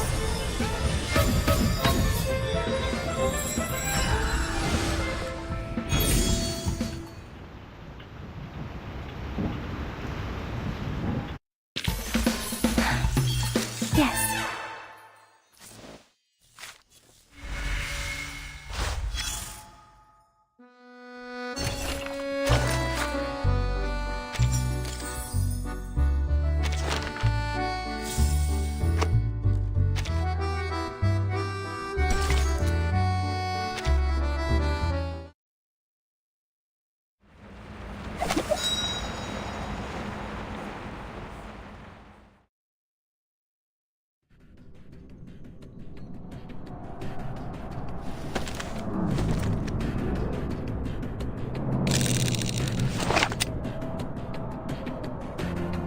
Zanadel's personality wasn't entirely consumed.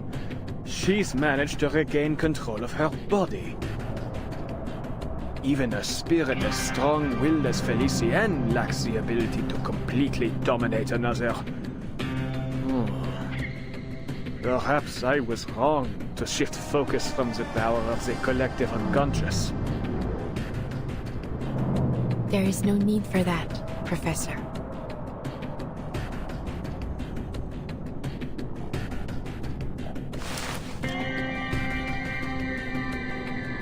Even were you to interfere, the outcome would remain unchanged.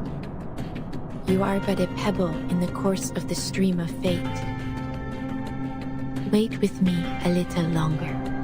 Things may just take an unexpected turn. You saw something, didn't you? Quite the contrary. I see nothing. And that is what fascinates me most of all.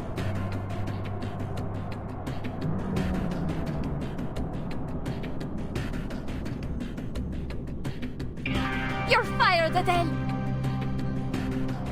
You reckless, foolish would-be Joan of Arc!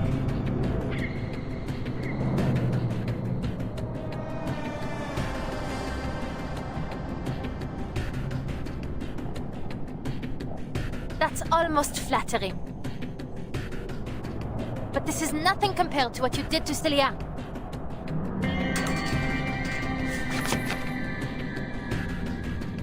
Adele, hurry! Turn your fire on the diamond! Silence!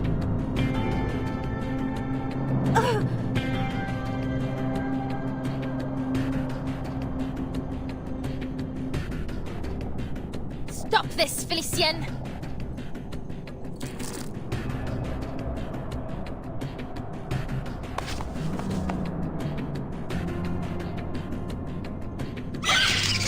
Par le feu est purifié.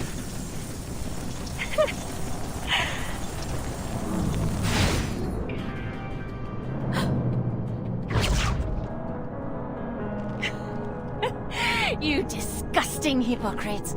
Don't you dare wag that finger at me! You may fool everyone else, but not me! I know you better than anyone! I know your true colors! Deny it all you want, but our souls are entwined. Because deep down, you and I are just alike. Take pride in it, girl. Hosting me will be your greatest achievement. Be honest now. No need to play pretend as you did with Celia. All that time, you let her keep writing those letters, knowing full well that your parents were long dead. How wickedly false indeed. No, I just...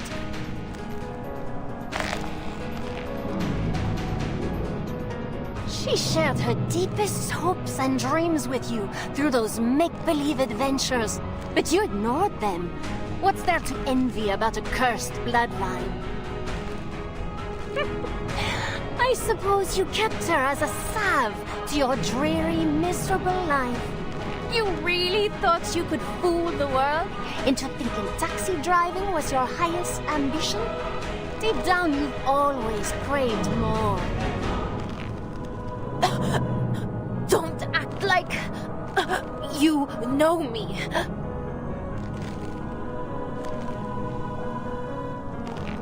But I do know you. I know each and every one of your wicked thoughts better than you do.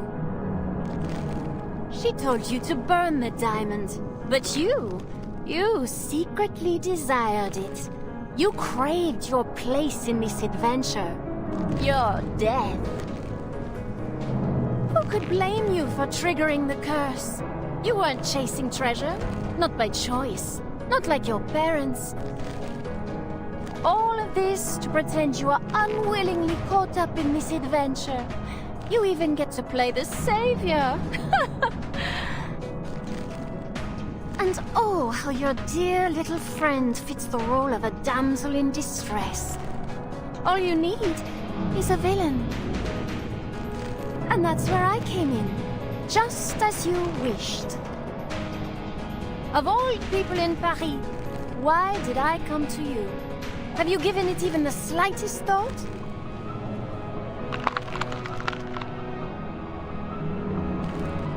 Admit it, Adele. You wanted me to hurt Celia. You wanted to kill her.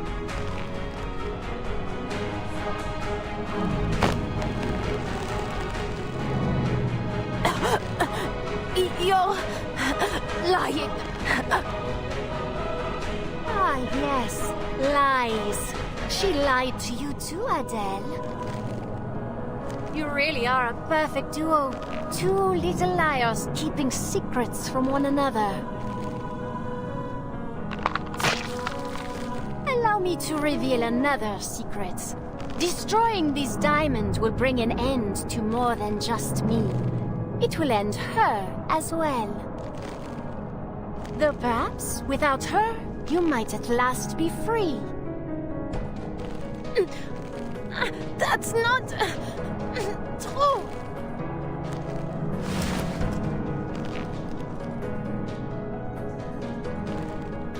Don't listen to her, Adele. You must destroy the diamond.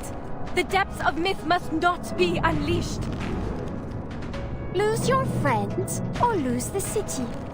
What will it be, Mademoiselle Tavernier? What am I saying? I have no intention of giving you the chance to decide. I am not about to die again.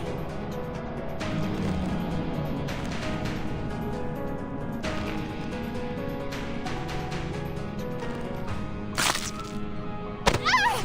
Damn it!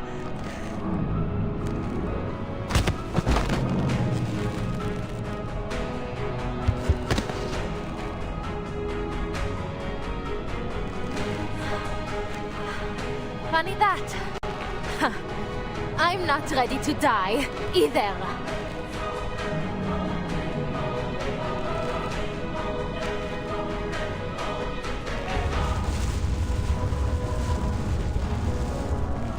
I won't let you get away.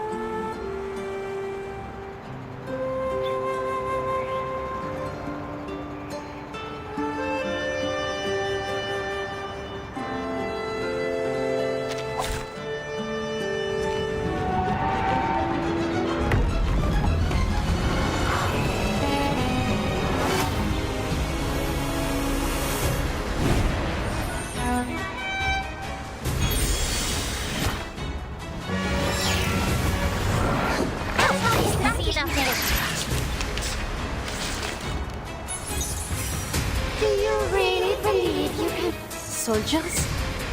Shape? My dear, foolish Adele, you are but a prey But what good could possibly come from fighting me? The rift is widening. We have to stop her. Those monsters, they're forming some sort of shield. Allez, Adele, think!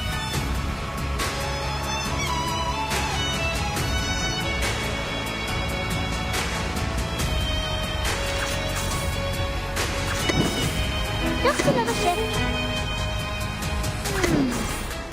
Do you have any requests? Stars.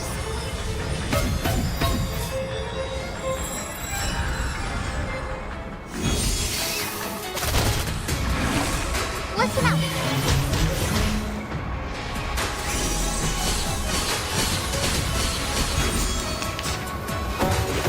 Breathe in. Extra etiquette. Give it a little water. It's what I'm good at.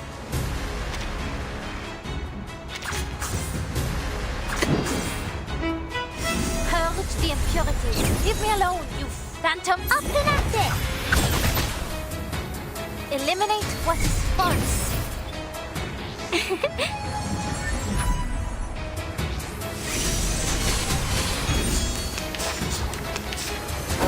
you mean it?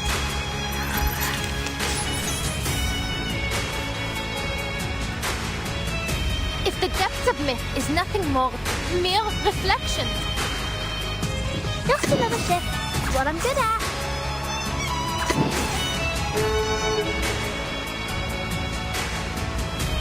Just another ship. These sheets are my wings!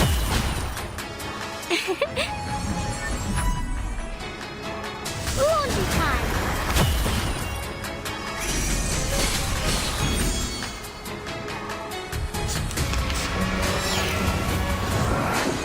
Let's not make a scene out of it. Is that feeble little flame supposed to scare me?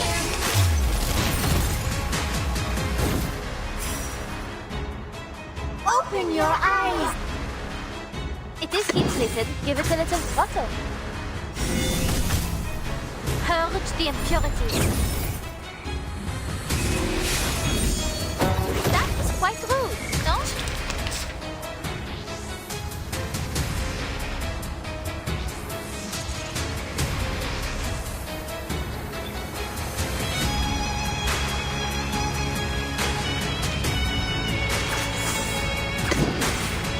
Eliminate what is false.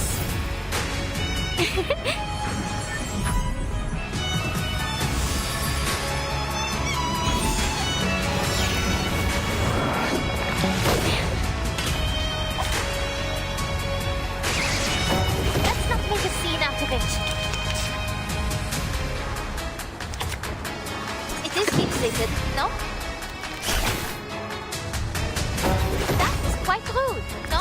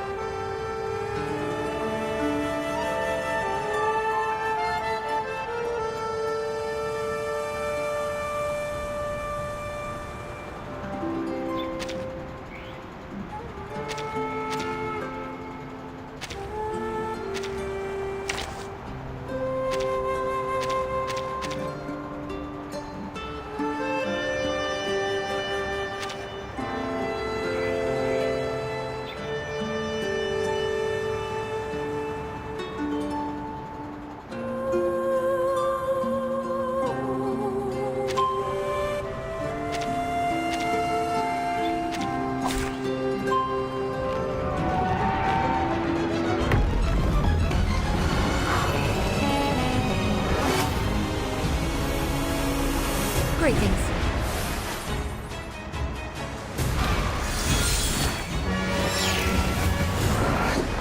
Do you mean it? Do you really believe you can Soldiers? Shape-shifting? My dear, what good? The rift is widening. Those monsters... Allez, Aden. I hope you like a splash of red. Sensing their thoughts. Taking a peek. That was certainly... Close your eyes. It will all be over soon.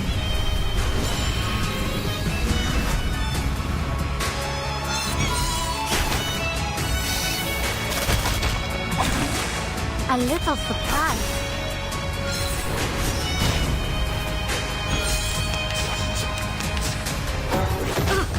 Rotten luck!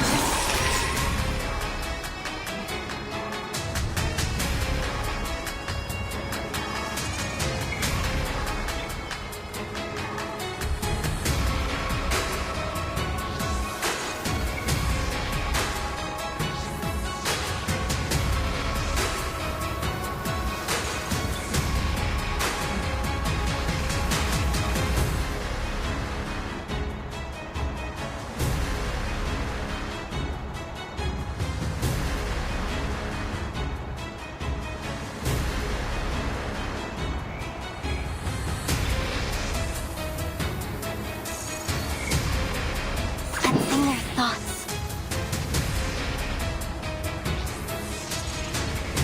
Taking a peek inside.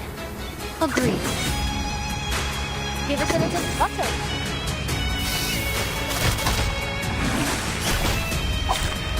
Have I startled you?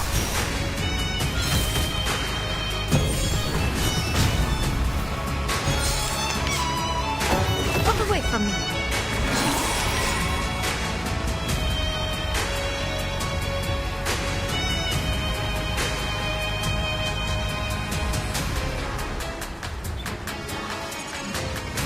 I hope you like a splash of red.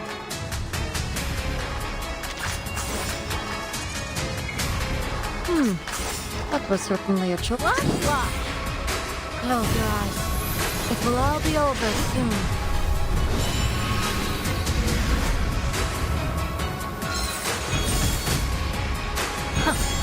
Very well.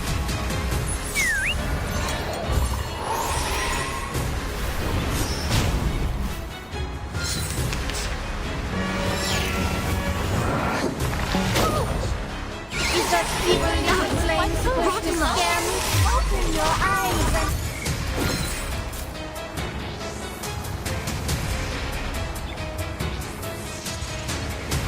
Feel like making some new... Enter the gate, and It is heat-plated, no? Agreed. now give us a big smile.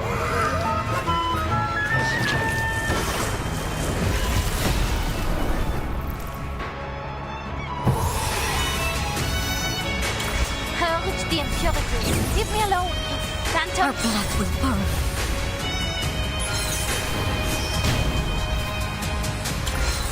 One shatter can now remain.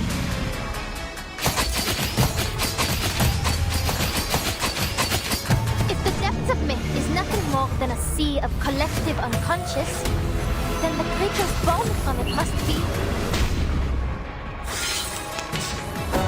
Won't be fooled. Mere... I hope you like a splash of red. What?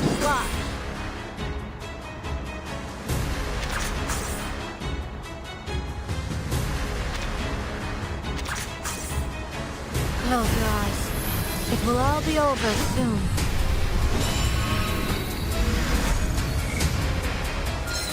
Come dance with us. Eliminate what is false.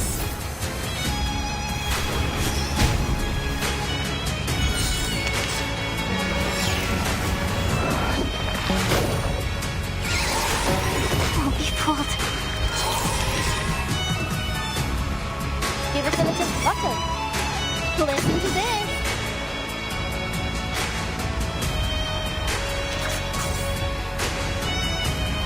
It is heat-plated, slated, no? Purge the impurities. Oh, hello, my shadowy friend! Eliminate what is false.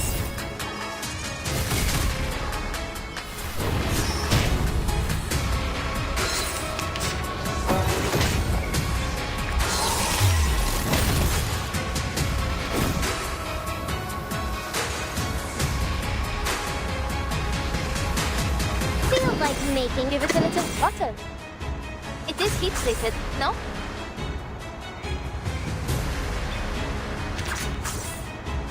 Now, give us a big smile!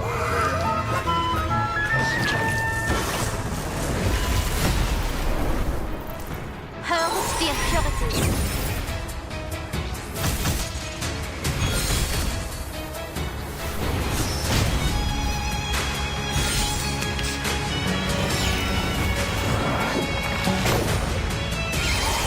That is quite rude, no?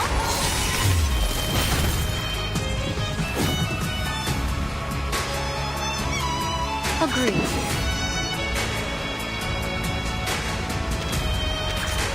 I hope you like it. Enter the gate and see the light. Very well. Eliminate what is false. Close your eyes. It will all be over soon.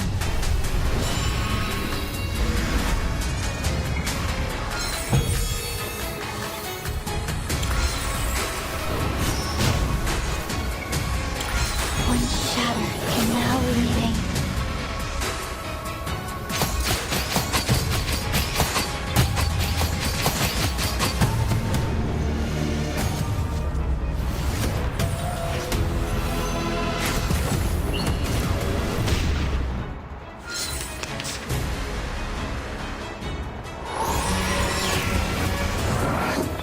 Let's not make a scene out of it.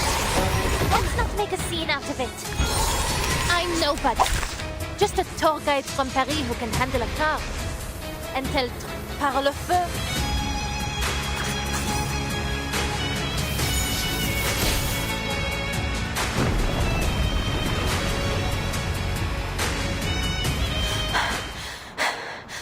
Stop this! You're no master of this city. Battles have little meaning, save for the...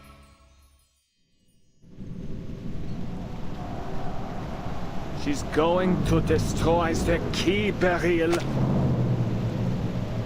If I don't intervene, all I've worked for will come to nothing. Give me one good reason I shouldn't shoot. The rift of the archive of imagery has shown no signs of closing, Professor. Look up again. Watch closely.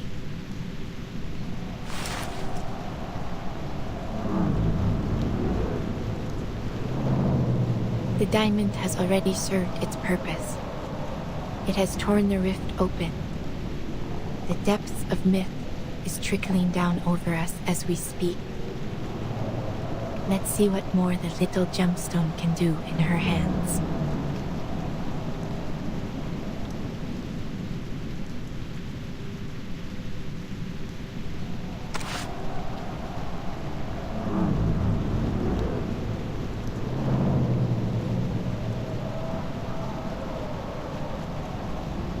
Celia, you said you'd buy me a good luck necklace after you publish your paper. Will you keep that promise?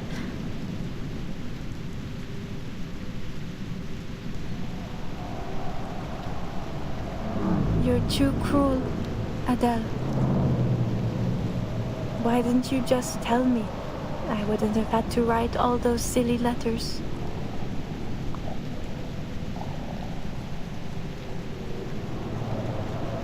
Will I see you again? I'm not sure.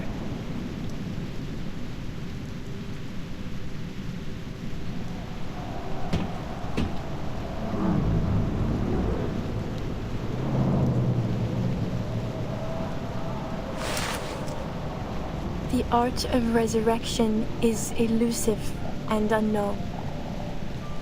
I don't know what will happen after the diamond is destroyed.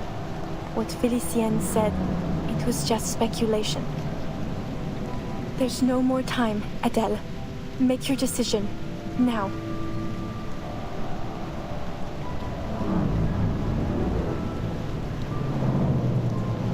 You know what? Felicienne was right. I am a foolish, pathetic hypocrite. But she still doesn't know all that much.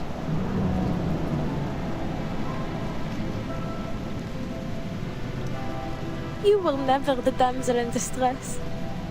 No, you're the hero. The adventurer. You were the one who uncovered all the clues. You were the first to embark on this journey. You're more of a tavernier than I'll ever be, Sissi.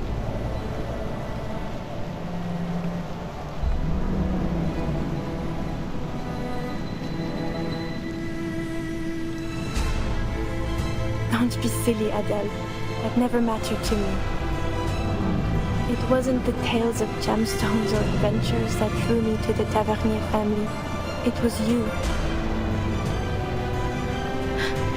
Me? You've always been so driven and sure of yourself.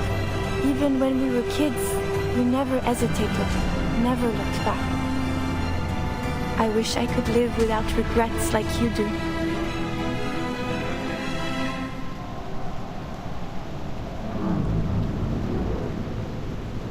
Stay that way, Adele, just as you are.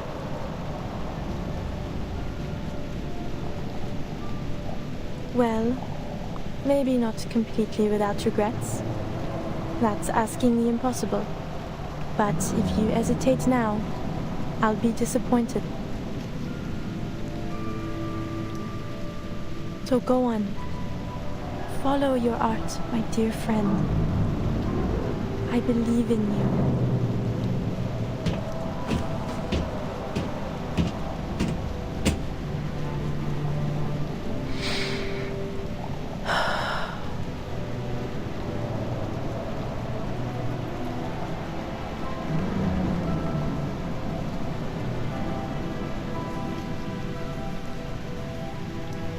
Par le feu est purifié.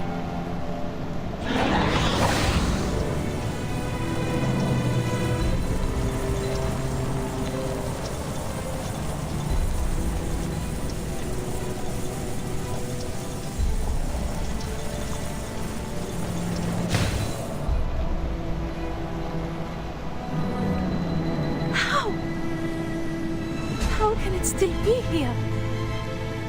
Par le feu est purifié.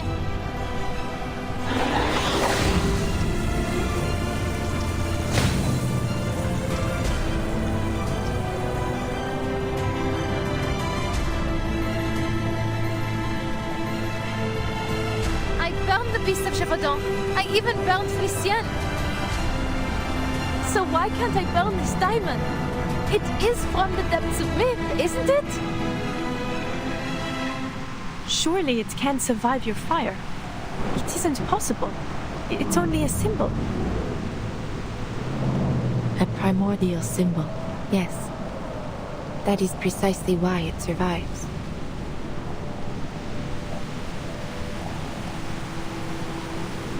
The French blue is both abstract and concrete. An iconic symbol held deep in the collective imagination of our society. No matter how many imitations or counterfeits may exist, none will ever take its place. It is eternally transcendent, unconditionally pure. Its existence can never truly be destroyed. You have done all you can, Adele. Bravo.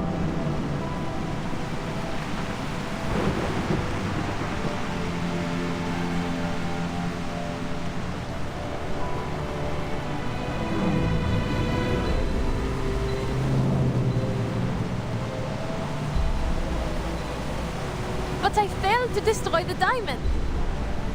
Celia and Felicienne are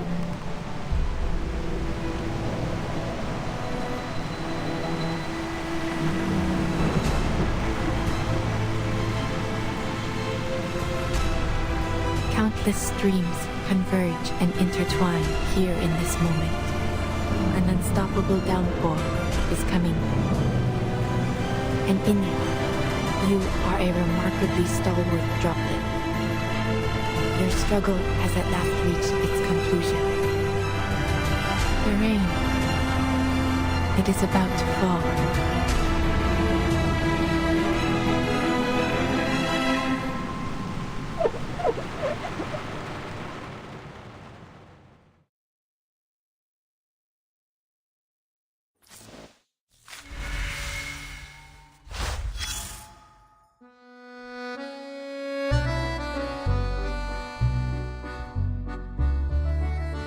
What a cruel storm. So far, the story has followed along a classic direction. Vroom walked the hero's journey. But just as it seemed that it might end with triumph, down came the storm.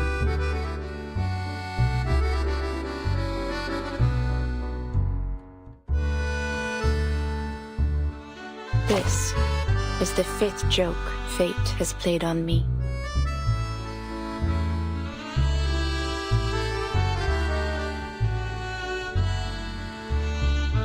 I must be honest with you. There is something in it that I like. As dreadful as it may be to stand before a future I cannot foresee, I feel something else. Perhaps you might call it hope.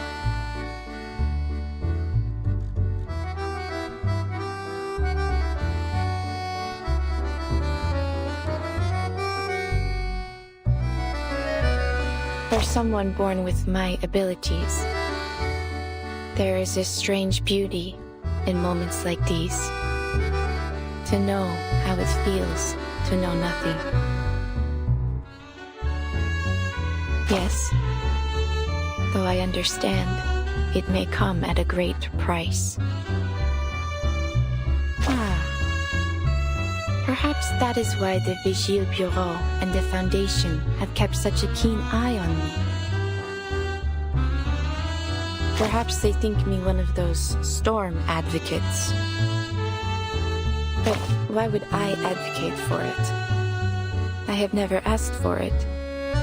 All I have done is try to understand it.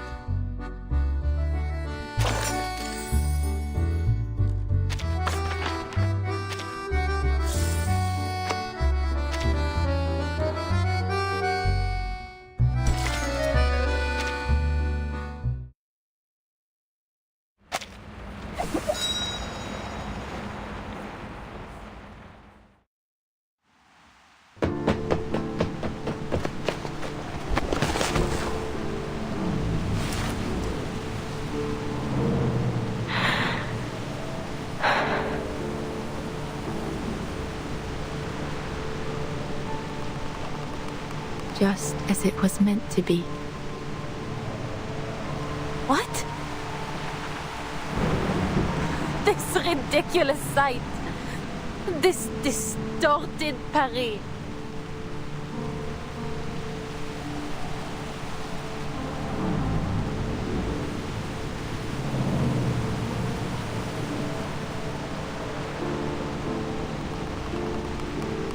The July column just turned into a billboquet.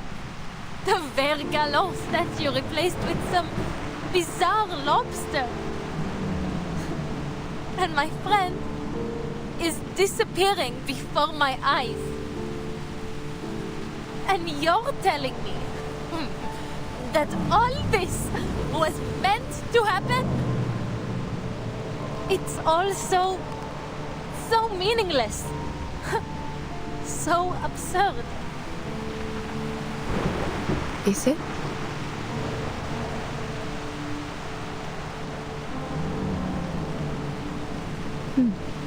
Perhaps you are right, Adele. Thank you for showing me what I could not see. Fate, destiny, it has become nothing more than an absurdity, a tangled mess. This storm should never have come to pass. storm?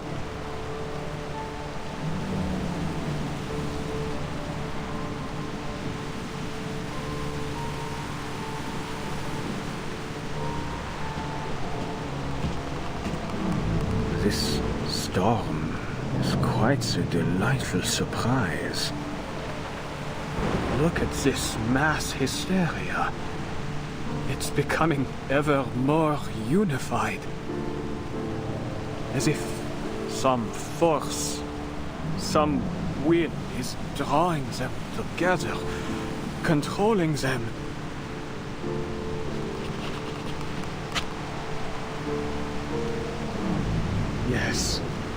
Yes, I see it clearly now.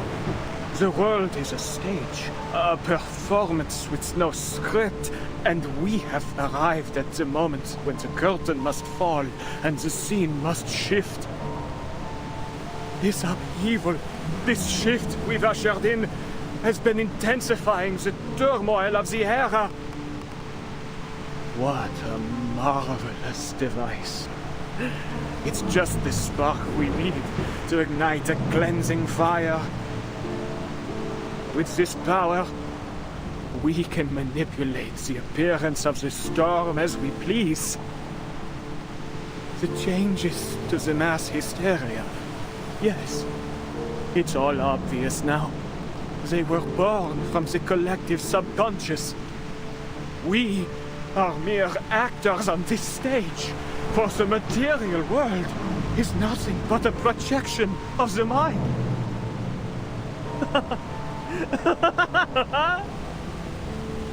Their dialogues are but borrowed lines from ancient scripts.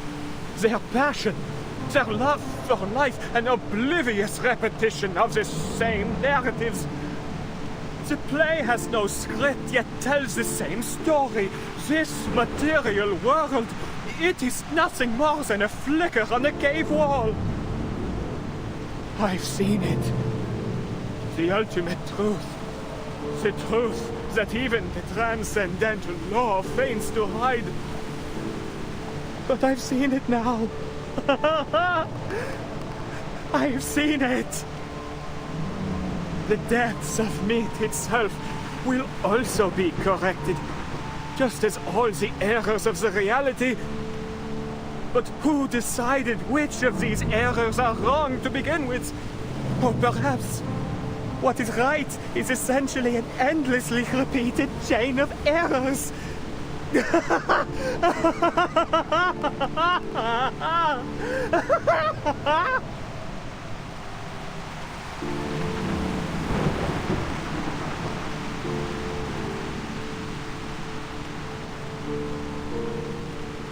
What's wrong with him? He has seen the fruition of his life's work, and it has driven him mad. But mad or not, none of it will matter soon. This whimsical era, along with the Paris we know, will be washed away in the coming rain. Is this some kind of joke? Am I missing something? An era wiped out by a little rain? It doesn't make any sense.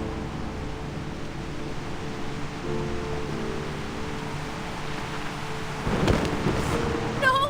Celia!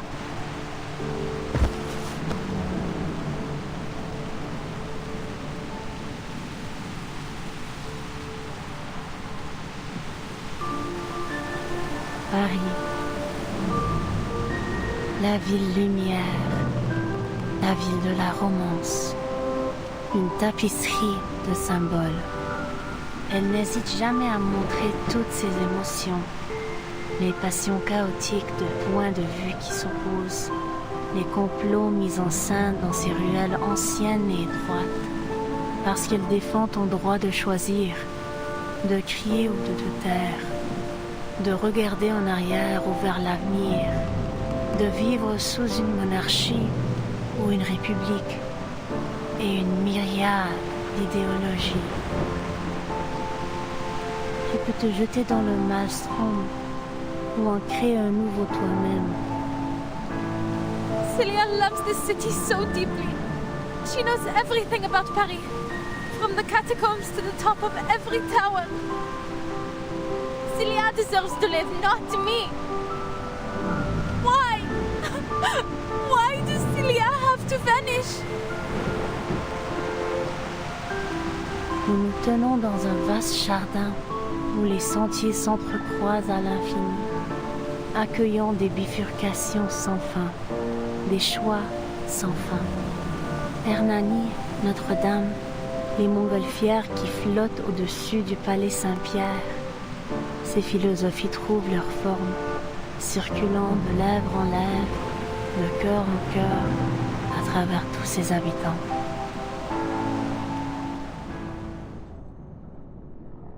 Considérer le destin et la vie avec élégance et légèreté. Voilà le véritable esprit de Paris, là où les rêves et les imaginaires ne s'effacent jamais. Il t'accompagne à travers tous les temps et toutes les époques, comme un festin qui voyage. Immortel, indestructible. Non!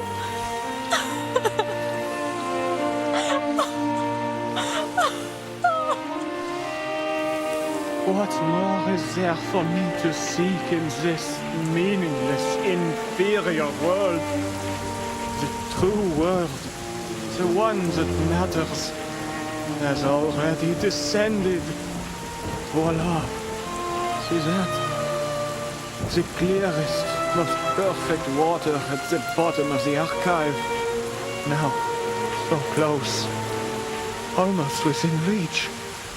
In the deepest, most pristine layer of our joint consciousness. Éternellement vrai, éternellement gravé dans l'esprit.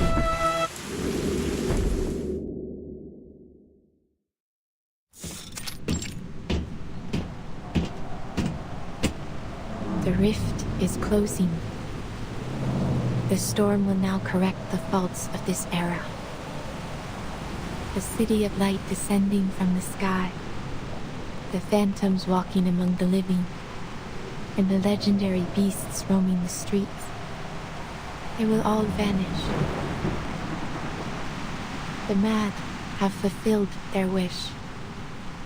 The play has come to an end. Everything once in chaos will be brought back to order. No! Beryl!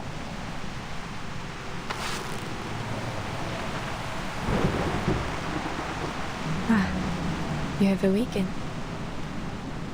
Though perhaps it would be better to remain asleep. It may spare you some pain. I am no coward, Beryl.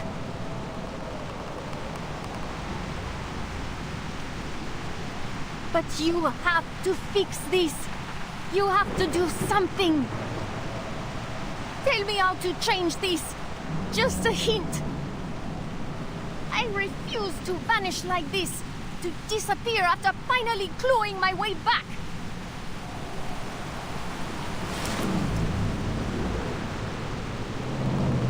Those worthless grovelers who can't even use arcane skills. They deserve to die, not me. This world belongs to us. Don't you dare turn your back on me, Beryl Buanish. I will report every moment of this to the Guiding One.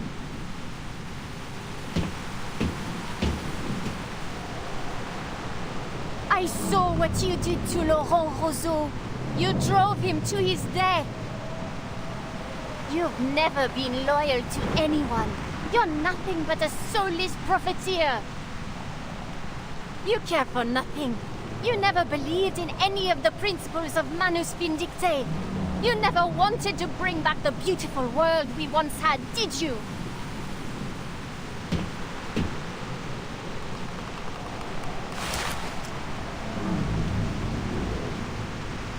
How amusing. You seek my help, yet accuse and threaten me in the same breath. Do you think you speak to me from a position of strength? What would you do if our positions were reversed, dear Félicien?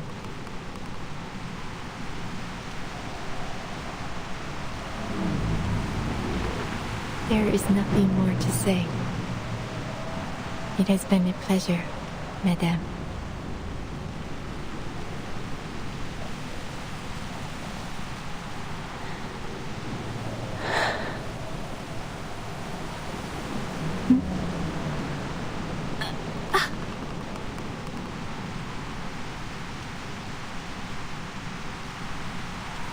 Please. Please. Help me. Beryl. I don't want to die. Très bien.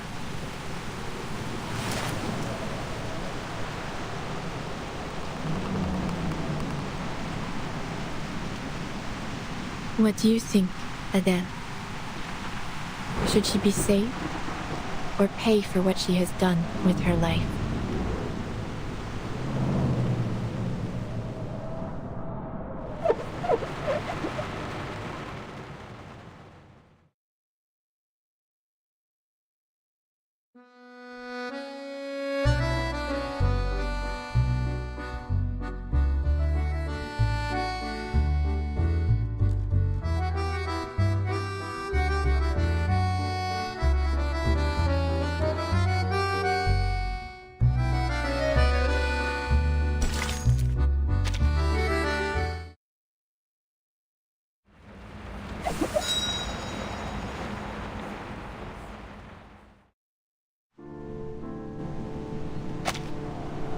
Sounds like you're just trying to pass the burden on to me.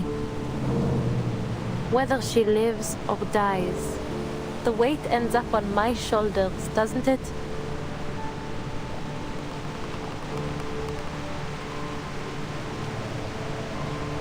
In many ways, you two are alike. Neither of you can stand by as fate attempts to pull you down its path.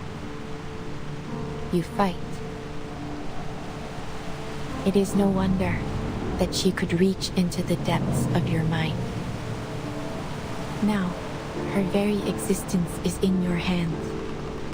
You will not have another chance like this.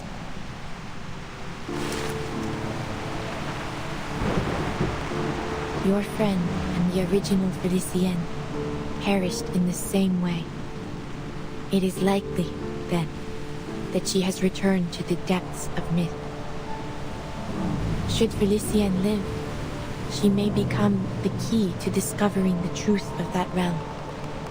And in time, you may even find a way to bring your friend back. Yet, should she die, you will have taken a fitting revenge, and her torment of your body will end at last.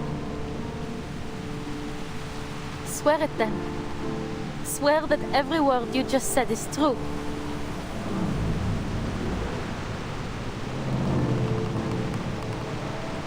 You ask for something beyond what I am capable of. As you know, Arcanum has its limits. There is no absolute way to prove one's intentions or words, just as I cannot see all ends as clearly as I once did. Time is ticking. Give me the diamond now, or lose this opportunity forever.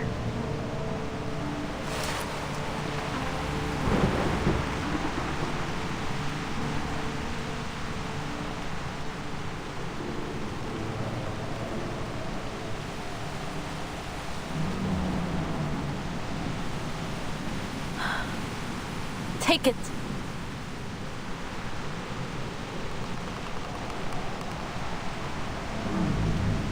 Save her.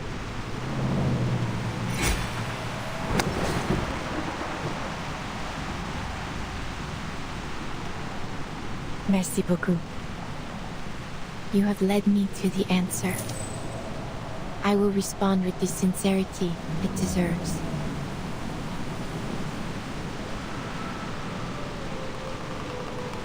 As I have said before, your fates have converged. Felicienne, your journey through the spiritual realm has reached its end. But you still have a place in the crown of the material world.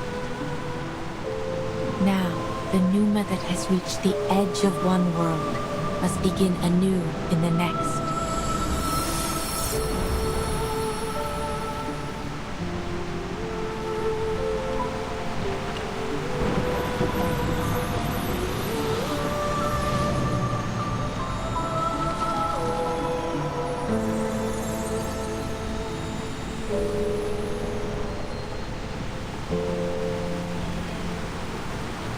Take this, Adele, an accolade for your adventure.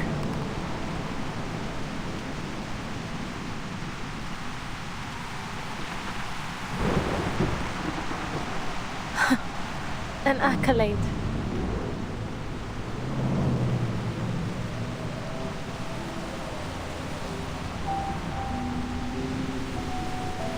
Merci. But your eyes... Please do not worry yourself. It seems I have walked this shoreline too long. I have grown too accustomed to watching its flow. The more I think I see through fate, the more vulnerable I become to it. Still, I chose to watch one final time. Just this once.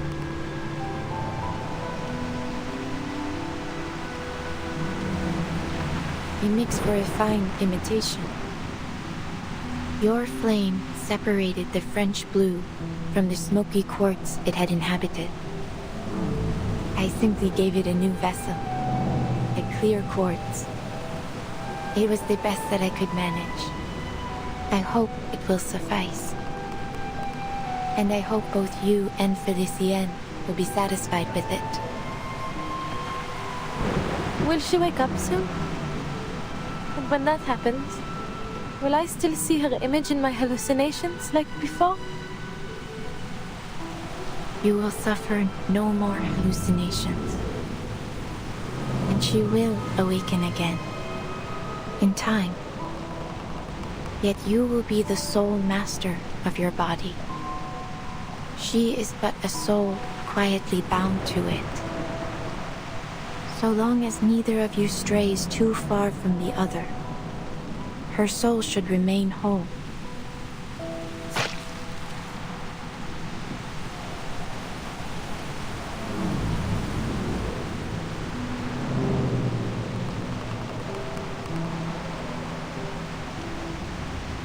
The rain is about to fall.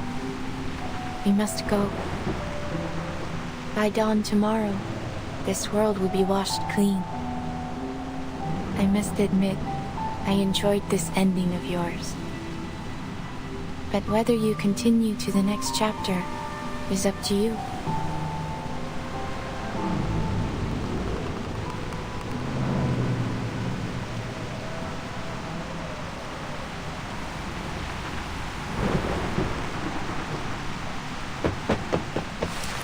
Madame Boiniche! Madame Boiniche, forgive me. Do you know the theory of evolution? Humankind evolved from apes. I don't understand the science, but in short, we all came from monkeys. But then, where did that monkey come from? Are we all just a copy of some ancient thing? And if we keep tracing back, how did life even begin on Earth? Can we ever find that original spark of life? Is it even possible?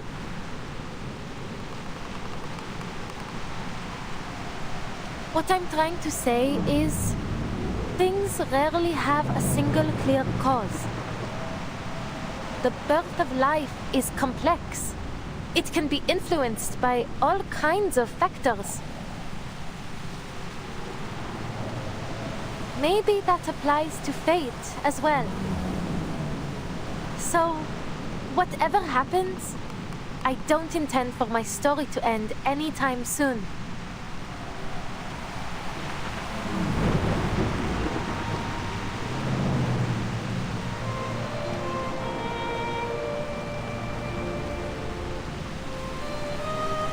Please, take me with you.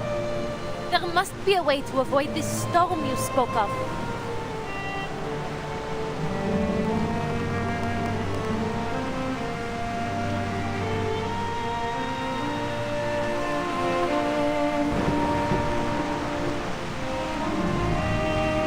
I'll help you find jewels in return.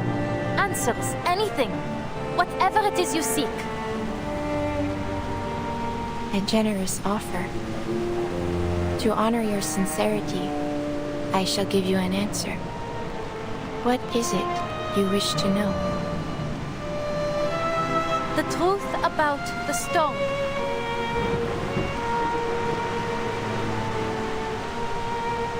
I need to understand it so I can bring back my friends. Including Felicienne. I wouldn't call her a friend. But for her to simply vanish... that's just... too merciful for her.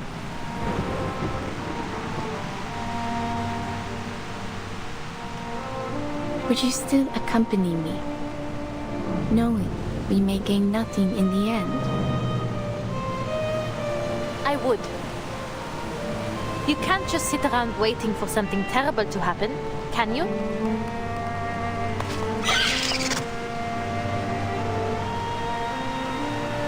Indeed. I suppose there will never be an age lacking those who chase gemstones and answers about their fate. Perhaps a jewel hunter is exactly what my little establishment needs.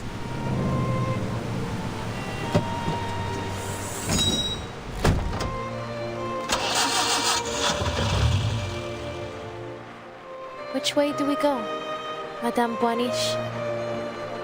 Forward. Through the crowd. Allow me to guide you. I'm just glad to be of service, Madame. I hope you have a pleasant journey.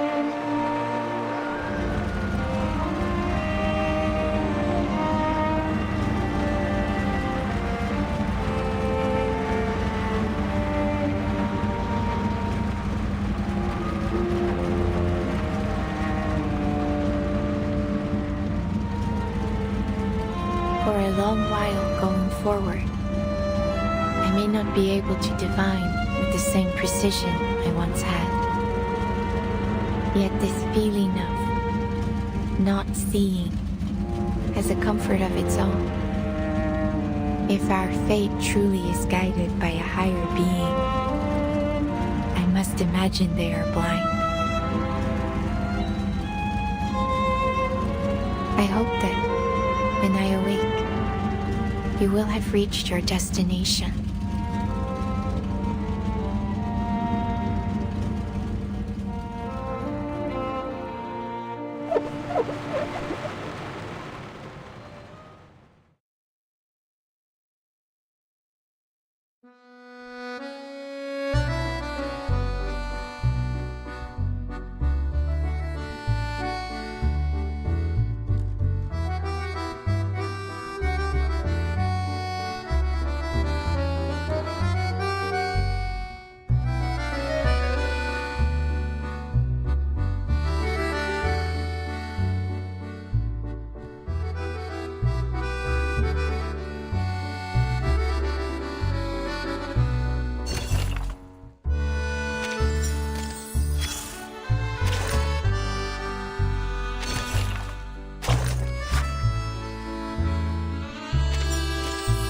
It was then that I decided to help Broom one last time. There was risk in my choice. I could not see what the consequences would be. Still, I succeeded, and the rewards were most generous. Many suspected that I had planned it from the start. A common accusation made of diviners, of course.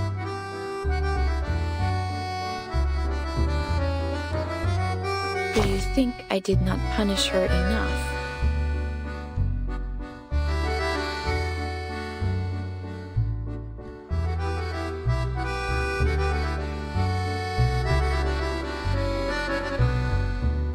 She lives, true, but sealed inside a false diamond.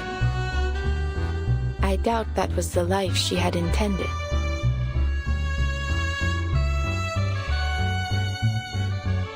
Besides, Groom has the right to decide her fate. It was not my place to choose whether she lives or dies.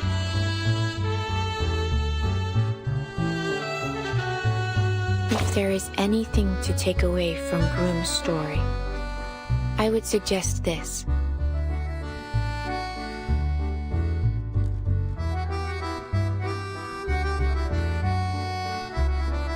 Sometimes, good can come from being blind to fate's path.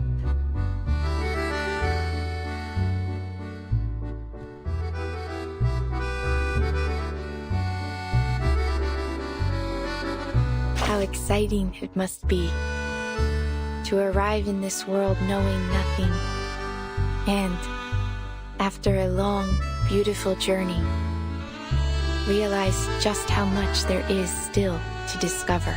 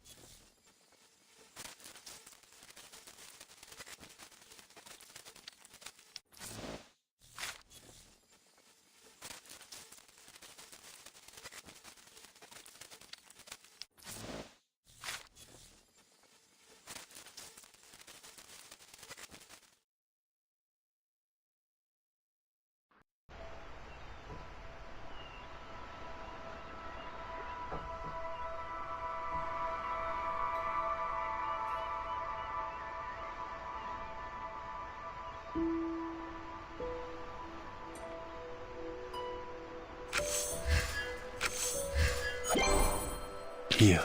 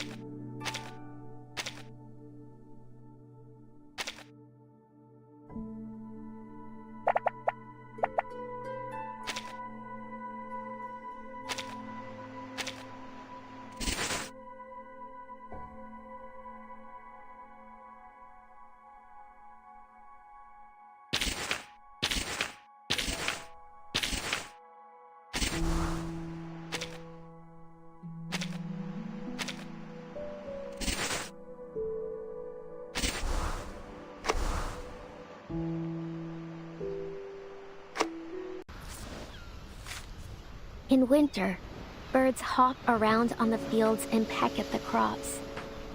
So, I thought I'd leave my shadow standing out there. You know, to scare them off. But every time I lay down, it does too.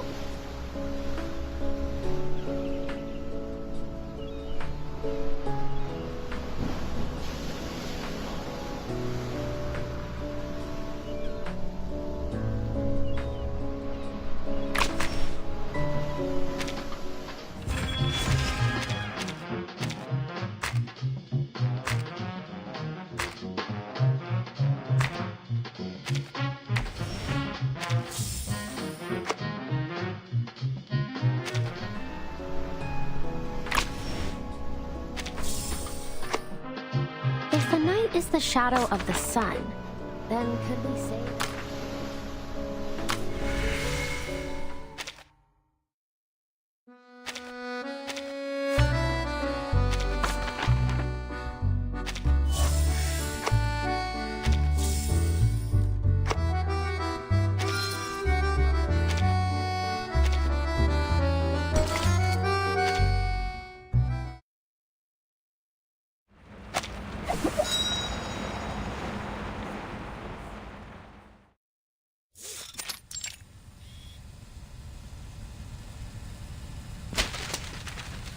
So, let me get this straight. The fifth storm was brought forth by Manus Vindicte, and you witnessed the process firsthand. Based on your testimony, Miss Beryl Baunish wasn't an accomplice of the Manus, and she even saved your life. Yes.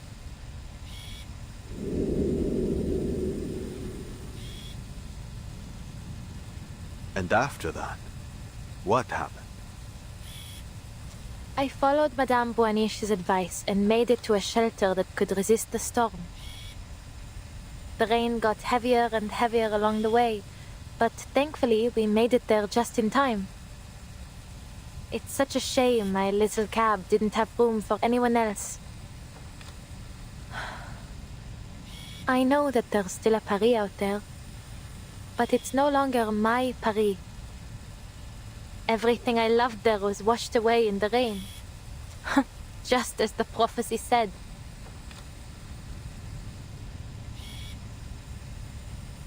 And the rest, you already know. Thanks to Madame Boanish, I wasn't left on the streets alone. The neighborhoods I knew, the people I once recognized, they've all changed. But at least I have my car. In any case, I still prefer driving the streets to staying in some cozy room. Madame Boanish's work keeps her on the move, so I've been helping her since then. We even went to Delhi to sell her topazes. Oh, and I met her daughter there, Matilda. She's nothing like her mother. Everything she feels is written plainly on her face. To be honest, I get along better with her. Madame Boanish, she's changed too. She feels more real now, more alive.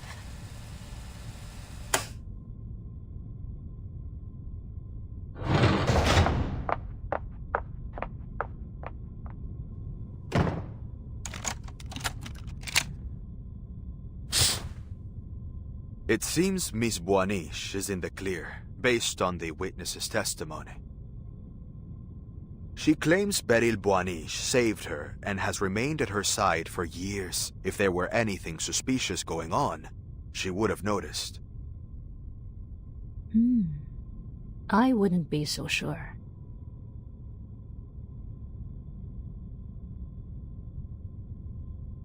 You don't trust the lie detector results? Isn't this the most advanced, top-of-the-line model?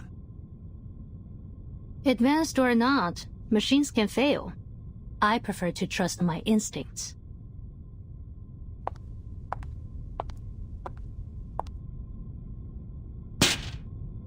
And mine are telling me she's hiding something.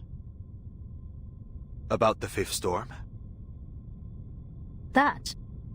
And the fact that Madame Boanish returned so abruptly.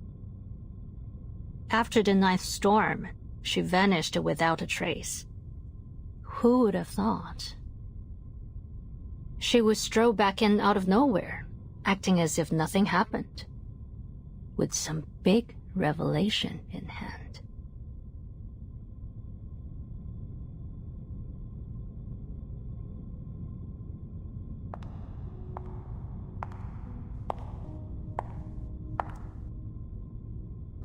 Unbelievable.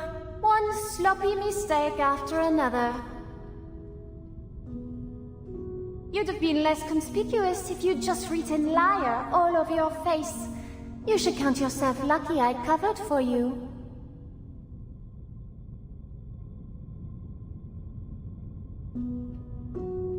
Are you expecting a thank you from me, Felicienne? Don't think I don't know. You just don't want your own secrets exposed. And didn't I tell you to stop talking to me like this while we're on Foundation grounds? Who knows who might be eavesdropping on us? And I told you that I can hear you perfectly well without you mouthing the words. Is that really so hard to understand? And if I slip up subconsciously? I suppose you might have forgotten what it feels like to have a mouth.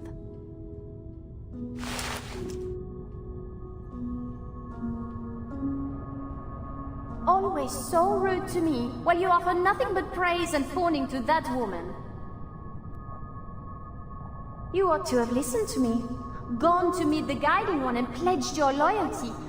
But you didn't, because you are, and always have been, a stubborn fool. Fine. Side with the Foundation if you want. Call it ignorance, call it short-sightedness. Should I expect anything less from such rabble? But staking our lives on that woman? That is something far more than simply foolish. Do you really trust her so much?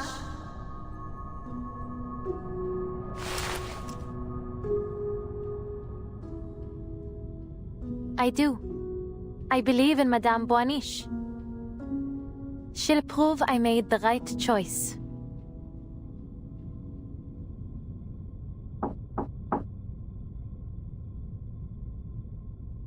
Who is it? It's me, Vartin. I've come to check on the status of my field mission application. Is now not a good time?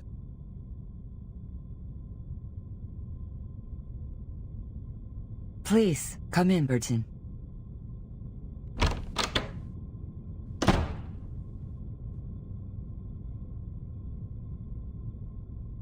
We finally meet, Miss Vertin.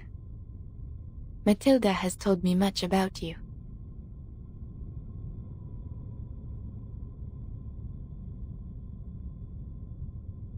Then you must be Madame Beryl Boanish. I see we can skip the formalities.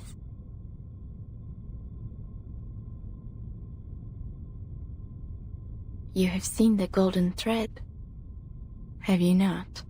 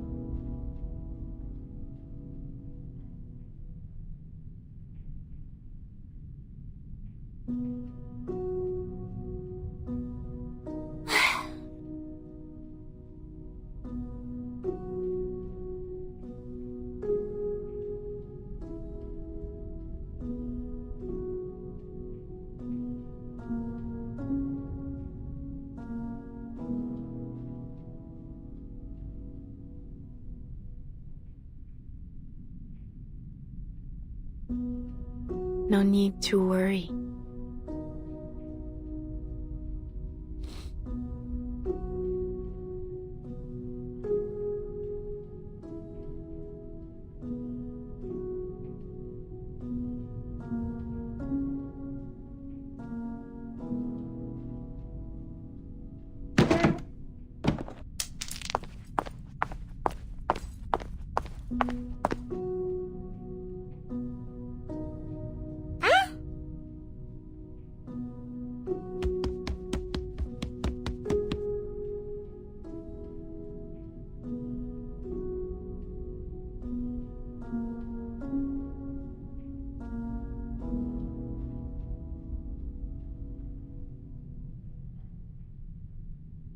Matilda.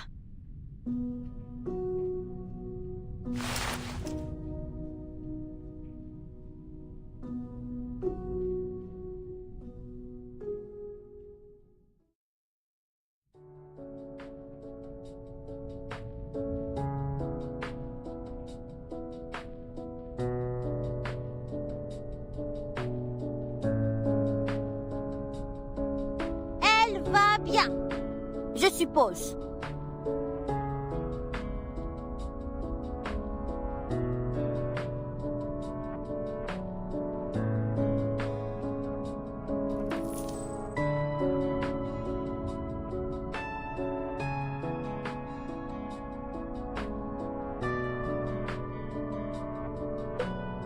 Matilda.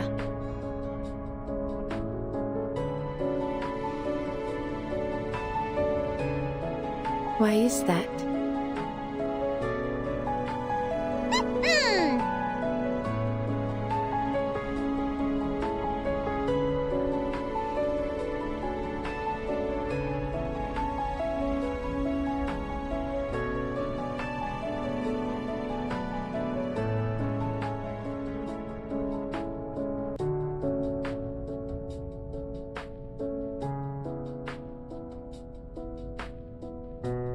Certainly.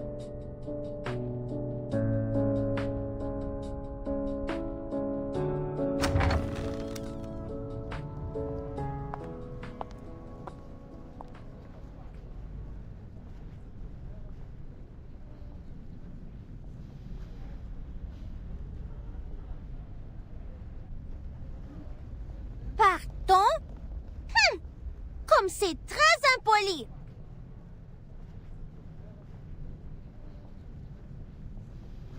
Matilda.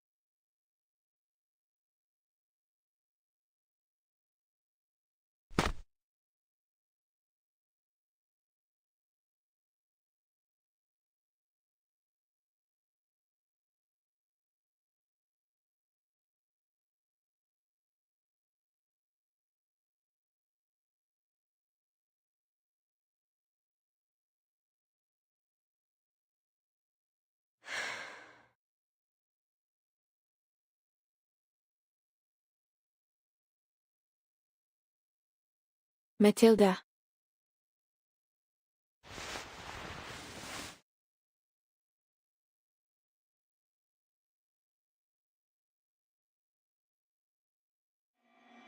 Maman!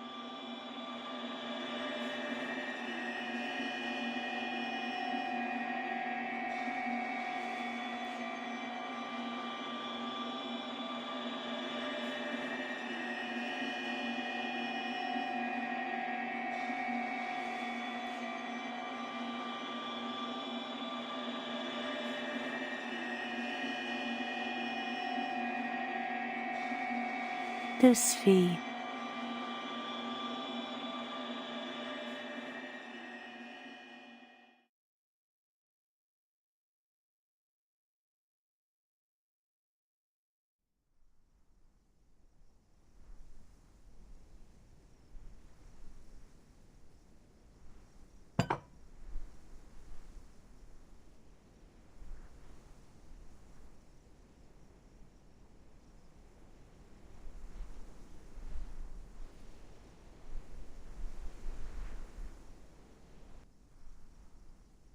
However,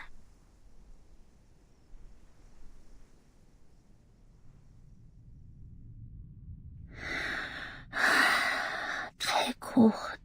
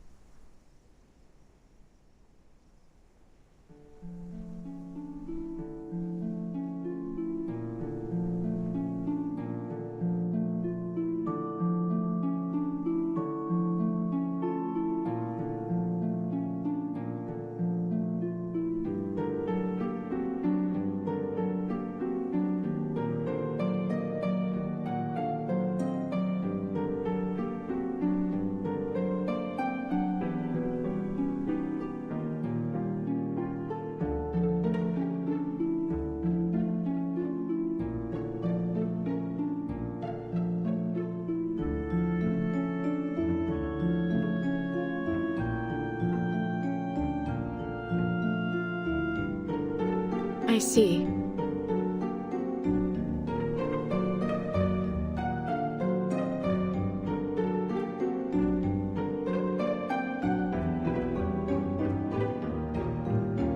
Then, what is it you ask?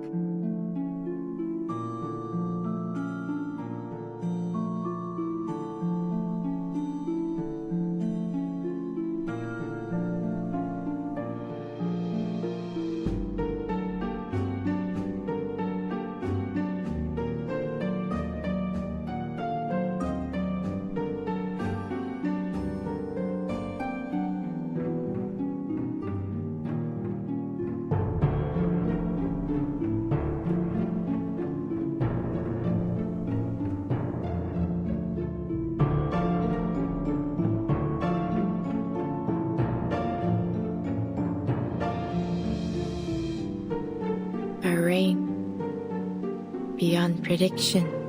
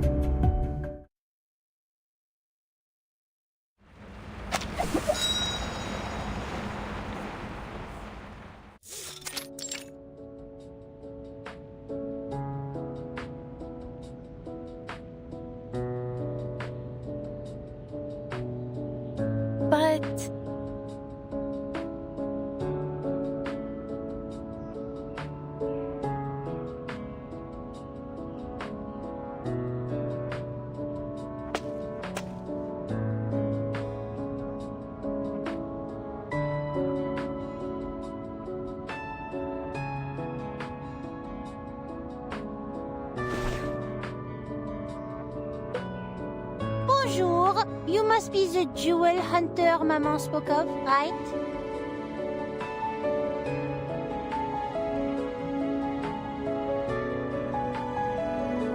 Goodness!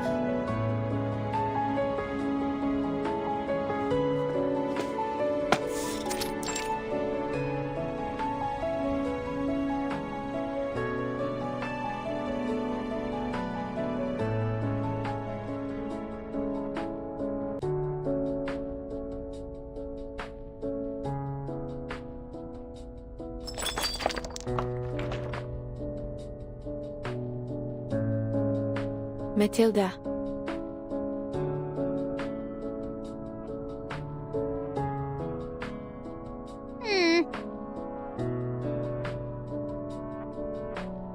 Then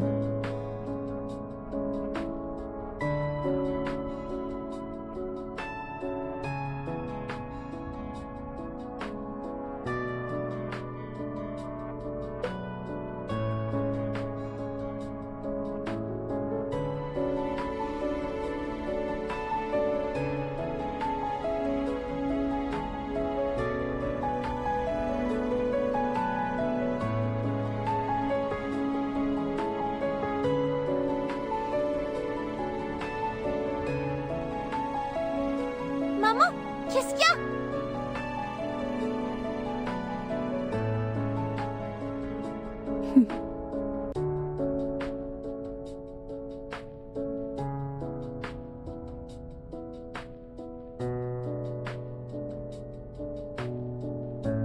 Aha! This fille.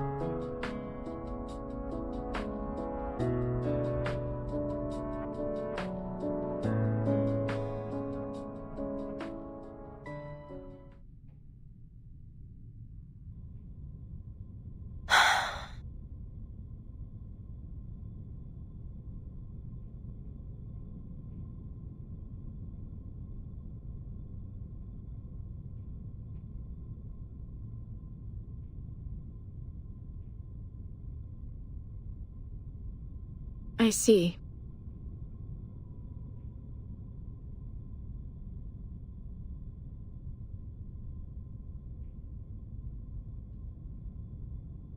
Madame Boaniche.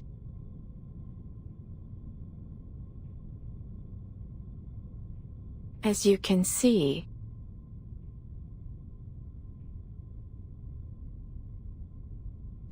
Adele.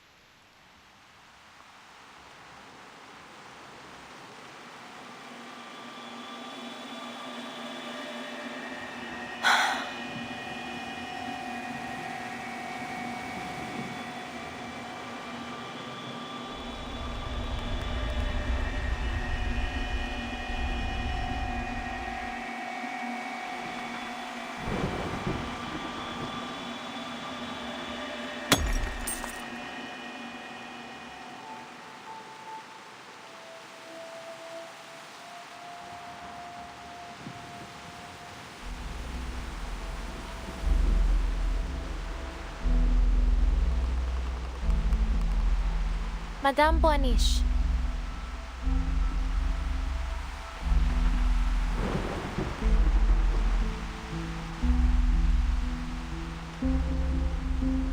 I'm afraid this is not what I was looking for.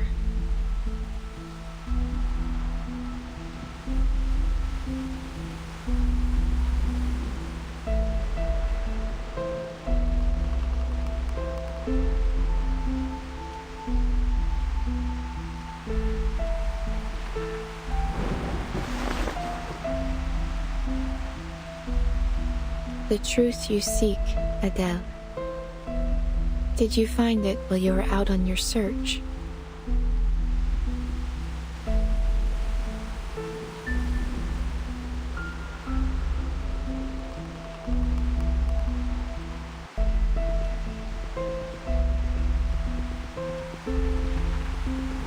Then,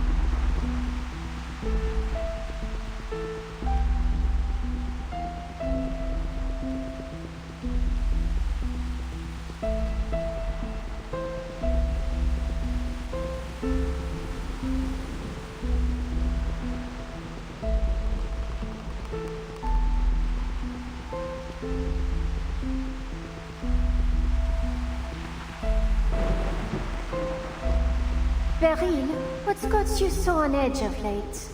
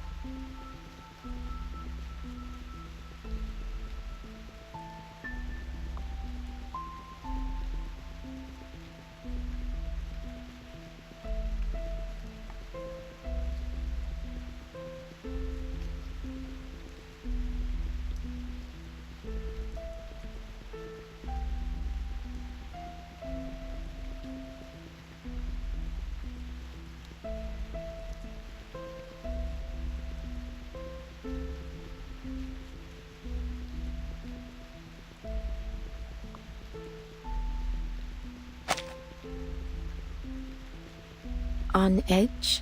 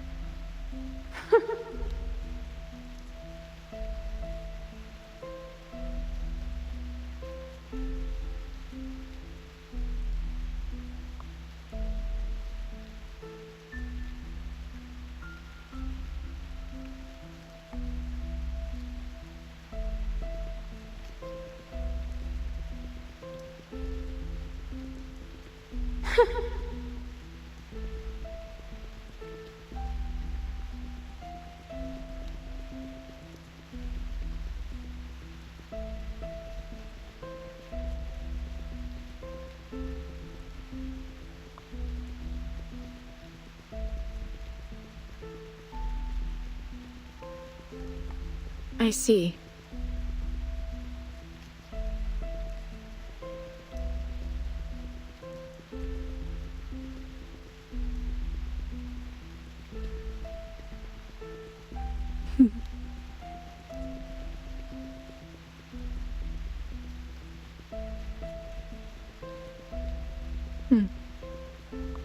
Then it is this new self which unsettles me.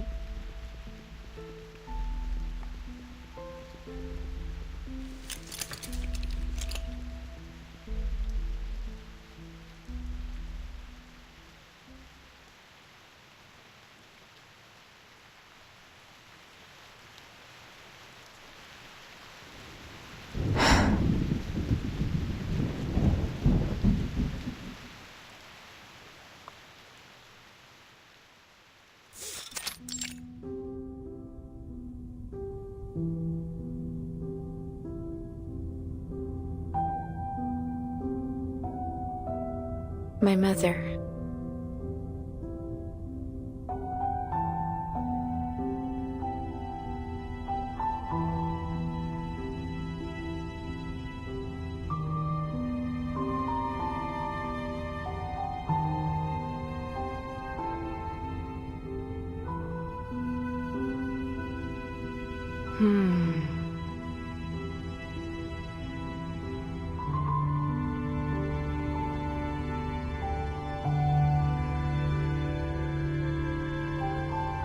Look.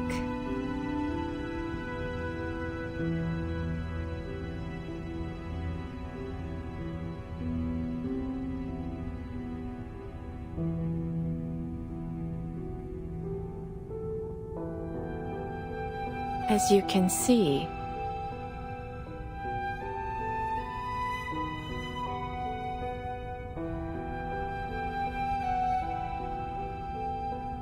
you must live cautiously.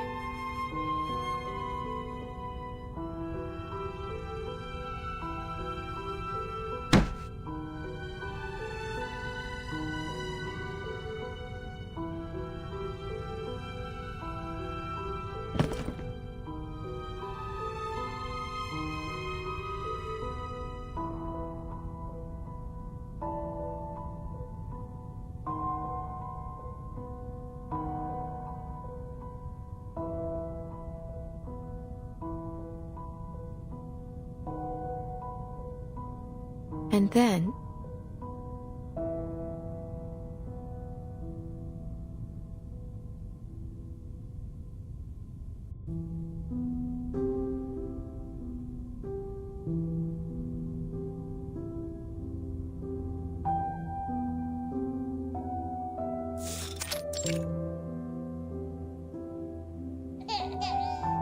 everything's fine now.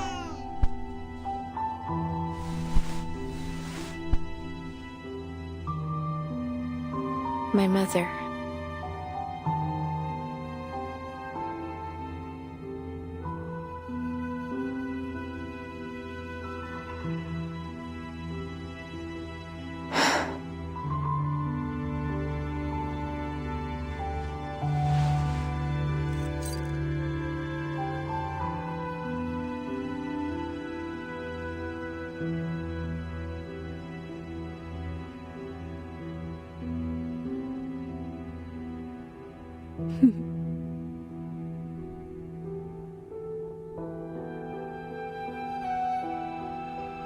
Only then did I understand. What I saw was a glimpse of the future.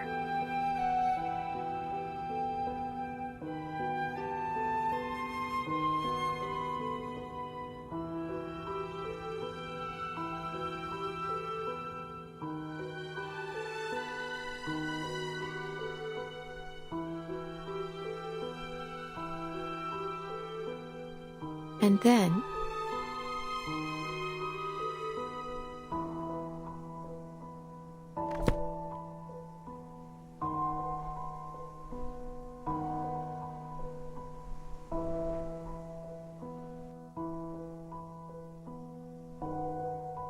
J'ai vu quelque chose aussi, maman.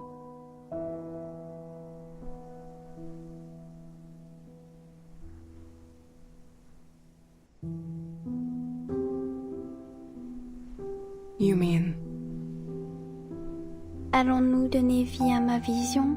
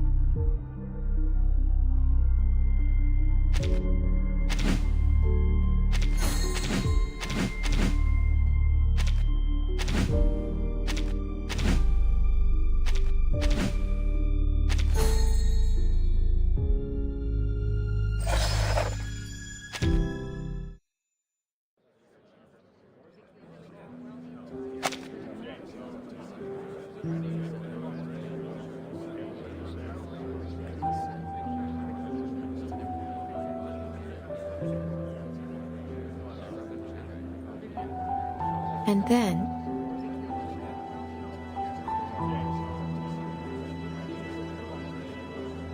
look.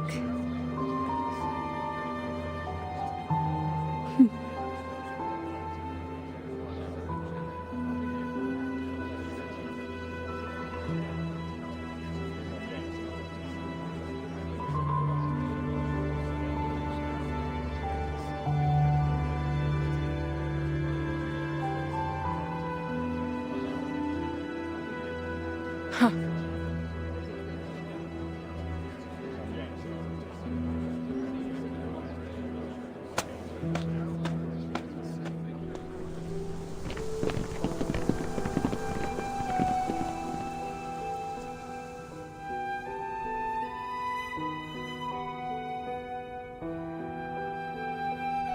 Beryl.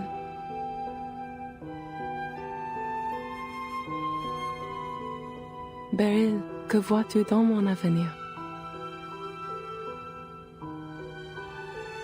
Everything's fine now.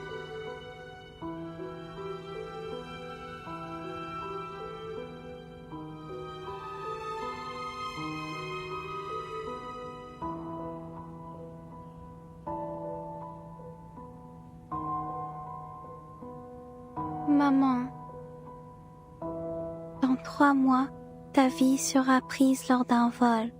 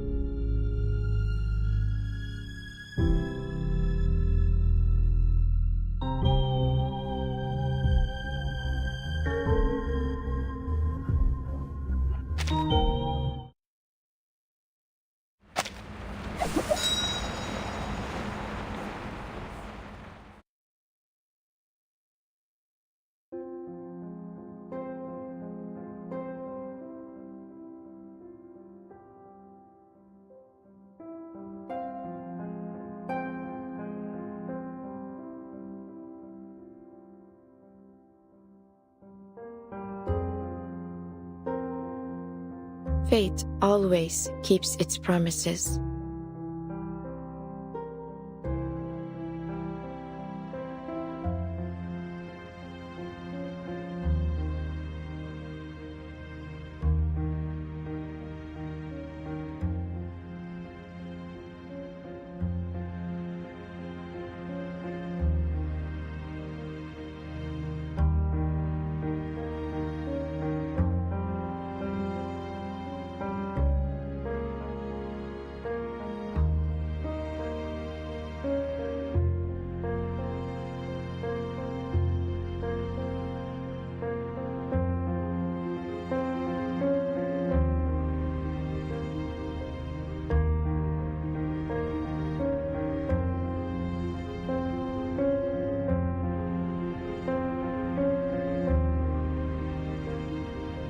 Les 10 différents.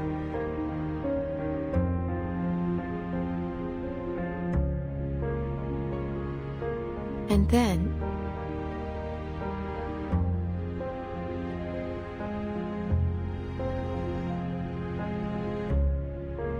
what is fate to you?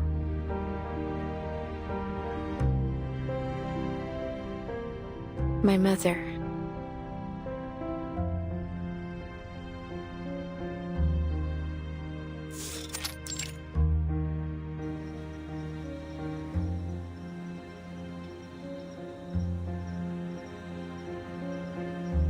Are you trying to kill me?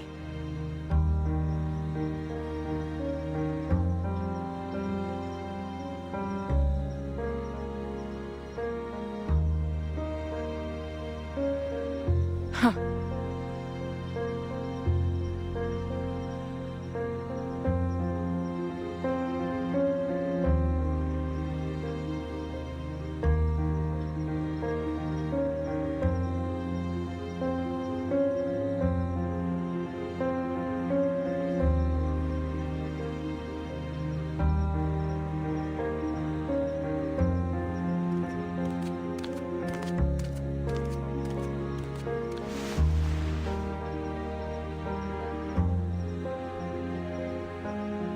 Tout ce que j'ai fait, tu comprends pourquoi je l'ai fait.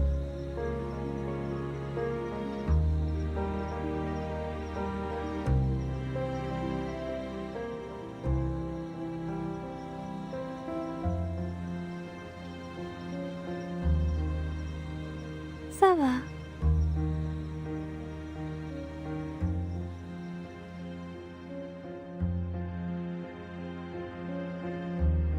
My mother.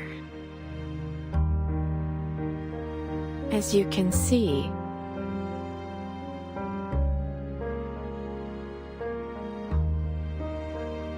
and then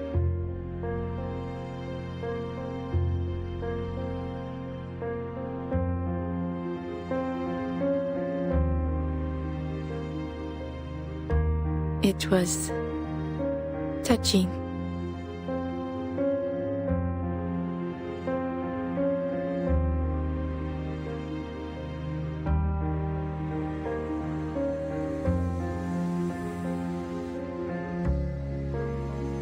Non, maman.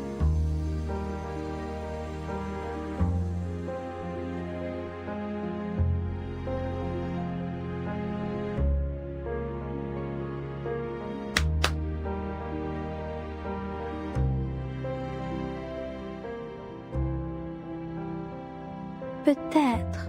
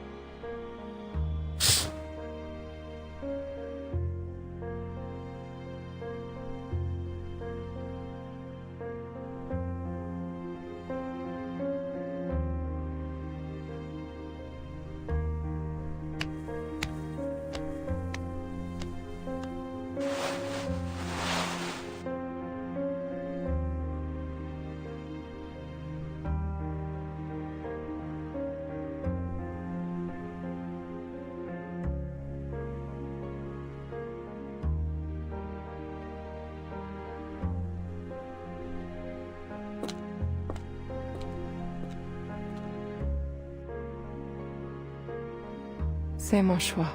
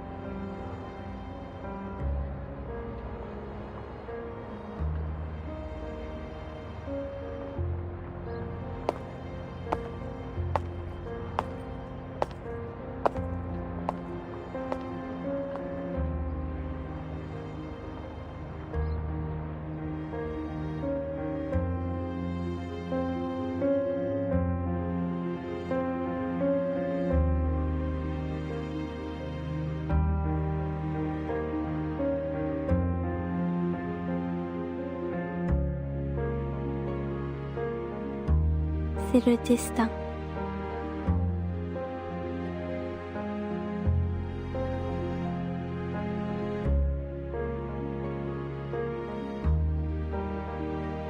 Ça va. Le destin est immuable.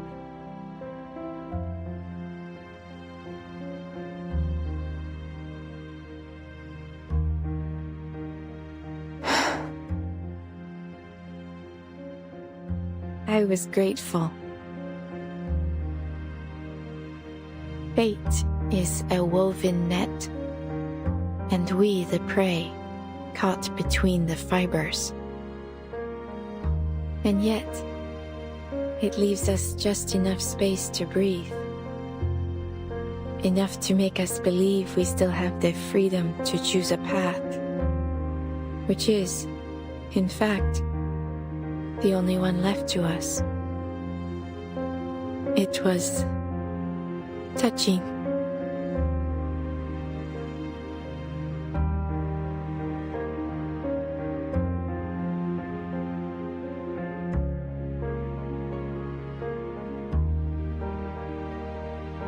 What I saw was a glimpse of the future.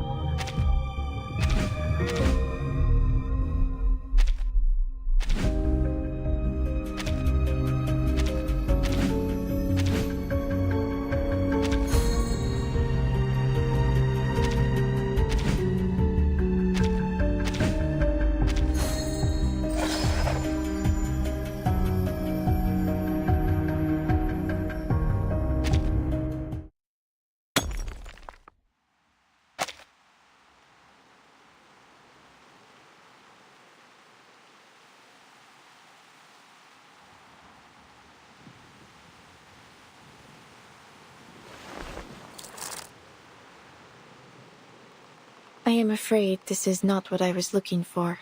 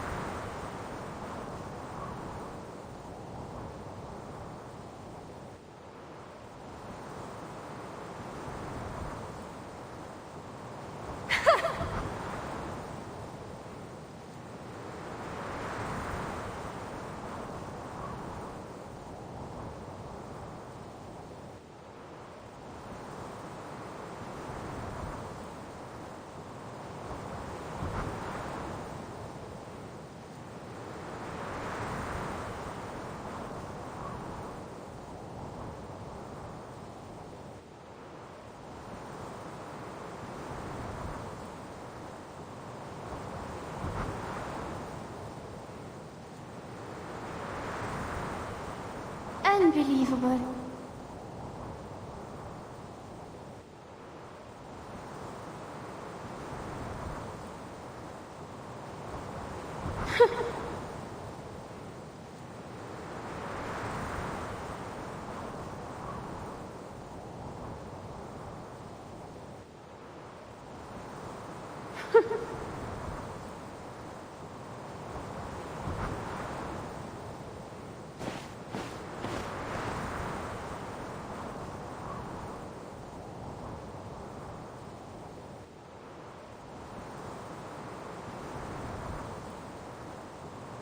Mina? What are you doing here?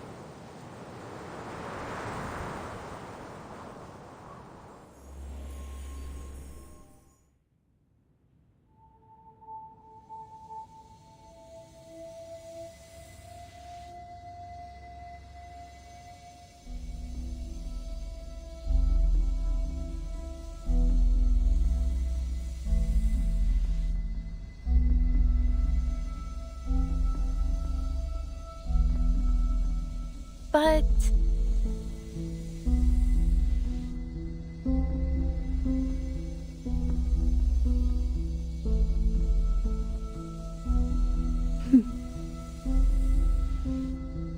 I see.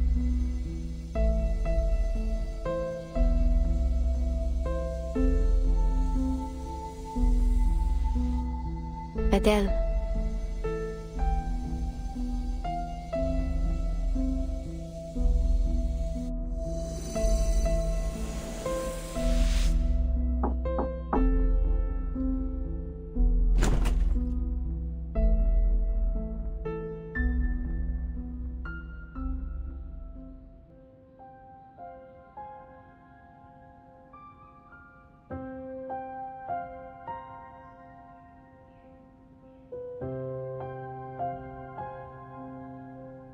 Interesting indeed.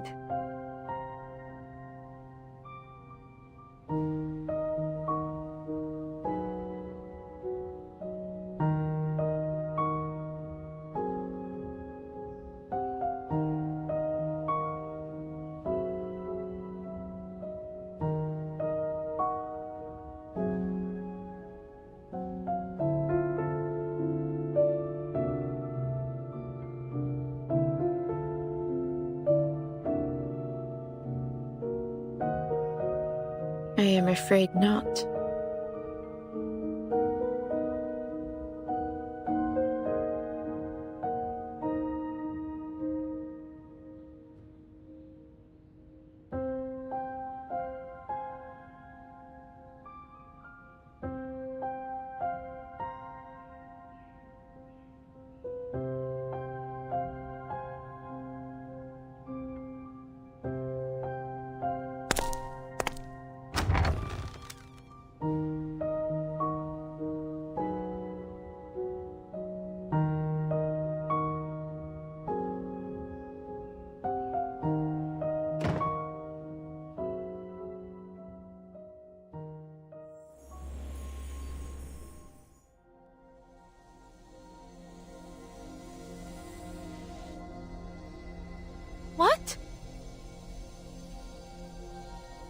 However,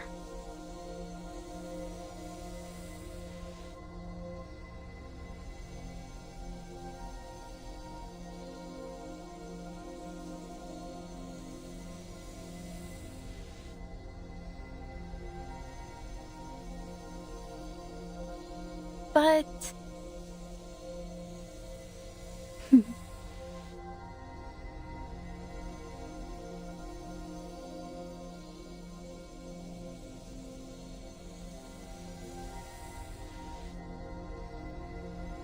But there's one thing I know for certain. This storm, it's an utter disaster, playing with people's lives like toys.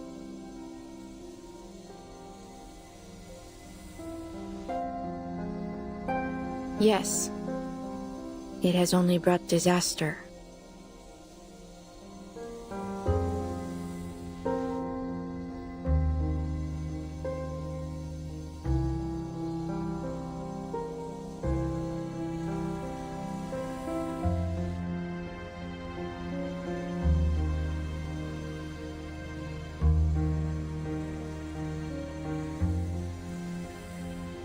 The rainwater has eroded the edifice of fate. Cracks have etched their way deep into its foundation.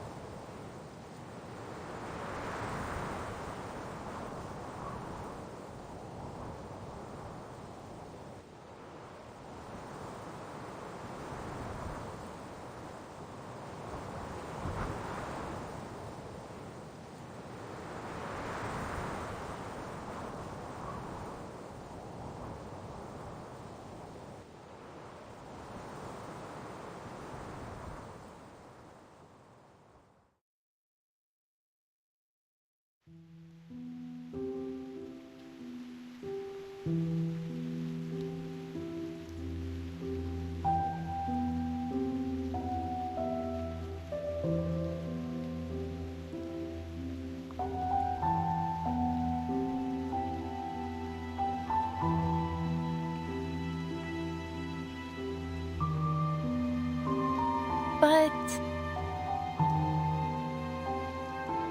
Madame Boaniche.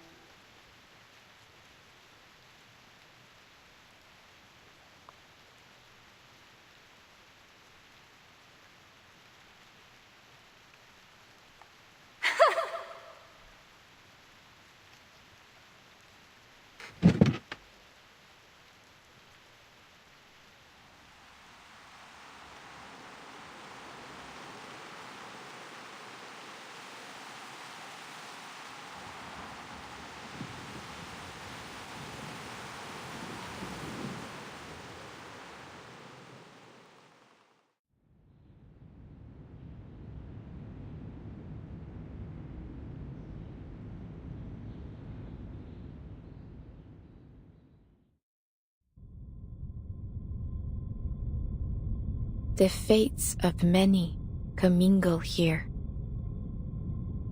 Her stream is deeply entangled with your own.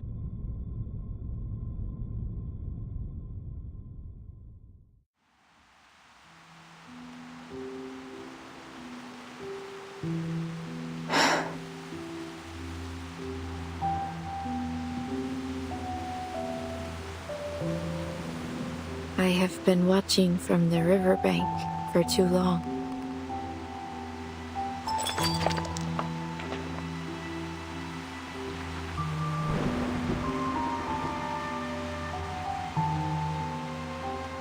Adele.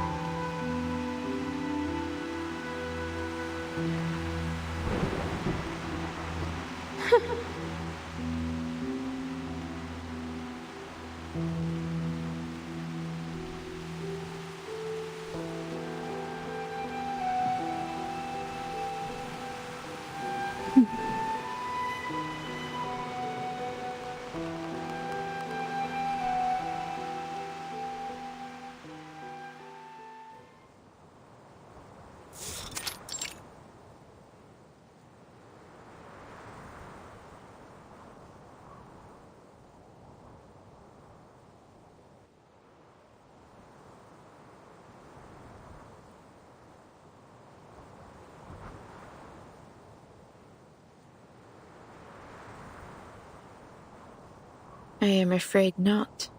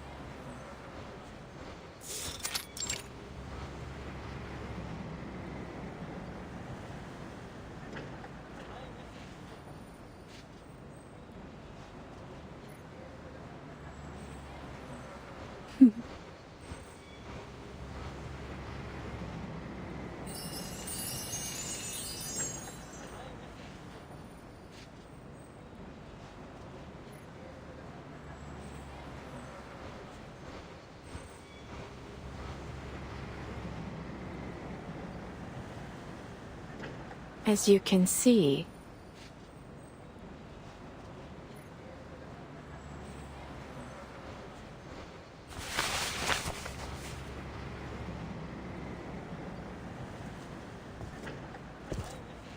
Madame Boaniche.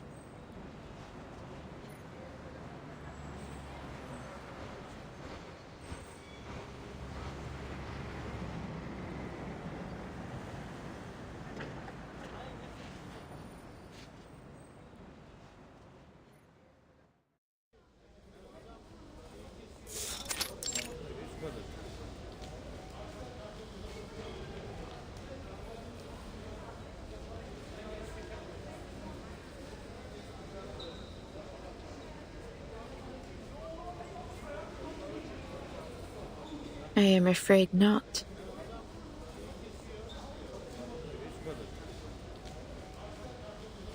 As you can see,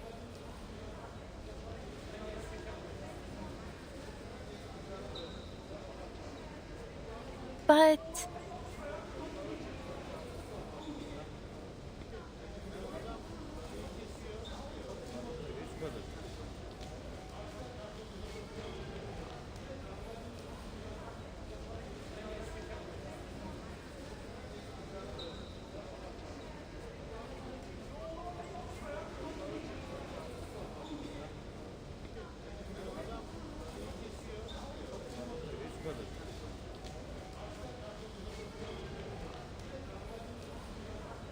For a brief moment, I saw a thread.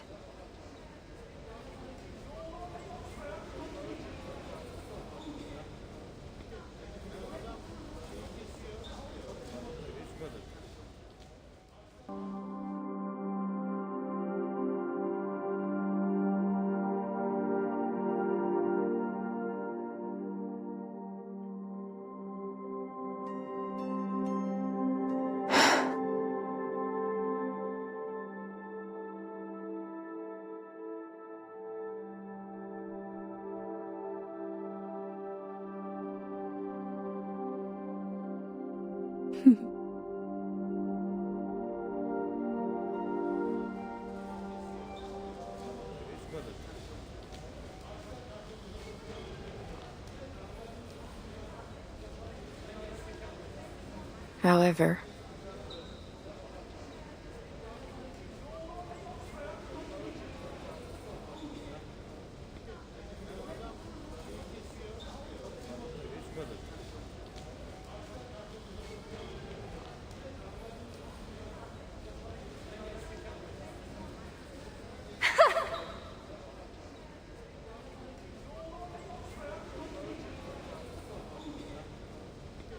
It's almost friendly of you. Disturbingly so.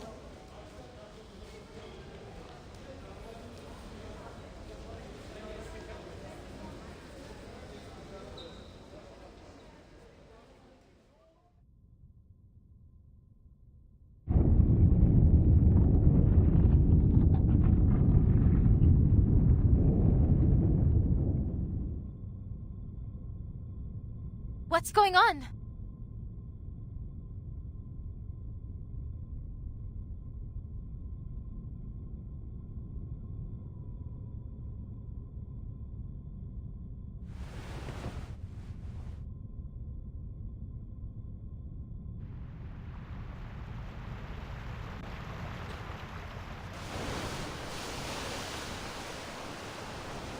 Goodness!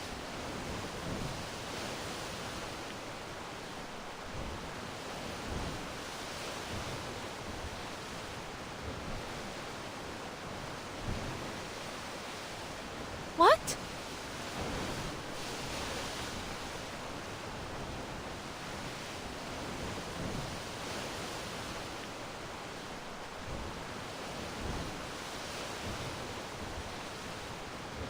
Adele?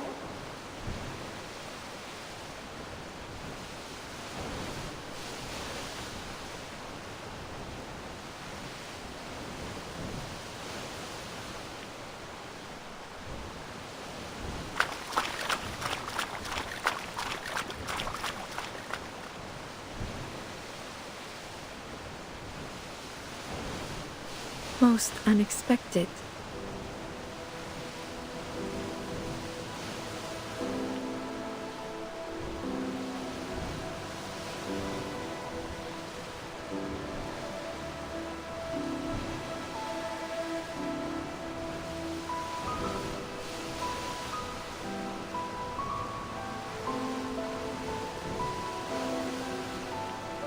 Leave her alone, Adele.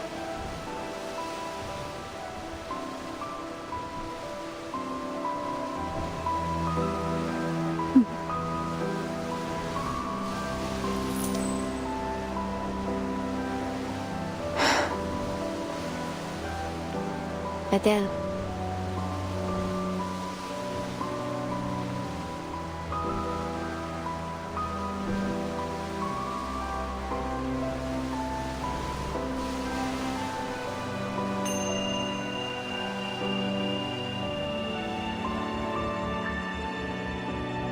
No need to worry.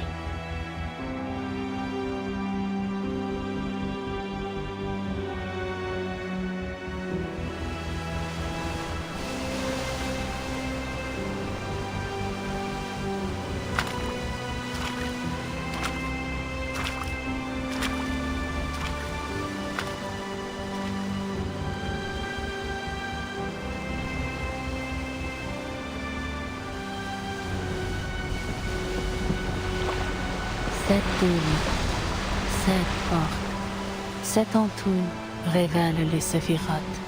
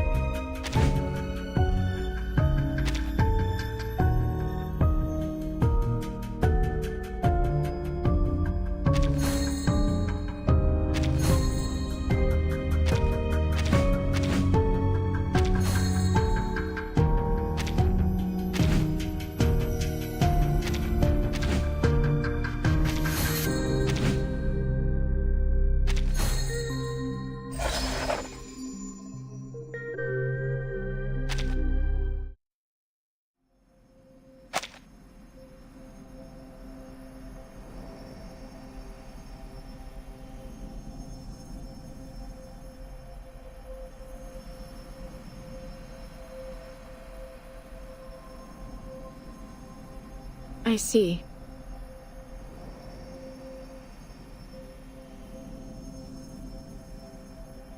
I have been watching from the riverbank for too long.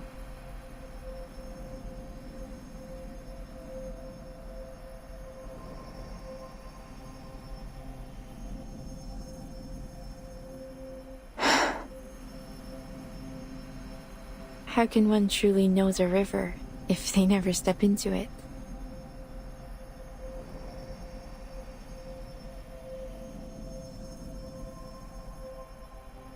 Most unexpected.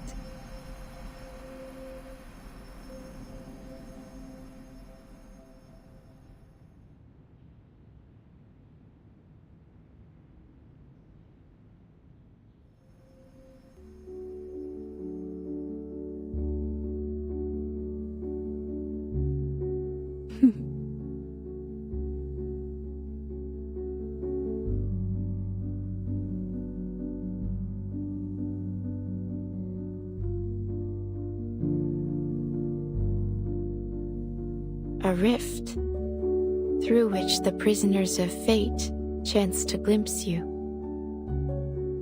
And only when they laid eyes upon you could they understand.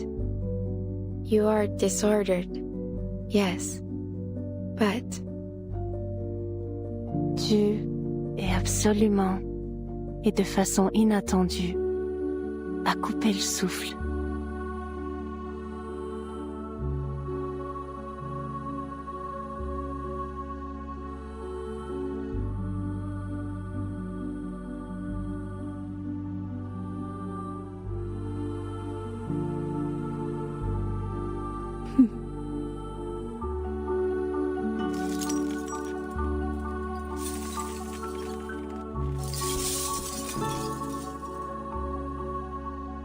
Ooh.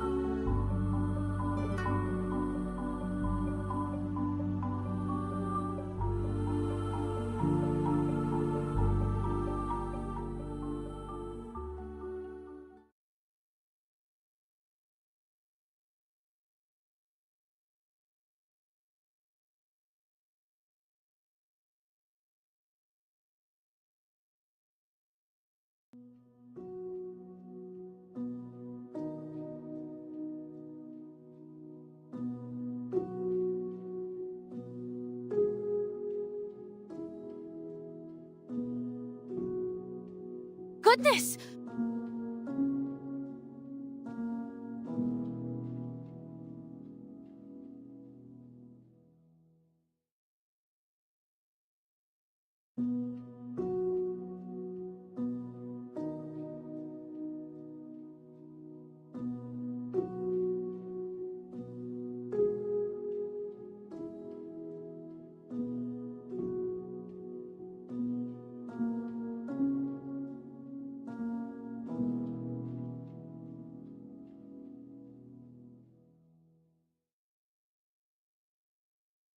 You have done well.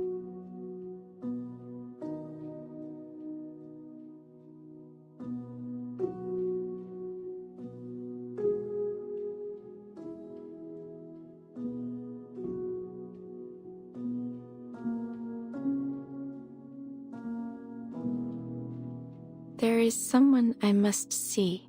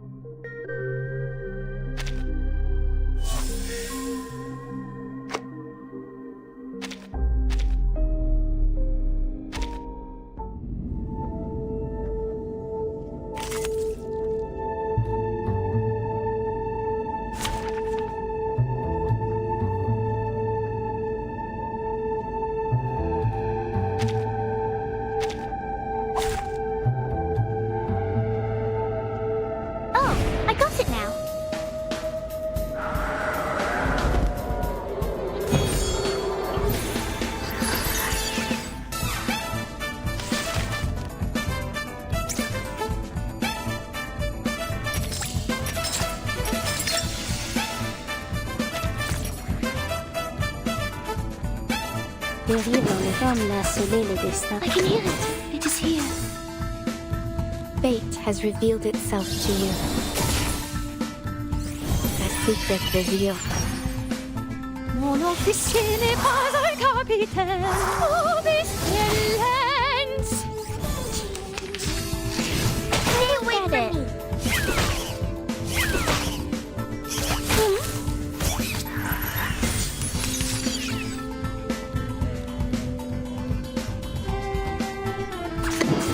Dérive dans le flot des séphirotes. This part should do. Just enough what I'm good at. The overflow of the Sephiroth.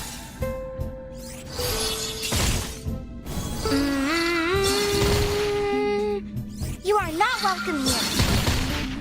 Rise and shine. It's out with you.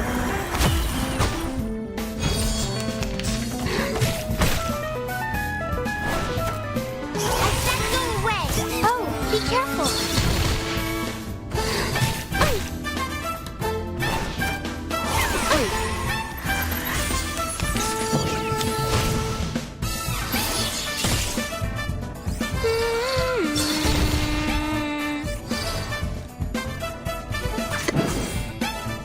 Yes!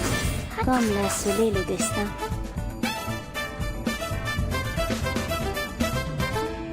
A glimpse beneath. I got this. I can hear it. Dérive dans le... What I'm good at. A glimpse beneath the veil. Higher than a bell tower, and even the clouds.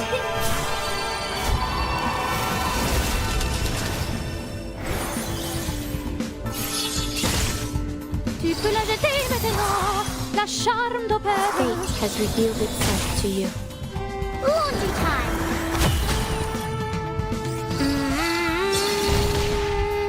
Faites en tout révèle les séphirotes.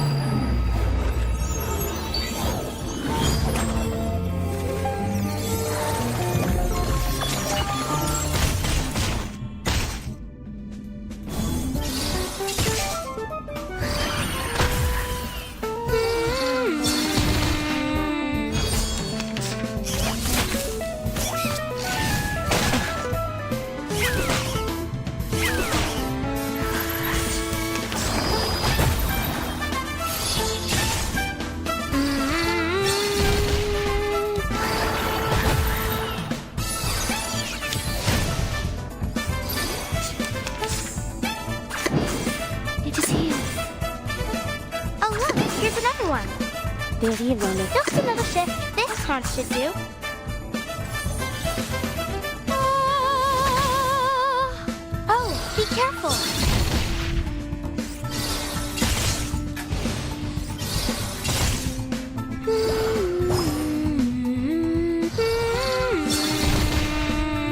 tremors of fate.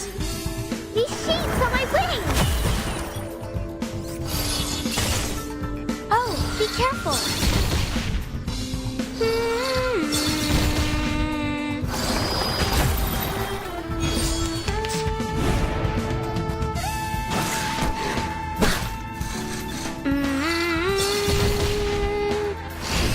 What are you doing?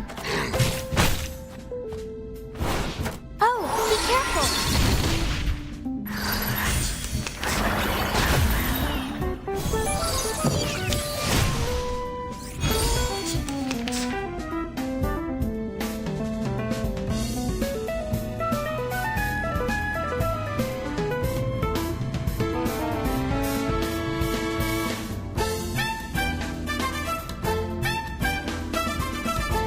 What a tragedy.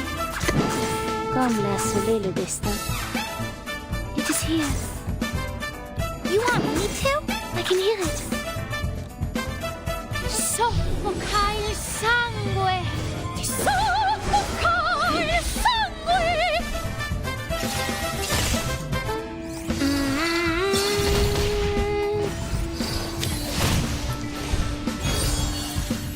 The overflow of the Sephiroth. Winterstürme wehen den Wundermond!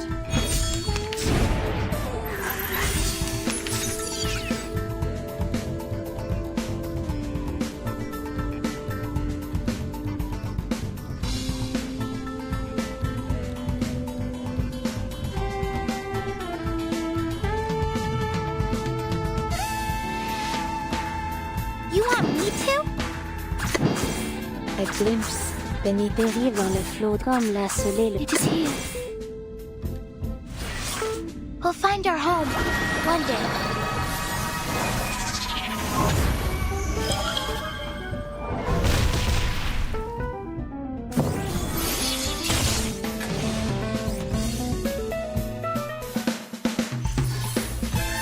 Voilà donc ce que c'est.